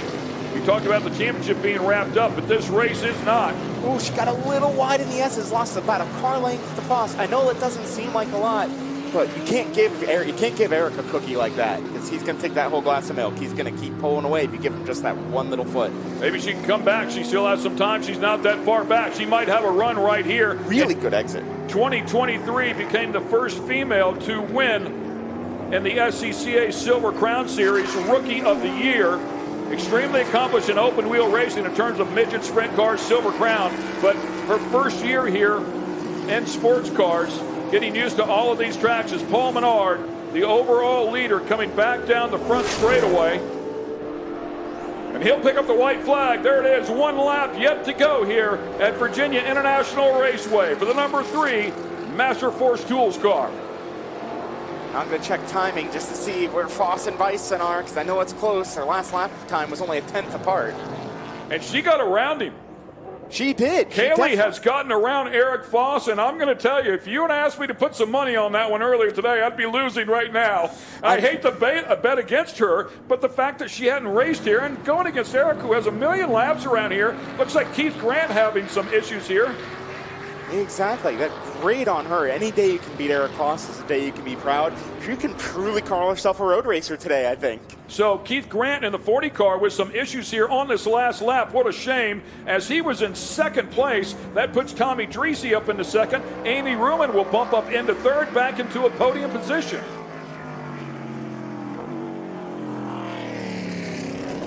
Watching Paul Menard make his way through. There's a look at Kaylee Bryson.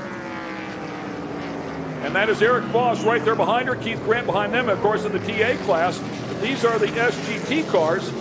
Spoke with her briefly yesterday. I said, how do you like it here? She said, I absolutely love this racetrack. I just need a little more seat time. And she got the seat time here today, 75 minutes of it. She did, and got to get herself in a rhythm, which if you give a dirt racer some time to adapt, they usually will figure it out, because that's what they grew up doing, and she's done a ton of that. Well, she's felt pressure from the best in the business when it comes to that. So to see her make a mistake here in this last lap, I would not expect it. And nor would I expect it out of this guy. What a great run for the number 3 driver out of Eau Claire, Wisconsin. Crew out there to salute. Great job, Paul Menard. Paul Menard grabbing that win here. An incredible effort out of him this season. It's his 6th win on the season. His 9th podium on the season. Once again, we'll set fast lap of the race as well. So spectacular effort out of him. And a step closer to winning this championship. He does not have it locked up mathematically, but boy, does he have a stranglehold on it. He does. He has a pretty easy race for him next, but then Bryson beating Foss officially, and Brian Locke taking the win in XGT. And Eric Foss was right there right at the end. If she made any sort of mistake at all, she would have been passed in the back, and also seen the XGT category as well. So congratulations there to Brian Locke winning XGT, Kaylee Bryson winning in SGT as well. And what happened in GT? Oh, there it goes. GT flipped back. GT flipped the back around. It looks like Chris Coffey got it in GT, or did Michael Saya? I'm seeing two different things. And another look at that beautiful car right there. So things are wrapped up here. We will take a quick break. We'll be back here in just a couple of moments to VIRginia International Raceway. Wow, what a great battle there in SGT. And what was that? Last lap, or was it the last lap pass, I believe? I think it was coming to or the last second lap. To last lap, yeah. Coming to the white. Well, that's right. She had to be good on that last lap, and she was. So what a battle there. And congrats to Tommy Dreese. Started dead last on the grid, and of course had the help of a couple of caution flags, but works his way up. Finishes second with the Lucas Oil back machine. Amy Ruman, even after that spin, stays calm, keeps the car in one piece, and makes her way up into a podium position as well. Exactly, and Tommy wasn't distracted by his windshield caving in. Tommy's got a lot of voices in that head, man. It's probably all good, man. This is also a fun moment, too, that cool down lap where all the tension goes away. You had a great weekend. You bring it back to the trailer clean. Really fun moment. Yeah, no big moments, right? I don't think I saw any real damage or any real hits, car-to-car type of stuff. I did see someone off there. It looked like Michael Saya off on corner exit there of the roller coaster, which I think cost him a GT podium. If I have timing in front of me, it looks like we have Chris Coffey winning GT and Rami in his first Trans Am race, P2. Yeah. So great for him. And Colin Cohen looks like grabbing a podium, which is great for Colin. Chris Coffey's teammate, been in this series for first year this year. Great job for him getting a podium. Yeah, out of Southlake, Texas. Glad they made the trip over, and it looks like it is going to pay off. We'll be happy with that one as they make their way back on the pit road.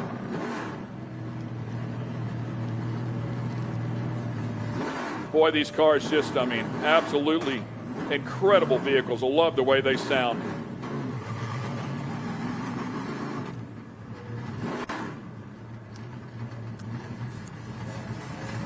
And once again, we welcome everybody back here to VIRginia International Raceway for the Trans Am Series presented by Pirelli. Round 10 now in the books. Paul Menard doing an incredibly good job here, leading this one pretty much flag to flag after Dyson starting on the pole, spun the tires initially on the hit there, and that opened up the door for the green and black number 3 to make it into first place. Black and green wrecking machine. Kind of remember that one from back in the day, but Paul Menard out of Eau Claire, Wisconsin, doing a great job here as he picks up his 6th win on the season and his 9th total podium. Will pad that points lead a little bit more. Not enough to win it, not enough to lock it up mathematically, but boy, he will go into the final event of the season at COTA with a real good handle on this championship. Yeah, couldn't ask for a better race for him. That's exactly what you want to do when you're leading a championship. Draw away, have your competitor have a little bit of struggle, and be able to take it easy on the machine and just bring it home. Great job. Tommy Dreese ends up in 2nd place. We talked about that. And there's a look at our leader climbing out of his car. So we will get it down there to Ben Sissel, who's in the middle of all the happenings. Ben?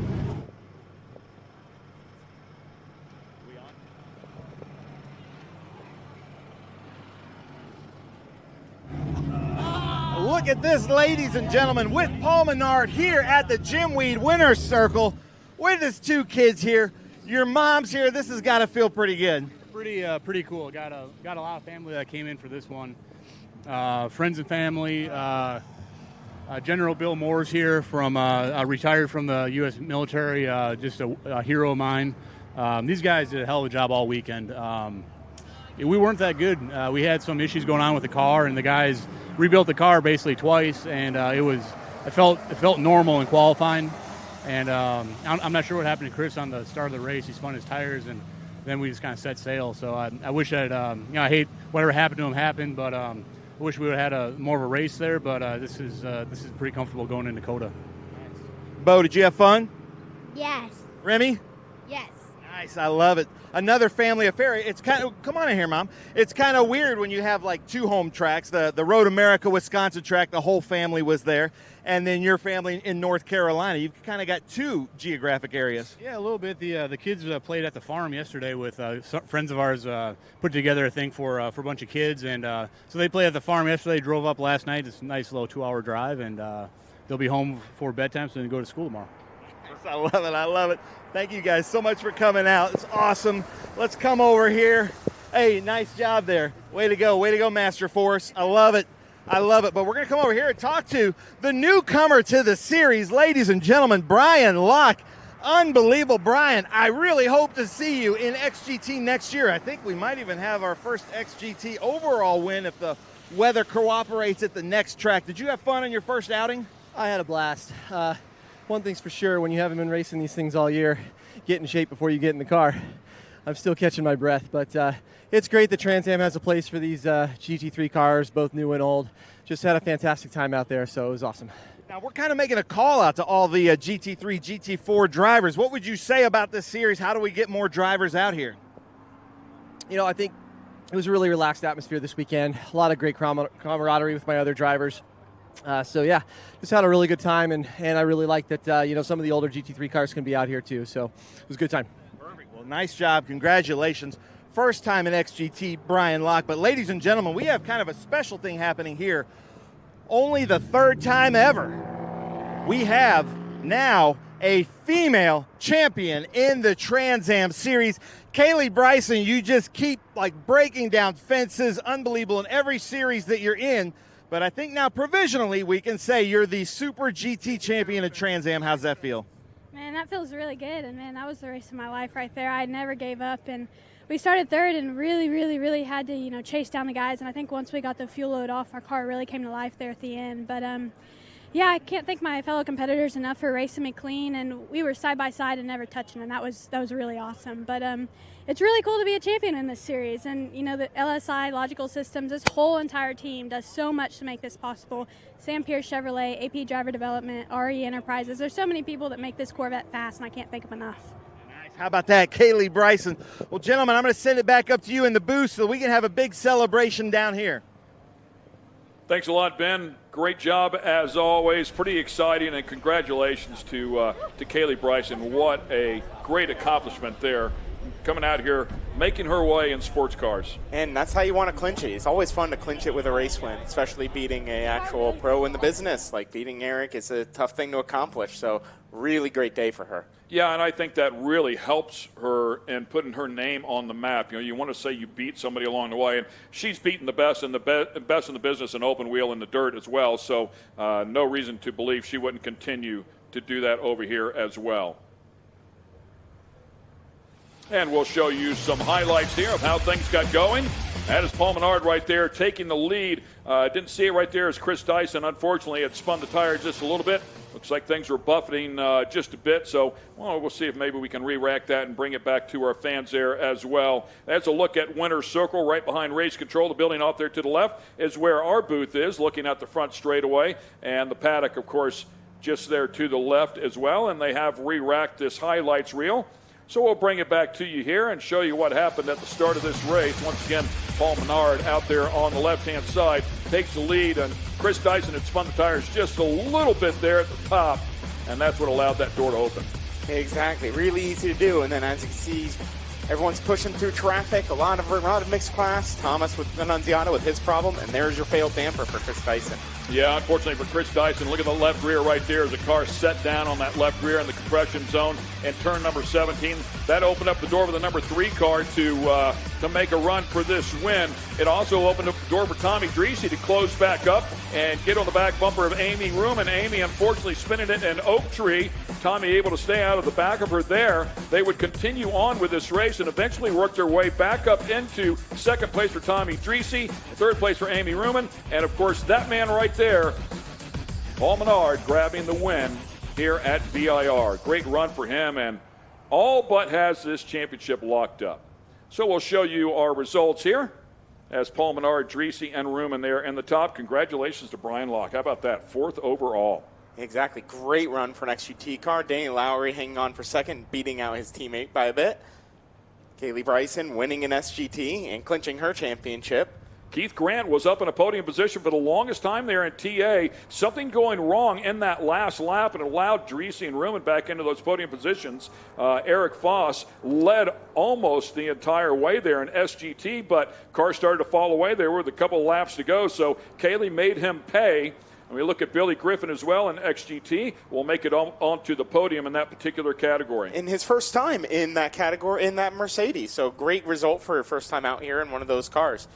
Joshua Carlson there to round out the top 10. We go back to Richard Grant, Pops Grant there in the number 30 car in TA.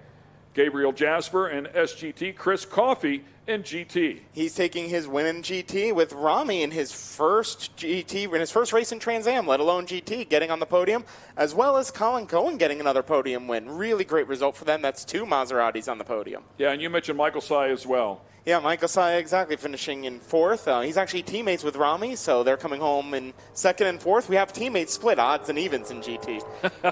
And the way it goes, Raymond Cobbs, unfortunately, was sitting facing the wrong direction there into Mission Foods turn number 1, so obviously something happening there. We documented that Chris Dyson lost that left rear damper early on in the race. A shame for him and Ricky Saunders as well in SGT. A tough player there. Thomas Annunziata in his TA debut, unfortunately not able to find the checkered flag here. The car just not completely sorted. By the way, that's a car that Adam Andretti won in a little bit earlier this year at Road Atlanta, so a very accomplished car.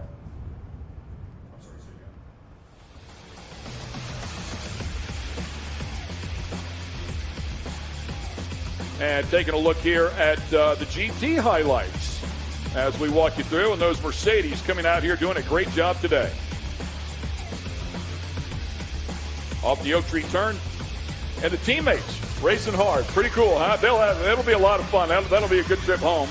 There's a look at Eric Foss at SGT. And the Mean Green Machine by G-Speed. Back on board with Danny a little bit. And that beautiful Mercedes. And there's Chris Coffey in that bright Maserati. Well, GT Cars putting on a great show. That was a look at Brian Locke there real briefly. There's Brian Locke. Congratulations to him showing up here and really flexing his muscle, showing what he's made of. There's a look at Kaylee as well, as she brings that one home across the stripe first in SGT. And one more time, we're going to go back down to the Jim Weed winner's circle, and our Ben Sissel's right in the middle of it. A minute?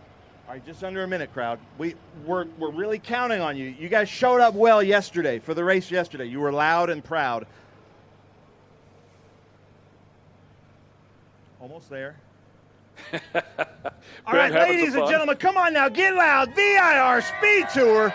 What a race. The Trans Am Series presented by Pirelli. Nice. Keep it up. Woohoo. This is good. Must be the Jim Weed here at Jim Weed Winner's Circle, the Trans Am Series presented by Pirelli at one of my favorite tracks. This is just so pretty here at Virginia. I know a lot of you are from North Carolina, and North Carolina can hear us. They're just right over there. So be loud and proud for North Carolina, Virginia. VIR SpeedTour. We are going to start in the GT class. One thing, though, we do have to move kind of quickly because we have another championship to go to after this. In third place, let's hear it all the way from Dallas, Texas, Colin Cohen, Norwood Auto Italia, Maserati up there. In second place, his first time in the GT class with the Trans Am Series. Let's make him feel welcome. Let's hear it for Rami Farid, ladies and gentlemen. Rami, did I say your last name right? Perfect, he said. I was working on that. And then in first place, let's hear it for Chris Coffey in the GT class. All the way from Dallas, Texas. And Chris will give us his patented yelp up here. Chris, let's hear it. I'm going to hold it down here, though. Woo! Nice. There we go. The Ric Flair. Colin, we've been talking all weekend. I know you love VIR. That's got to be fun out there. Yep, it is. I've been coming here for 20 years, and it gets better and better. Thanks to the other racers for the gentlemanly and ladylike behavior on track and giving me some space, and really enjoyed it. And thanks to my team, Chris and Alex and Xavier, that gave me a great car that made it possible to run effectively 5 days here without having to remove a bolt. Nice. How about that? That's a win in itself. Rami, man, you're showing us the speed. Come out here first time. Was that fun for you? Amazing. I'm so happy to just finish the race. Anybody you want to thank for that? Yeah, I'm super happy with my team, the best team on the paddock. Thanks, guys. You don't want to name the team? KMC. There we go. There we go. KMC, nice job.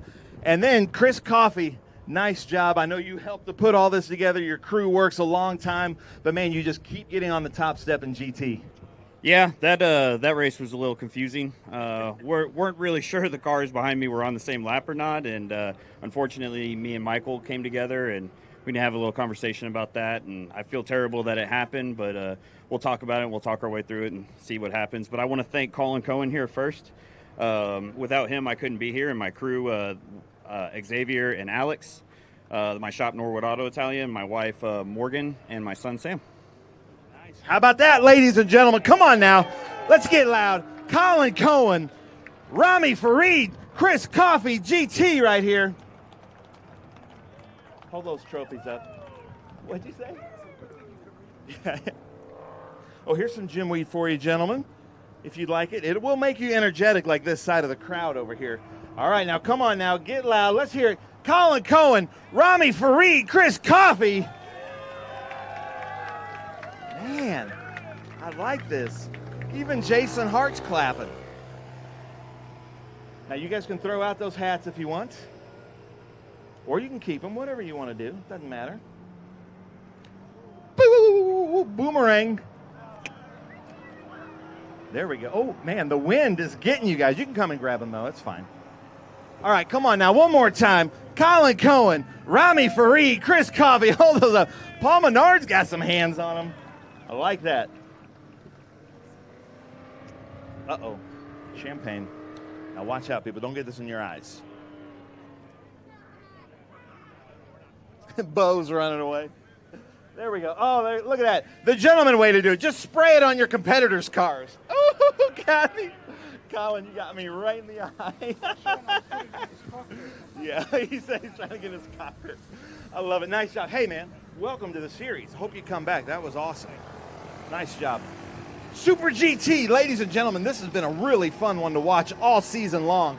In third place, let's hear it for Josh Carlson. Second place, first time I remember him being in the series with G-Speed. Let's hear it for Eric Foss in that beautiful green Corvette. And then, ladies and gentlemen, first female to win a USAC Majors, I think, midget race just this year, and only our third female Trans Am champion ever in our history. Let's hear it for Kaylee Bryson. We can confirm that she is the Super GT champion. Josh Carlson, I know you were out there fighting for it and doing everything you could. How was your race out there? It was a fun race, racing with Eric and Kaylee. At the last restart, though, the lineup got a little confusing. I don't think we started where we were supposed to, so we kind of fell back a little bit and just brought the car home in third. Nice job. How about anybody you want to thank, Josh? Yeah, I'd like to thank Insiva, Dirks LTD, All Test Inc., 9 Round. Without their support, I wouldn't be able to be doing this racing. My parents, my dad, my grandpa, my grandma for coming out to this race, and Trans Am for putting on such a good show. Nice. How about that? Josh Carlson, Eric Foss, man. Nice job. Way to run out there. I love seeing G-Speed back in the paddock. That had to be fun. Yeah, no, what a great opportunity. Got to really thank Stan and Shelly Wilkinson of South Dallas Turf. It's their car. They hired me to come in this weekend and run it. We're shaking it down as first race for the car. I think it did awesome. I mean, Kaylee, amazing job. That last restart, I didn't have anything for her, and we diced through some good traffic, but congrats to her and Josh. I mean, it was fun running with these people. Nice. How about that, ladies and gentlemen? Eric Foss. And then Kaylee, championship, Super GT. That's got to feel good. Yeah, it feels really good. And, I had a good car, most of the season and, all the season. And the car's been really amazing. I'm just really learning how to drive road course racing since I grew up racing ovals. But it's been an absolute blast this weekend. It's my first time at VIR, and I definitely rank this one at the top of my list. This is a really cool track. I can't thank my team enough for all they do. They put in a lot of hard work on that Corvette to make it fast. And it's just been a really fun weekend racing with all these guys, and especially in the feature, having to run qualifying laps every single lap and just trying to catch these guys and making good moves in traffic. But it was a really fun race, and I can't thank everybody enough. And not only that, but you went to the lake and you caught a big bass also, right? Yeah, I love fishing. So, there's a lot of good bass in this country. Nice. How about that, ladies and gentlemen? Josh Carlson, Eric Foss, Kaylee Bryson. Hold those trophies up. There we go for the photographers. Man, I like this, VIR. Keep up this energy here. Uh-oh. Oh, there's the Jim Weed at Jim Weed Winter Circle. Michelle Rigdon passing out the Jim Weed and the new hats. Kaylee, you want to throw the hat out? There we go. Careful, careful. Oop, oop, Josh. Oh, boomerang. Somebody can get that, I'm sure. Oh my gosh, are you Australian? That was a boomerang. All right, come on now, hold those trophies up. The Jim Weed up, let's hear it. Josh Carlson, Eric Foss, Kaylee Bryson.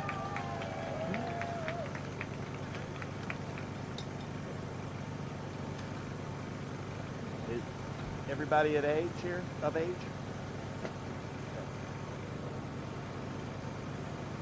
They said, don't get the crowd. Do whatever you want, man. Let's hear it. Josh Carlson, Eric Voss, Kaylee Bryson, don't come off the stage. And it just all goes right to your car. Nice job, guys.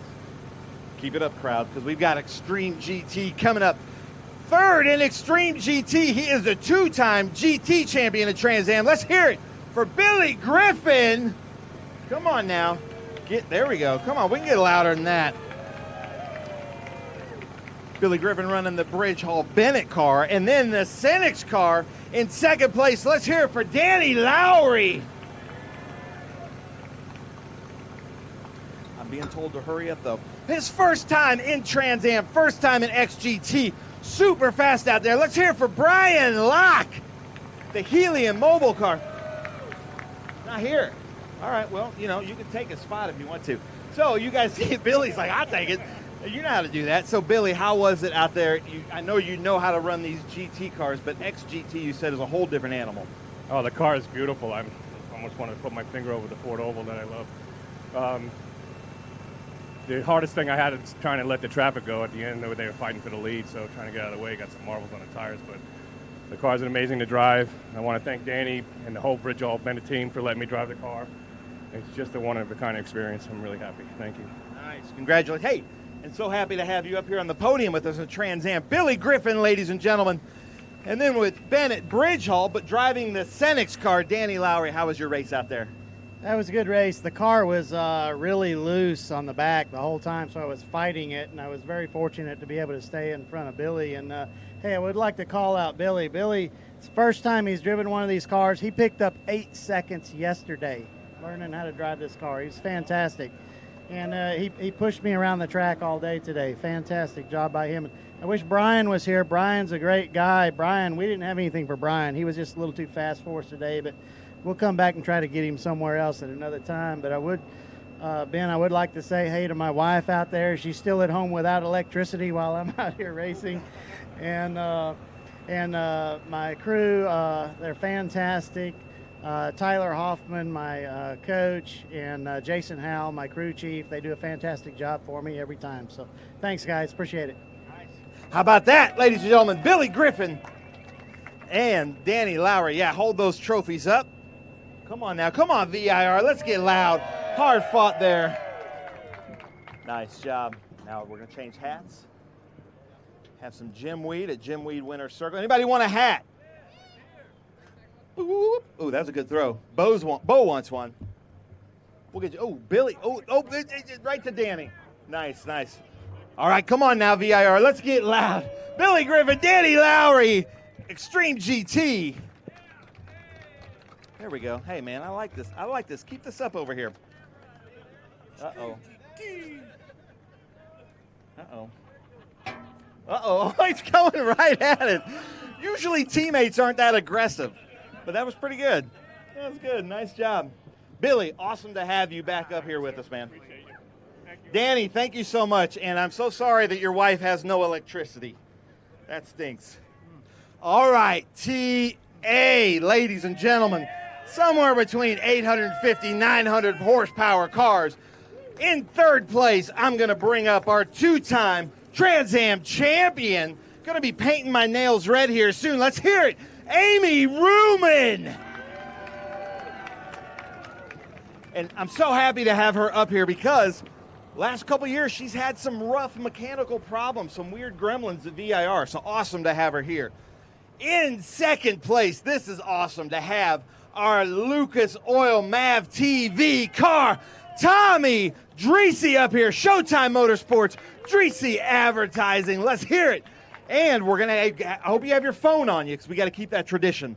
And then, ladies and gentlemen, the motorsports legend. This team has won 8 or 9 Trans Am champions throughout their history with Rocket Sports, Paul Gentilozzi, Tony Gentilozzi, the same team. But then we have the legend motorsports here, Paul Menard, Master Force Tools, Menard's Ford Mustang 3GT, doing everything he can to win a Trans Am championship. Nice job. But it does go down to our last race at Circuit of the Americas. So let's do that. Let's do that selfie. Can we do that selfie here? The Tommy Dreesy selfie. This is famous. You got to follow Tommy Dreesy, and we're going to make a super cut of these. All right, Dreesy. Everybody get in the selfie. Come on now. Hey, and try to get this crowd in the background there too, Tommy. Look at that. Look at that. Here we go. There we go. Oh, yeah. Now, don't hurt yourself, guys. Oh, gosh. This might be the most dangerous thing we've done all weekend at a racetrack. Amy Ruman, nice job. You're painting my nails at the next race, and that's got to feel good because I know you've been wanting to get on the podium here at VIR. Yeah, I mean, what a day we had. We a couple ups and downs. We were strong at the beginning and then faded in the middle.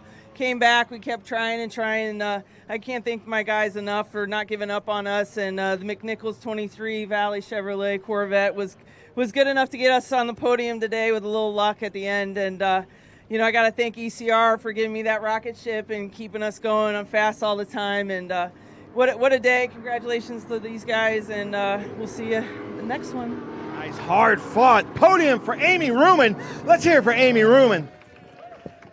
Dreesy from the back. I know you, and it's not a surprise that you're late to grid, making you start in the back, but they made you work for it, didn't you? Yeah, I was kind of bummed about it, but you know what? Me and the team, they calmed me down, and it's not easy to do. Yeah, who calmed him down? I didn't know that was possible. Brad says he did. I raced for enough teams. They probably all came over to calm me down. But no, the Dreesy Motorsports team, I can't thank the girls and guys enough. They work so hard. They never give up. Lucas, Mission, MAP TV for having us on a great network. Amy, you know, we had a good fight again, and it was awesome. You could tell her brakes were going away. She was starting to push harder, and I started pushing harder. So, but man, I'm glad I missed her, and we both stayed, you know, made it over here to the podium. You know, Menard and Genelozzi's and the whole Rocket Sports team. Rocket Sports? I'm going to call it Rocket Sports from now on. That's it. 3GT. Rocket Sports. Man, they're the class of the field, and they're, you know, just can't say enough. I'm coming home. Jagger, Elin, Lacey, I love you. Nice. How about that, ladies and gentlemen, Tommy Dreesy. All the fans, he says, and we're also glad you avoided Amy Ruman there at the oak tree. That's not like you. Paul Menard, like that one.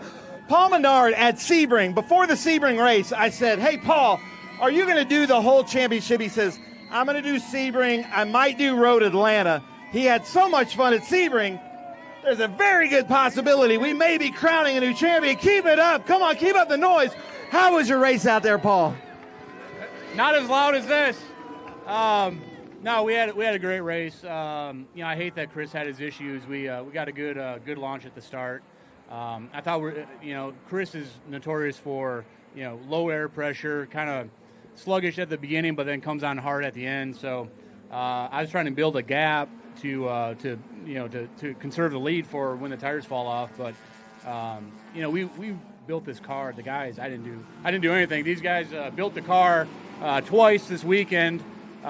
Just had couple little gremlins, and they fixed it for qualifying, and the car went from uncomfortable to okay, now we can go race after qualifying, and it was really solid all day. I played with the sway bars just to try stuff, but really didn't have to adjust the car at all from the inside. Rest a little bit easier going into Dakota now with points, but we're still going to Dakota to win and try to capitalize. Nice. Now you have a ton of family, friends, neighbors here. How about that, people? Paul Menard, this has got to be like we had a big homecoming for you at Road America, and now here, that's got to feel good. Yeah, you know, I've spent almost as much time in the south as I have in the north. I got my northern family up there, and I got my neighbors that are kind of my southern family here as well, so cool to see everybody here. Nice. How about that? It must be those Master Force tools from Menards. Let's hear it. Amy Ruman, Tommy Dreesy, Paul Menard, VIR SpeedTour. Man, I like this group of people. Hey, you guys should come to every race. Uh-oh, Amy's got an arm. Oh, look at that. 3GT guys just can't catch.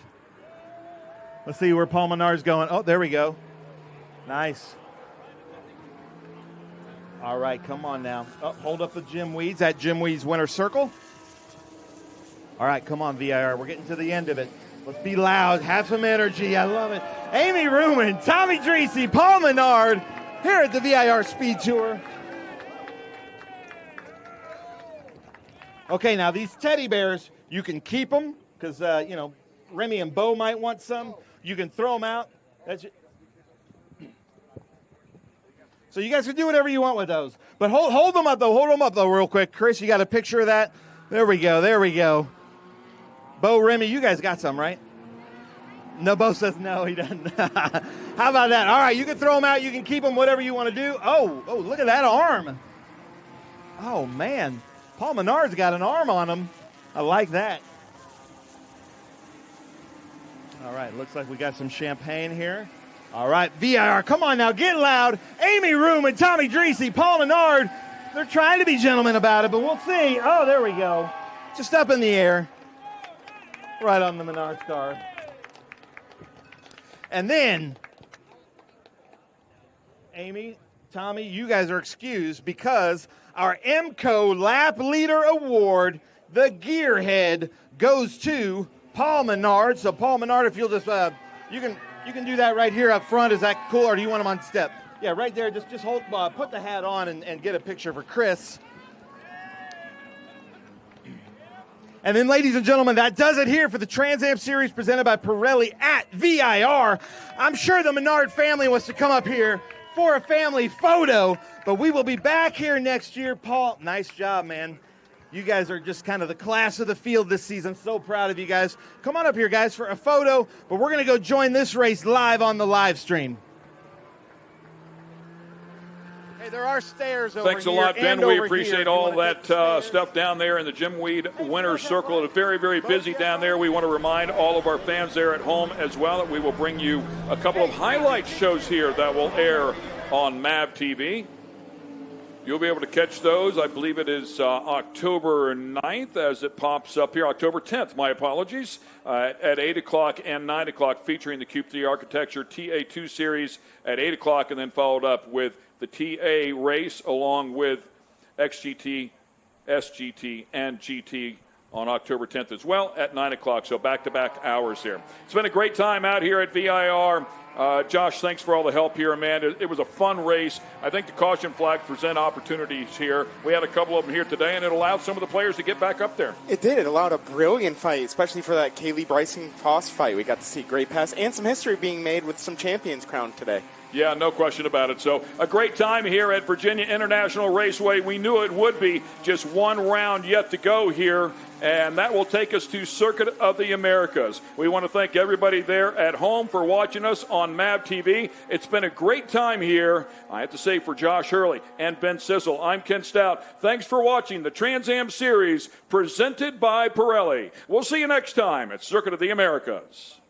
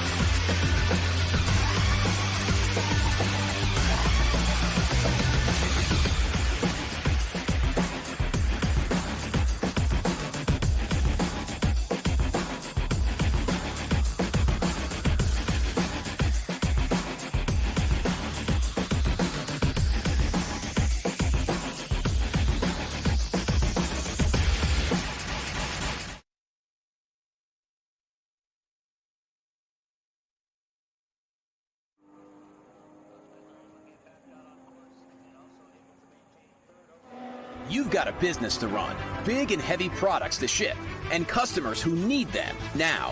When you've got the right driver and the right equipment, you can bet on a spectacular result. Bennett understands complex logistics and puts the best team, the most time, and the latest technology into every customer relationship. So you can sit back, relax, and enjoy the race. Let us handle the rest. Together, we can move anything. How good is this? Look at this view from Losowski. It brings all my fans, it brings the audience into the car with me. Speed turn 140 mile an hour entry speed. The quickest and most efficient way for me to get information to my drivers is from using the VBox HD2 system.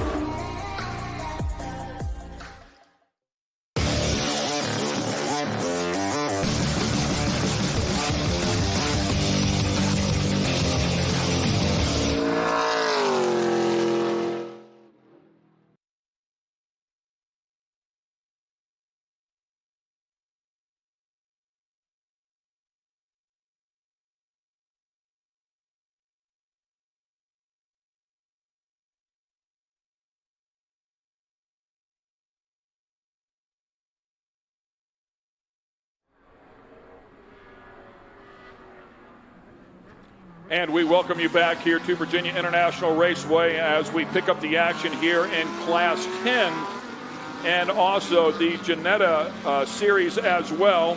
Looking at our class leader here in the 3A car. By the way, Charles Wick won this one 1 day ago. I believe that's the 3A of Woody Richard. So he's having a good run here on Sunday in Group 10, and Janetta also out here racing. So 1 day ago with Seth Henry and David Lecko inside of the Ginetta Challenge. We'll get you up to speed on that one, as well as I welcome back Andrew Heffrey here to the booth with me, and you have that up on Race Monitor. Who's leading in the Ginettas? Yeah, so right now it's Seth Henry in head with Dave Lecko in second, and Richard Thomas, starting from 8th, has already made it up to 3rd. Peter Heffring's just behind with that, and then, Richard, then Mark Swain, then Peter Heffring, then Aiden Dorby. Although it looks like Aiden's got around Peter on this past lap. Eric Arms afterwards, then Christian Shield, then Preston Peebles, Steven Smith, Greg Arsenault, Ray Hewell, and Bo Jones. Yeah, and so, we saw Woody on screen, a few minutes ago, that he actually has done really well in IGT as well this past weekend, won in class multiple times, as well as starting from the pit lane from race 1. So good stuff, and you guys are going to crown a champion here today as well. Final round here for the Ginetta Challenge. Somebody's going to win $7,500, and they will also have that right to go over in Europe and race next year. Yeah, so right now it looks like Seth Henry is leading the championship. He's pretty much clinched the championship at this point. But there are some circumstances to where if some kind of things crazy happen that he cannot win. But if Seth Henry finishes the race and if he stays in front, obviously he's going to win the championship. And Dave Lecko will come second. Trying to get some time in the scoring up here as well. So on my phone, as we reference that, and take a look at some of the other class cars here as well, out here having fun in the Class 10 area. It's cool to watch the Cup cars come out here. You get a chance to listen to some of them, and they absolutely have a sound of beauty. They're singing out here for sure. The big V8s are making some noise.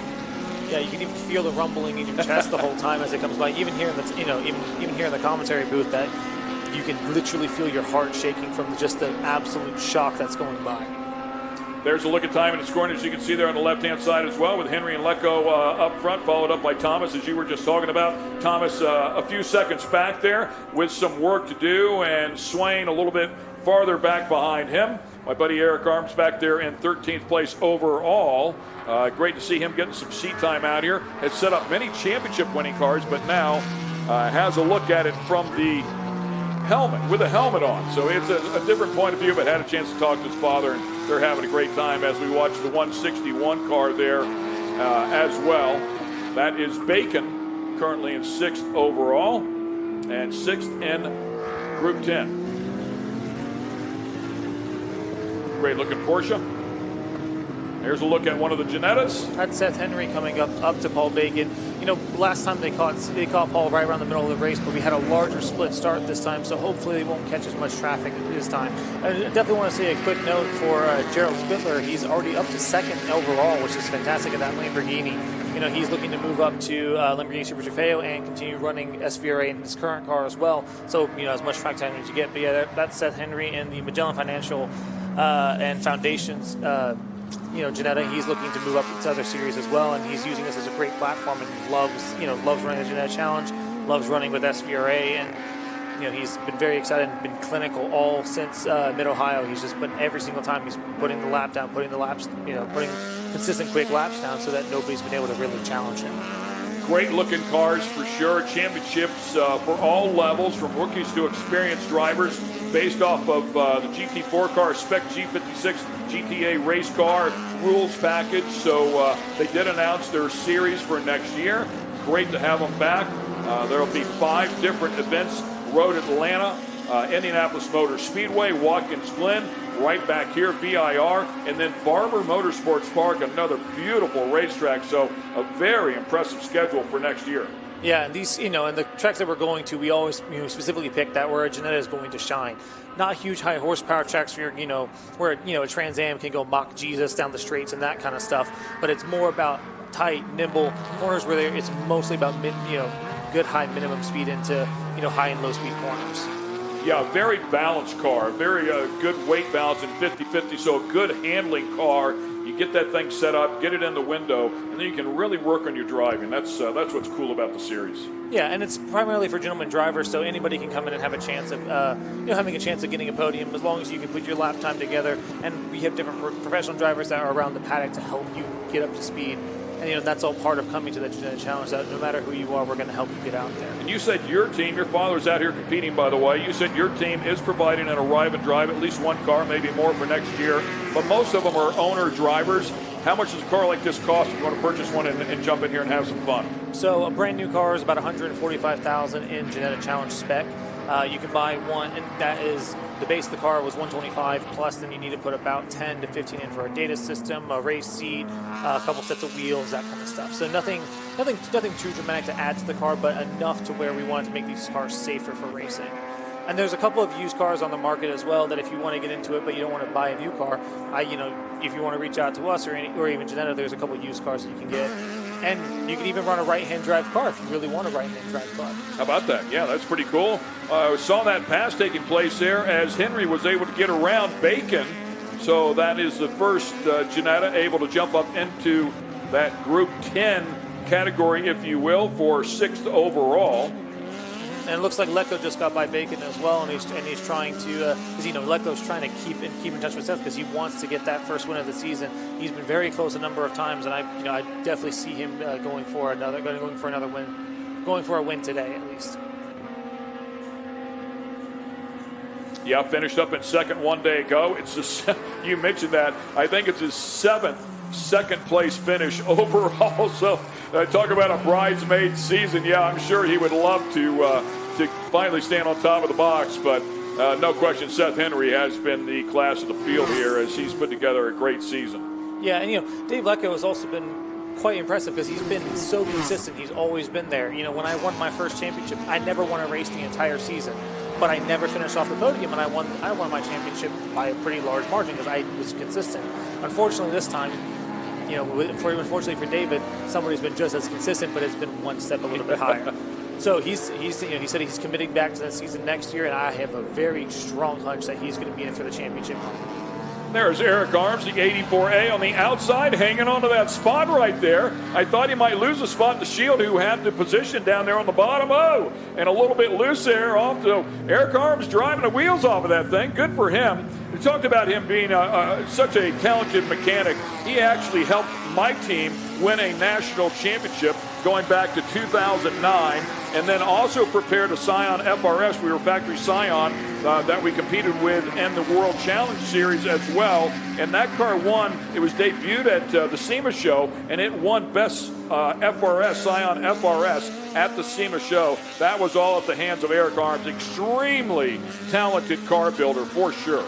Yeah, and Christian Shields has been a long-time racer, BMW Club CCA, BMW Club racer, NASA racer, Ginetta, Spec Adam, everything you can imagine. I met Christian 15 years ago racing with him in a series here, and he's still racing 15 years on. So his racecraft is off the charts, and this is where, Eric, who's still getting new to racing, is being able to defend to someone who, with his talent, is showing you just how much he's been improving over the year, and not even just with speed, but with his racecraft.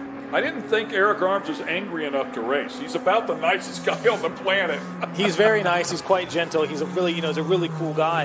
And it's interesting too because when he gets in the car, he becomes a different animal. He gets super aggressive. He wants to go. When he gets out of the car, he's like, I've had the greatest time of my life. I love this. He just truly enjoys racing. And that's the kind of passion you want to have. Oh, somebody put a wheel off. Yeah, tipping a wheel right there. Yeah, he's probably analyzing the car the entire time. I should work on this, or I should fix this, I should fix that. But, yeah, a wonderful guy, and great to see him out here having some fun. And that's the beauty of this series. As we watch him go at it here one more time, it's something for everybody if you're a beginner. That is Eric Arms here on the outside. And, again, you were talking about the 10-car of Shields right there behind him. And drives it in deep there, lets it roll on the entry of the turn. Really nice job there. As, once again, we take a look at Richard here, leading in Group 10, and looks like he'll be taking the white flag here. Yeah, it's interesting too because that's right behind the package. Janetta is also Preston People who's coming through here, and we were wondering if the Group 10 cars were going to catch the Janettas like they did in the last race, and this time they did not. So that's really good not to have too much of an overlap between the two series. Yeah, 1 or 2 cars, they get things sorted out there. By then they've strung out a little bit and they have some racing room, and I think a lot of respect for the 2 series. If it's a guy that's leading in the next class, respect him. There's no point in holding him up and racing him hard. Yeah, I mean, at the end of the day, we're all here to have fun. The Ginetta Challenge is a bit more competitive than you run in SVRA because it is for a specific championship, but we're all here having fun. Nobody wants car-to-car contact. Nobody wants to mess each other's races up. At the end of the day, we're going home with a trophy in our car. That's what we want. Once again, taking a look at our leader. Congratulations to Woody Richard on a great race so far. He's got to finish up this last lap, though, to bring it home. And I heard some squealing tires there by one of our cameras. Hopefully everything is okay out there with whoever it was that was doing that. But this Porsche right here is a beautiful car and certainly getting the goods out of it here in this final lap. Oh, here's the yellow flag. Oh, there it is. And that's what we heard, I think, was yep, that's Ray Huell. That's Ray Huell in the number 6 car. I'm not really sure where he went around, but he seems he went around quite early on. So maybe there was somebody else around there. Maybe there was a bit of contact. You don't know until you see a replay of it. Yeah, Woody started off with us as a Kaizen Osborne graduate from the racing school a few years ago, and he's became a VIR club member and has put in. It's got to be hundreds and hundreds of days of track time before he started racing, and he's now come out to be a very quick and a very strong race driver very quickly early on. He's had a lot of pace. He's learning his racecraft with us and with Porsche Sprint Challenge and with his team race car experience. So that's been very good for him this past year. Makes his way through Cube 3, turn 17 on the final lap, out onto the front stretch, where he will look for that VIR flag stand and the flagman holding the checkered flag. Congratulations to Woody Richard. Awesome job there for him in that Porsche GT4 RSCS. Spectacular effort, and we will look now for Seth Henry, see if he can close this deal here as well. That's a good look at the number 6 car. There's not Seth Henry. There's the beautiful Lamborghini going by. It's Gerald. There was a Cup car right behind him, but he seems to be He seems to be off. I haven't seen him in a lap. And sorry, when I say Cup car, I mean a Porsche Cup car. So I'm curious as to where he went. Yeah, you got to be clear here in Group 10, right? Yeah. Or you can see a Cup car like that beautiful number 9 Budweiser car. I feel like Oprah Winfrey. There's a Cup car. There's a Cup car. Here comes Seth Henry coming down the front straight. As he takes this flag, this is going to confirm him as the 2024 Janetta Challenge champion, the inaugural champion of our series. He's ran a flawless season from the second race at VIR, and now he's confirmed as our Janetta Challenge 2024 champion. 7 wins there and 10 races. Pretty impressive effort right there. And have to share the wins with Jeremy Sumwalt, who won the first 2 out of the gate. But since then, man, he has been on point. Seth Henry, I'm speaking of. So congratulations there, your 2024 Janetta Challenge. Is Seth Henry looking at our winner there in Group 10, and Woody doing a really nice job there as well out here at a very fun track, something that will really put that Porsche to the test. Yeah, and I want to say a big shout out to Dave Lecco as well, coming second in the championship. That is confirmed now as well. Coming from a very long, coming from racing Miatas and coming from a long way from Texas, and his team, it's been fantastic to have him join us, and he's been a absolute battler with Seth the entire year, so it's been great to have them too. They've really been a class above the field, and it's great. Now we have Richard Thomas coming in as well, who's going to join again for next year.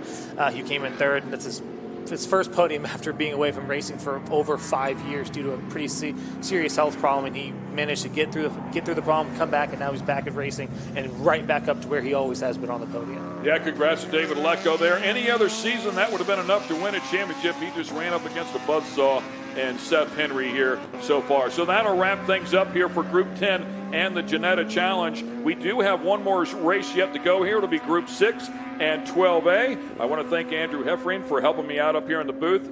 Extremely knowledgeable about a lot of the cars that are out there competing, and a driver himself. So thank you very much, my friend. I appreciate it. Great to work with you. Ladies and gentlemen, we're going to take a quick break here, and when we come back, it'll be the final race of the day here at VIRginia International Raceway, all part of the VIR SpeedTour.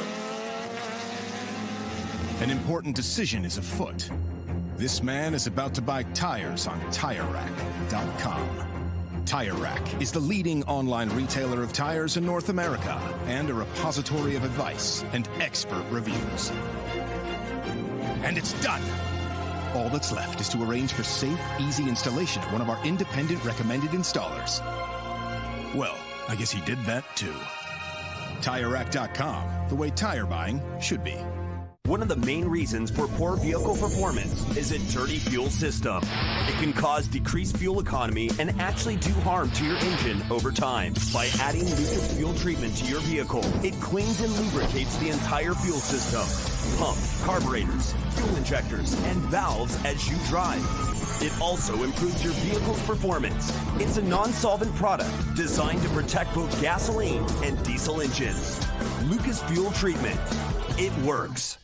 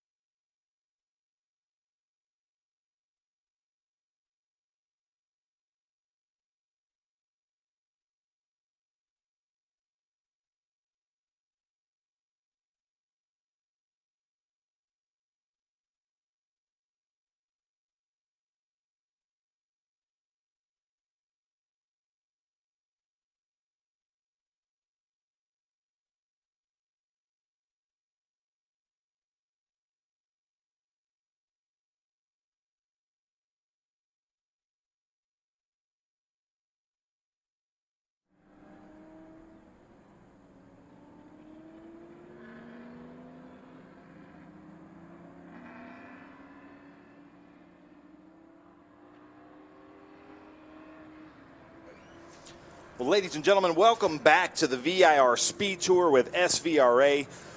This is the last race of the weekend for our broadcast, and it is usually everybody's favorite, the big bore American muscle cars here at VIR. That car there, second in camera, is Renee Tursilla in a 2017 Ford FP350S. Renee right now is our current overall points leader in SVRA. He has made it a point to run for the championship this year, as is Renee Tursilla, and it has been a hard-fought championship because, like at pit race, he and his mechanic Scott, they had to go to a junkyard and pick up a throttle pedal assembly out of another Ford just like that so that he could race at pit race. But just ahead of him is Robert Corzin, and I was speaking to him at the drivers' meeting. We'll see it when they come around the Bennett Bridge Hall oak tree. He's one of my favorite drivers because he always wears very brightly colored gloves so we can see exactly what his hands are doing in that 2013 Ford Mustang Boss 302 in first. In third is Daniel Schlickenmeyer in a Group 12 2007 Ford Mustang, but I don't see him out there. I do see Eric Bowman looking like he's in third in that 1969 Ford Mustang Boss. Then we've got, that's the number 37 of Gordon Gardner in a 1972 Chevrolet Corvette of blue and orange. Just ahead of him is Colby Hillman, all the way from Columbus, Ohio, in that 6GT Chevrolet Corvette starting 8th. The reason I'm going out of order here, people, is because I'm looking to see who is there. And then there is Clay Hargett in that number 34 2008 Ford Mustang FR 500S.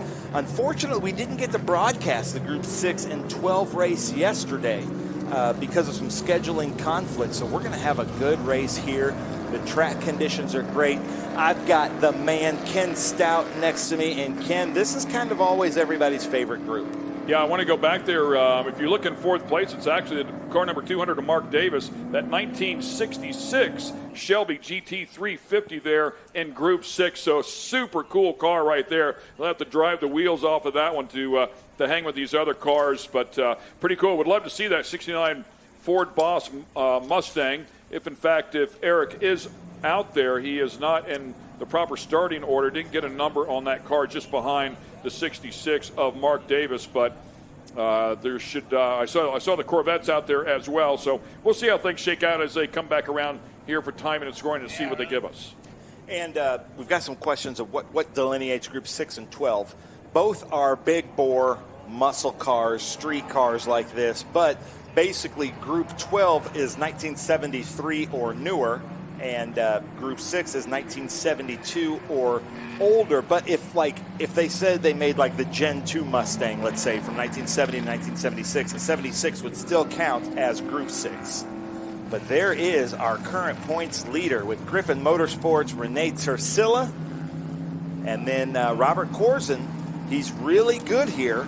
In the media center, just over your left shoulder, is a photo montage of Robert Corzin here at the oak tree.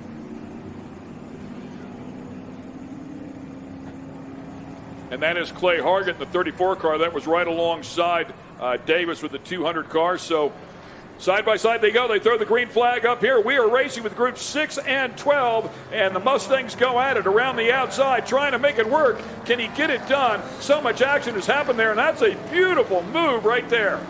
Yeah, Renee Tursilla. A lot of times drivers will say that there is grip on the outside of Mission Foods Turn 1.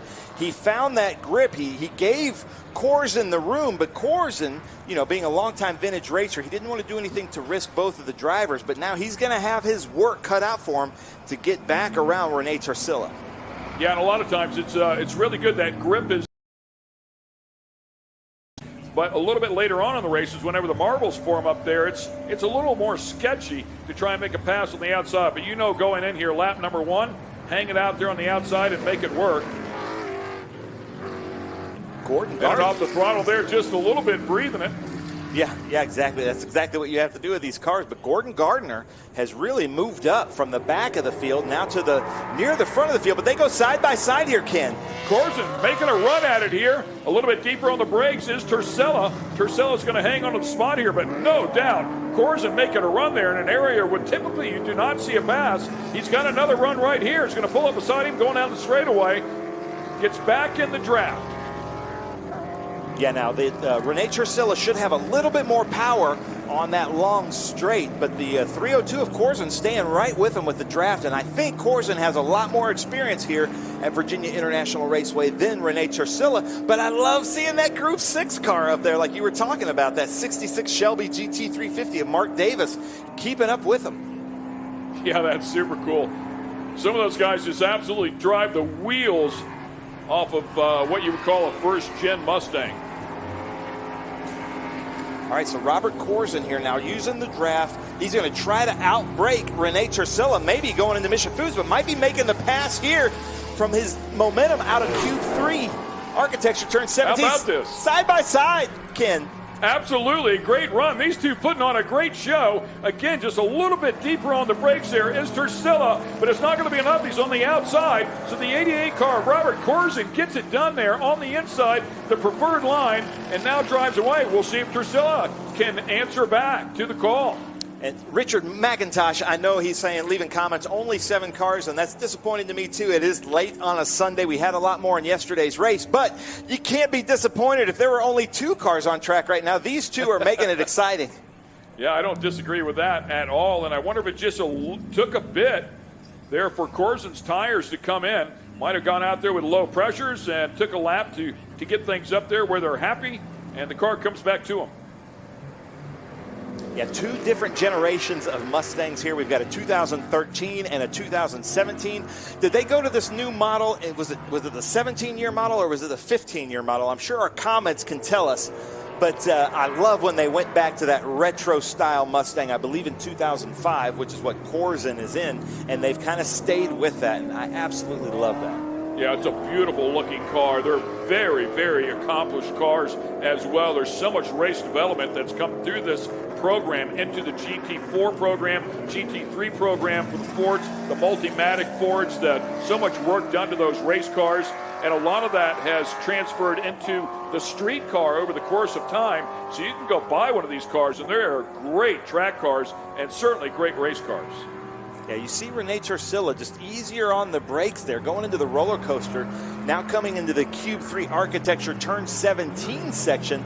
But Corzine, I'm not sure. I don't know enough about these cars. Seems to have a little bit more drive or power, but Renee Trursilla has the brakes. And Renee Trursilla, like we talked about at pit race, he was noticing that his throttle assembly was only giving him about 70% of the throttle, and maybe they're experiencing that again because I'm not used to seeing Renee Trursilla back there like that. But look at this beautiful car. I mean, you look at this car up close, it's like a Concours winning show car, but it is out there putting down some fast laps and just sounding amazing.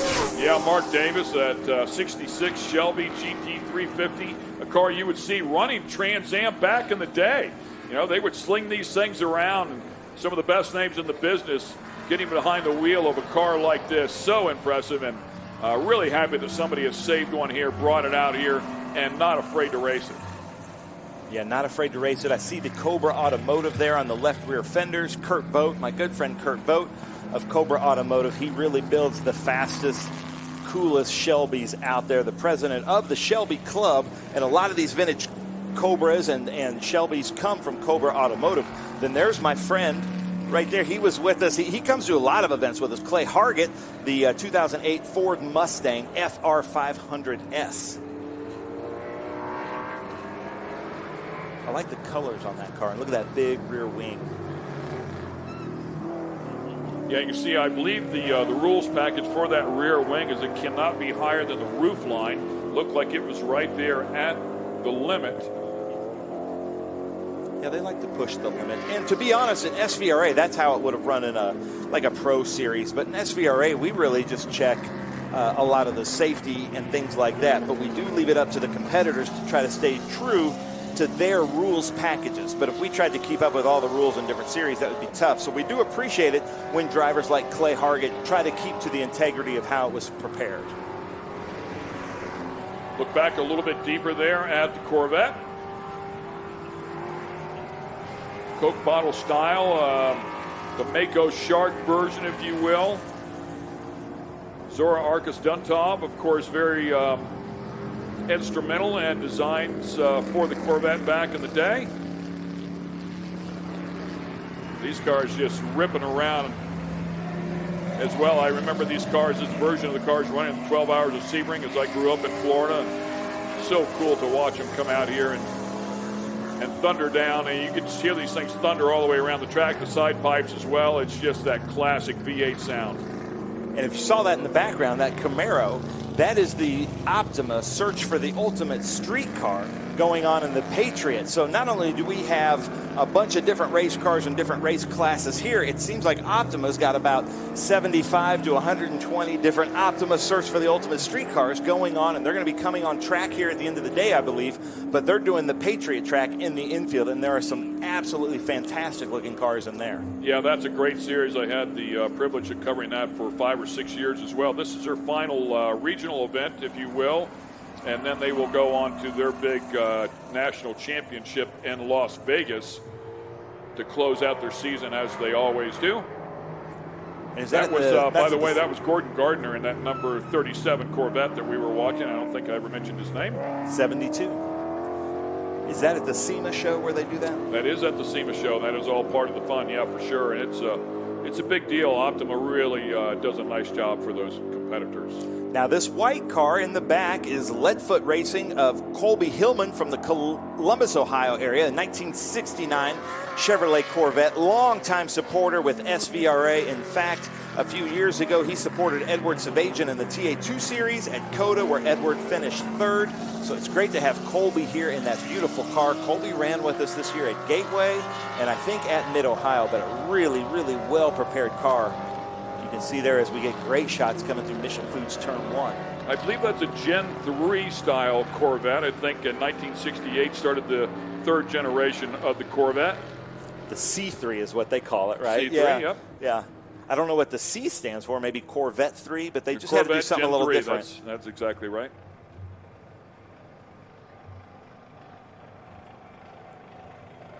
I'm seeing Gile, the car guy. I have a 67 coupe I've been working on for way too long. Yeah, most car guys always have a project car. That is true. They're tough to build into race cars. When you put a roll bar inside of one of those Corvettes, it gets really tight really quick. Had a C5 that we turned into a race car, and yeah, it gets really tight in there. And you put some padding around the roll bar, and it takes away a lot of room. Your head's almost against the roll bar, so it's kind of tricky. You've really got to take your time to get it done right. But main hoop over there over the driver. Yeah, but look at this, Colby Hillman bringing it to him. We might have a Mustang battle up front and a Corvette battle in the back, and this is what this is all about. Colby Hillman coming up on Gordon Gardner. Come on, Colby Hillman. Let's see if you can get him. Oh, he's smelling blood now. And the Mustangs we hear are also coming up behind, so a little deal with both of these Corvettes here. Oh, yeah, look at that. There's Corzin. I hope Colby Hillman sees him. Now, Corzin wisely just kind of taps the brakes there to get behind. Now they're going to come around, but see, Colby Hillman is trying to get around as well. Yeah, I don't think saying, Hillman... Look, he's saying, pass me on this side, because they're in their own race, doing the right thing there. Renee Tursilla. One thing that did, though, is that did bring Renee Tursilla to the back of Corzin. So that brought Renee Tursilla right back into this race as Colby Hillman's looking to pass. Yeah, good communication there out of Hillman. I think he initially went back to the inside thinking he was going to open up the outside for the Mustang, but clearly with Gardner there in front of him, the Mustang's like, yeah, give me the inside. So he moved back over. Good sportsmanship there out of him. Yeah, those Group 12 Mustangs. And that's just what 50 years of technology does. You know, the brakes, the suspension, the tire technology, about, you know, similar engine configurations. You know, the Chevy 350 hasn't done a lot of changes. The Boss 302 hasn't really changed super much. I don't know what he's throwing out his hand for. Is he coming into the pits? Oh, no. Colby Hillman, right when he was getting up to him, coming into the pits. Hopefully nothing super wrong with the car, because we consider it a win in SVRA, as if at the end of the weekend, if you could pull the car into your trailer under its own power, that is a win in my book. You run all the laps and pull the car back in clean. It's, you know, it's a good weekend typically. It's a fun weekend. And he had some speed going there. I thought he was going to catch Gardner and get around him, but clearly some sort of mechanical decides to pull off there and get out of the way. But this is the race, ladies and gentlemen. Robert Corzin, Bob Corzin, 2013 Ford Mustang Boss 302, and almost like that Trans Am Bud Moore school bus yellow with the black. I like that. The number 88 as he's coming up, and then followed right there by Renee Tursilla, who is our current overall SVRA points leader, I believe. Both doing a great job driving these cars around, slinging them around. You know, they're bigger cars for sure, but as you talked about before, so much development has happened, and the brakes on these things are extremely good, much like the Camaros, I would add. You would think those big cars are not efficient as track cars and race cars, but the development is so extensive, courtesy of GT4, really.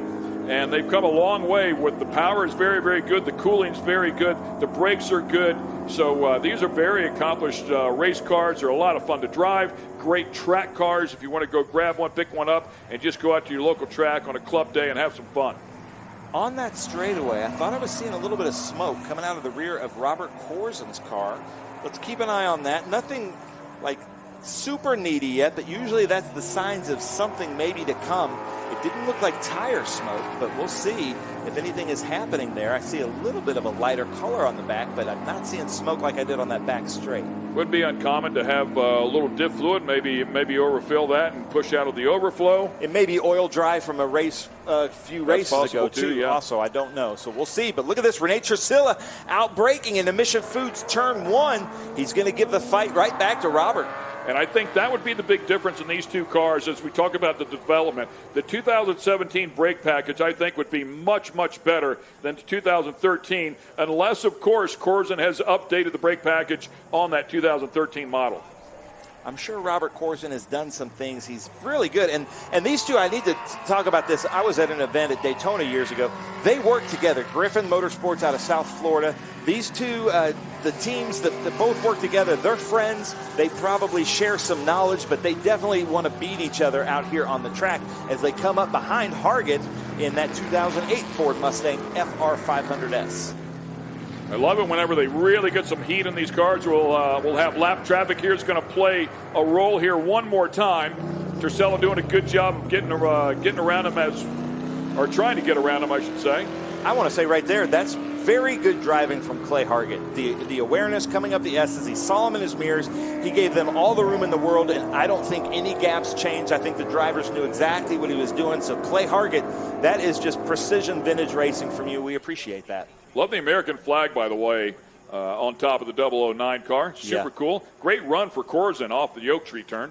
Yeah, but let's see if he can outbrake him here. It looks like Renee Tursilla just has those brakes, and that is a little bit more special, that 350S model from the factory. That's like the factory race car, I believe, but I'm sure our comment section can fill me in on that. Nice line there by Corzen through that right-hander. Oh, and Colby Hillman back on the track. They're going to have to get around Colby Hillman again. They're probably going to be surprised. They didn't know he came into the pits that they're catching him so quickly. And he's given them all the room in the world. His hands out the window. Pass me on this side. We appreciate that, Colby. Yeah, part of the rules of the road here, if you just enjoy this style of racing and haven't had the opportunity, you get an opportunity to get a car and get out here and have some fun. You probably just take your everyday driver if you want to go have some fun, but it's part of the rules of the road here to be courteous to the other drivers that are out here and getting ready to pass you and giving them a hand signal that really cleans things up and helps keep you safe and them safe as well. Renee almost had a little bit of a code brown there going into Mission Foods turn 1. His rear end got away from him a little bit, but having a little fun. They're going at it, man. This is some good racing here. Up at the front, the white flag is going to come out next time by. And I even heard that they're not even saying on which car yet because it could be any one of these two cars. But right now, Corzen looks like he's at the advantage. Yeah, this one is far from over. There's a long ways to go here. We're talking about the better part of another 4 to 5 miles of racing yet to go. And I can only think of maybe 3 SVRA events that I didn't see Renee Tursilla at this year. So he's got a lot of experience in the car. A lot of work has gone into developing that car. So he may be trying to set something up here for the last lap of Corzen. So look at the gloves there of Corzen, the bright yellow gloves. We can see how his hands are working, and that was a very smooth corner. That was kind of a one corner, one turn there from Corzen, not scrubbing off any speed. Yeah, and immediately back over to the right-hand side of the track to try and break any sort of draft. These cars will move a lot of air, so if you can get probably within 7-8 car lengths, you can get a sniff of that draft. Probably out of it right there, though. Yeah, let's see what they do. So I think the white flag is going to come out here. When they get down, they've got about a quarter of a lap left to go down this hill. The drones and the video, they don't really do a great illustration of how big the hill is and how the telemetry changes from turn to turn. It's a very challenging part to still be fast. You've got to be very brave to be fast at VIR. Yeah, it's full commitment, no doubt. And if it goes wrong, you're going to pay a big price. White flag out. Here we go. One more lap. It is Group 6 and Group 12, and we've had a great battle out here in Group 12. Come on. What? How about that, man? He closed up a bunch right there. Come on, Renee. Oh, don't do it. Oh. Oh, gosh. Unbelievable. Renee giving it everything that he had. Unbelievable. I hope he was able to keep that off the wall, but Robert Corzin, you can kind of ease up a little bit. Yeah, I think he kept it off the wall. Nice job, Renee. In the grass, nice. But yeah, what a shame there. I thought he was going to save it, and then it death hooked the other way. But that does it. They it call was a it great like battle. a tank slapper or whatever. But Renee, good save. Way to go. Come on, buddy. Finish this race. I know Scott's cheering you on. Scott is his mechanic that's with him everywhere. And Billy Griffin was here this weekend racing in the Trans Am Series. Finished on the podium with us in the XGT class. But there is Robert Corzin, who Renee really had fun. And, you know, knowing Robert, he's disappointed that happened. He wanted to come to the that's the beauty of vintage racing. He's probably concerned about his friend and wanted to have it all the way to the end. But look at how smooth he is around this corner. That Robert with all that power. Yeah, you want to win it, but it's sweeter when you barely win it. Yeah. Oh, yeah. Well, a great effort. The two guys put on a great show. I know, like you said, there's only a few cars in here, 6 cars out here across the stripe to record a time here. But these two were worth the price of admission alone. Yeah, it was a great race. And with just 2 cars because it rained at Lime Rock this year. It was one of the best races we covered because it was a Formula 5000 and a little Pro Mazda Atlantic thing.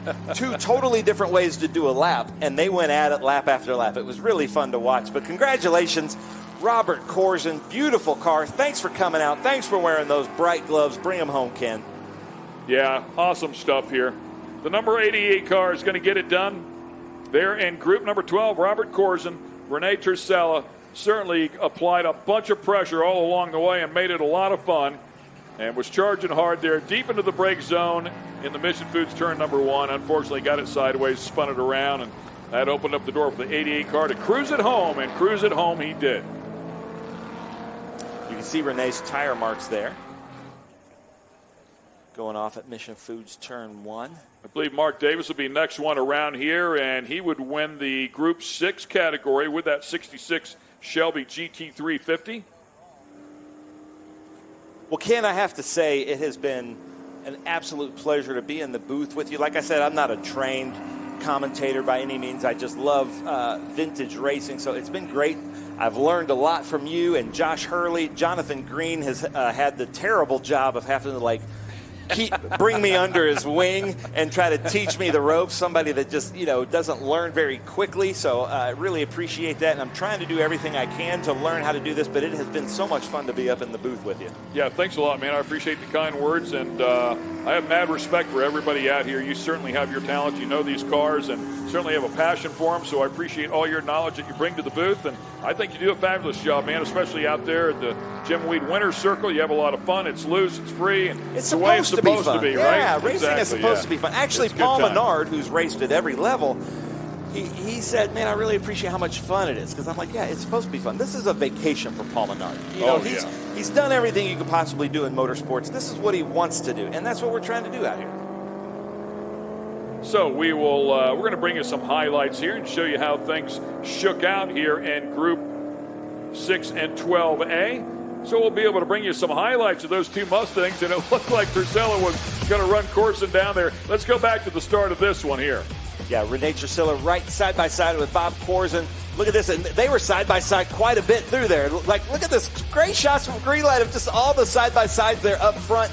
Robert Corzin was kind of the class of the field, though. That beautiful number 200 Shelby GT350. So thankful to have him out here. Clay Hargett in that number 34. And then we had the 2 Corvettes out there perfectly in shot there. And then this kind of got a little bit hairy, didn't it, Ken? Yeah, right here. Of course, you could see that was Gordon Gardner and Colby Hillman were close with the Corvette. Time to make a little bit of way. Then towards the end of the race, here it was, entering the last lap, and the 009 went stunt driving there, Renee Torsella, and that freed everything up there for Robert Corson to come around here and pick up the checkered flag. And let me defend the camera operators there. We do ask that if a car goes off like that to try not to show it. So the camera operator did exactly what we've asked him to do. I know that looks counterintuitive, but if we're going to do some metal to metal, which that could have been risky, we asked the camera people to pan away, which the camera operator did exactly that. So thank you very much. They are very great camera operators, would normally do that. All right, so it's been a great weekend out here. 3 great days of on-track action, all part of the VIR SpeedTour. It's been a wonderful weekend weather-wise, and we couldn't be at a better facility than VIRginia International Raceway. I think we've got deer crossing the Patriot down there. You see that? Well, it's a good time since all the racing's done. So, well, I guess they're not Optima's done over out there. Optima's out there. So They're ruining that guy's lap on the street course. I need a do-over. Yeah, look at them all running across there. So they'll find the woods here in just a minute. All part of the fun here. Oh, dear. In VIRginia. So, yeah, oh, dear.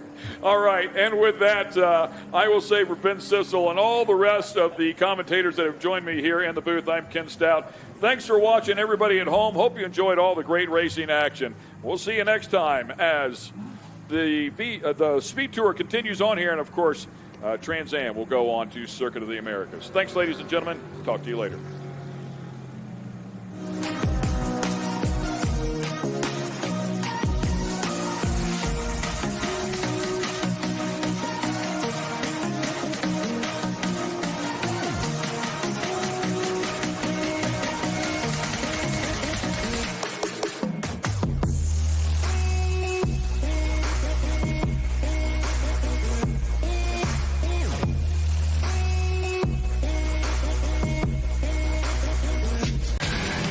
Up and get ready for race day with Mission Foods. The world's best racers and tastiest products come together to make every race delicious. Fully loaded tacos, fast wraps, piled high nachos. Whatever you crave, Mission will help you be race ready with easy to make recipes that will take your race day to the finish line. Keep your racing delicious and enjoy all the mouth-watering action. Brought to you by Mission Foods. Too fast, too tasty.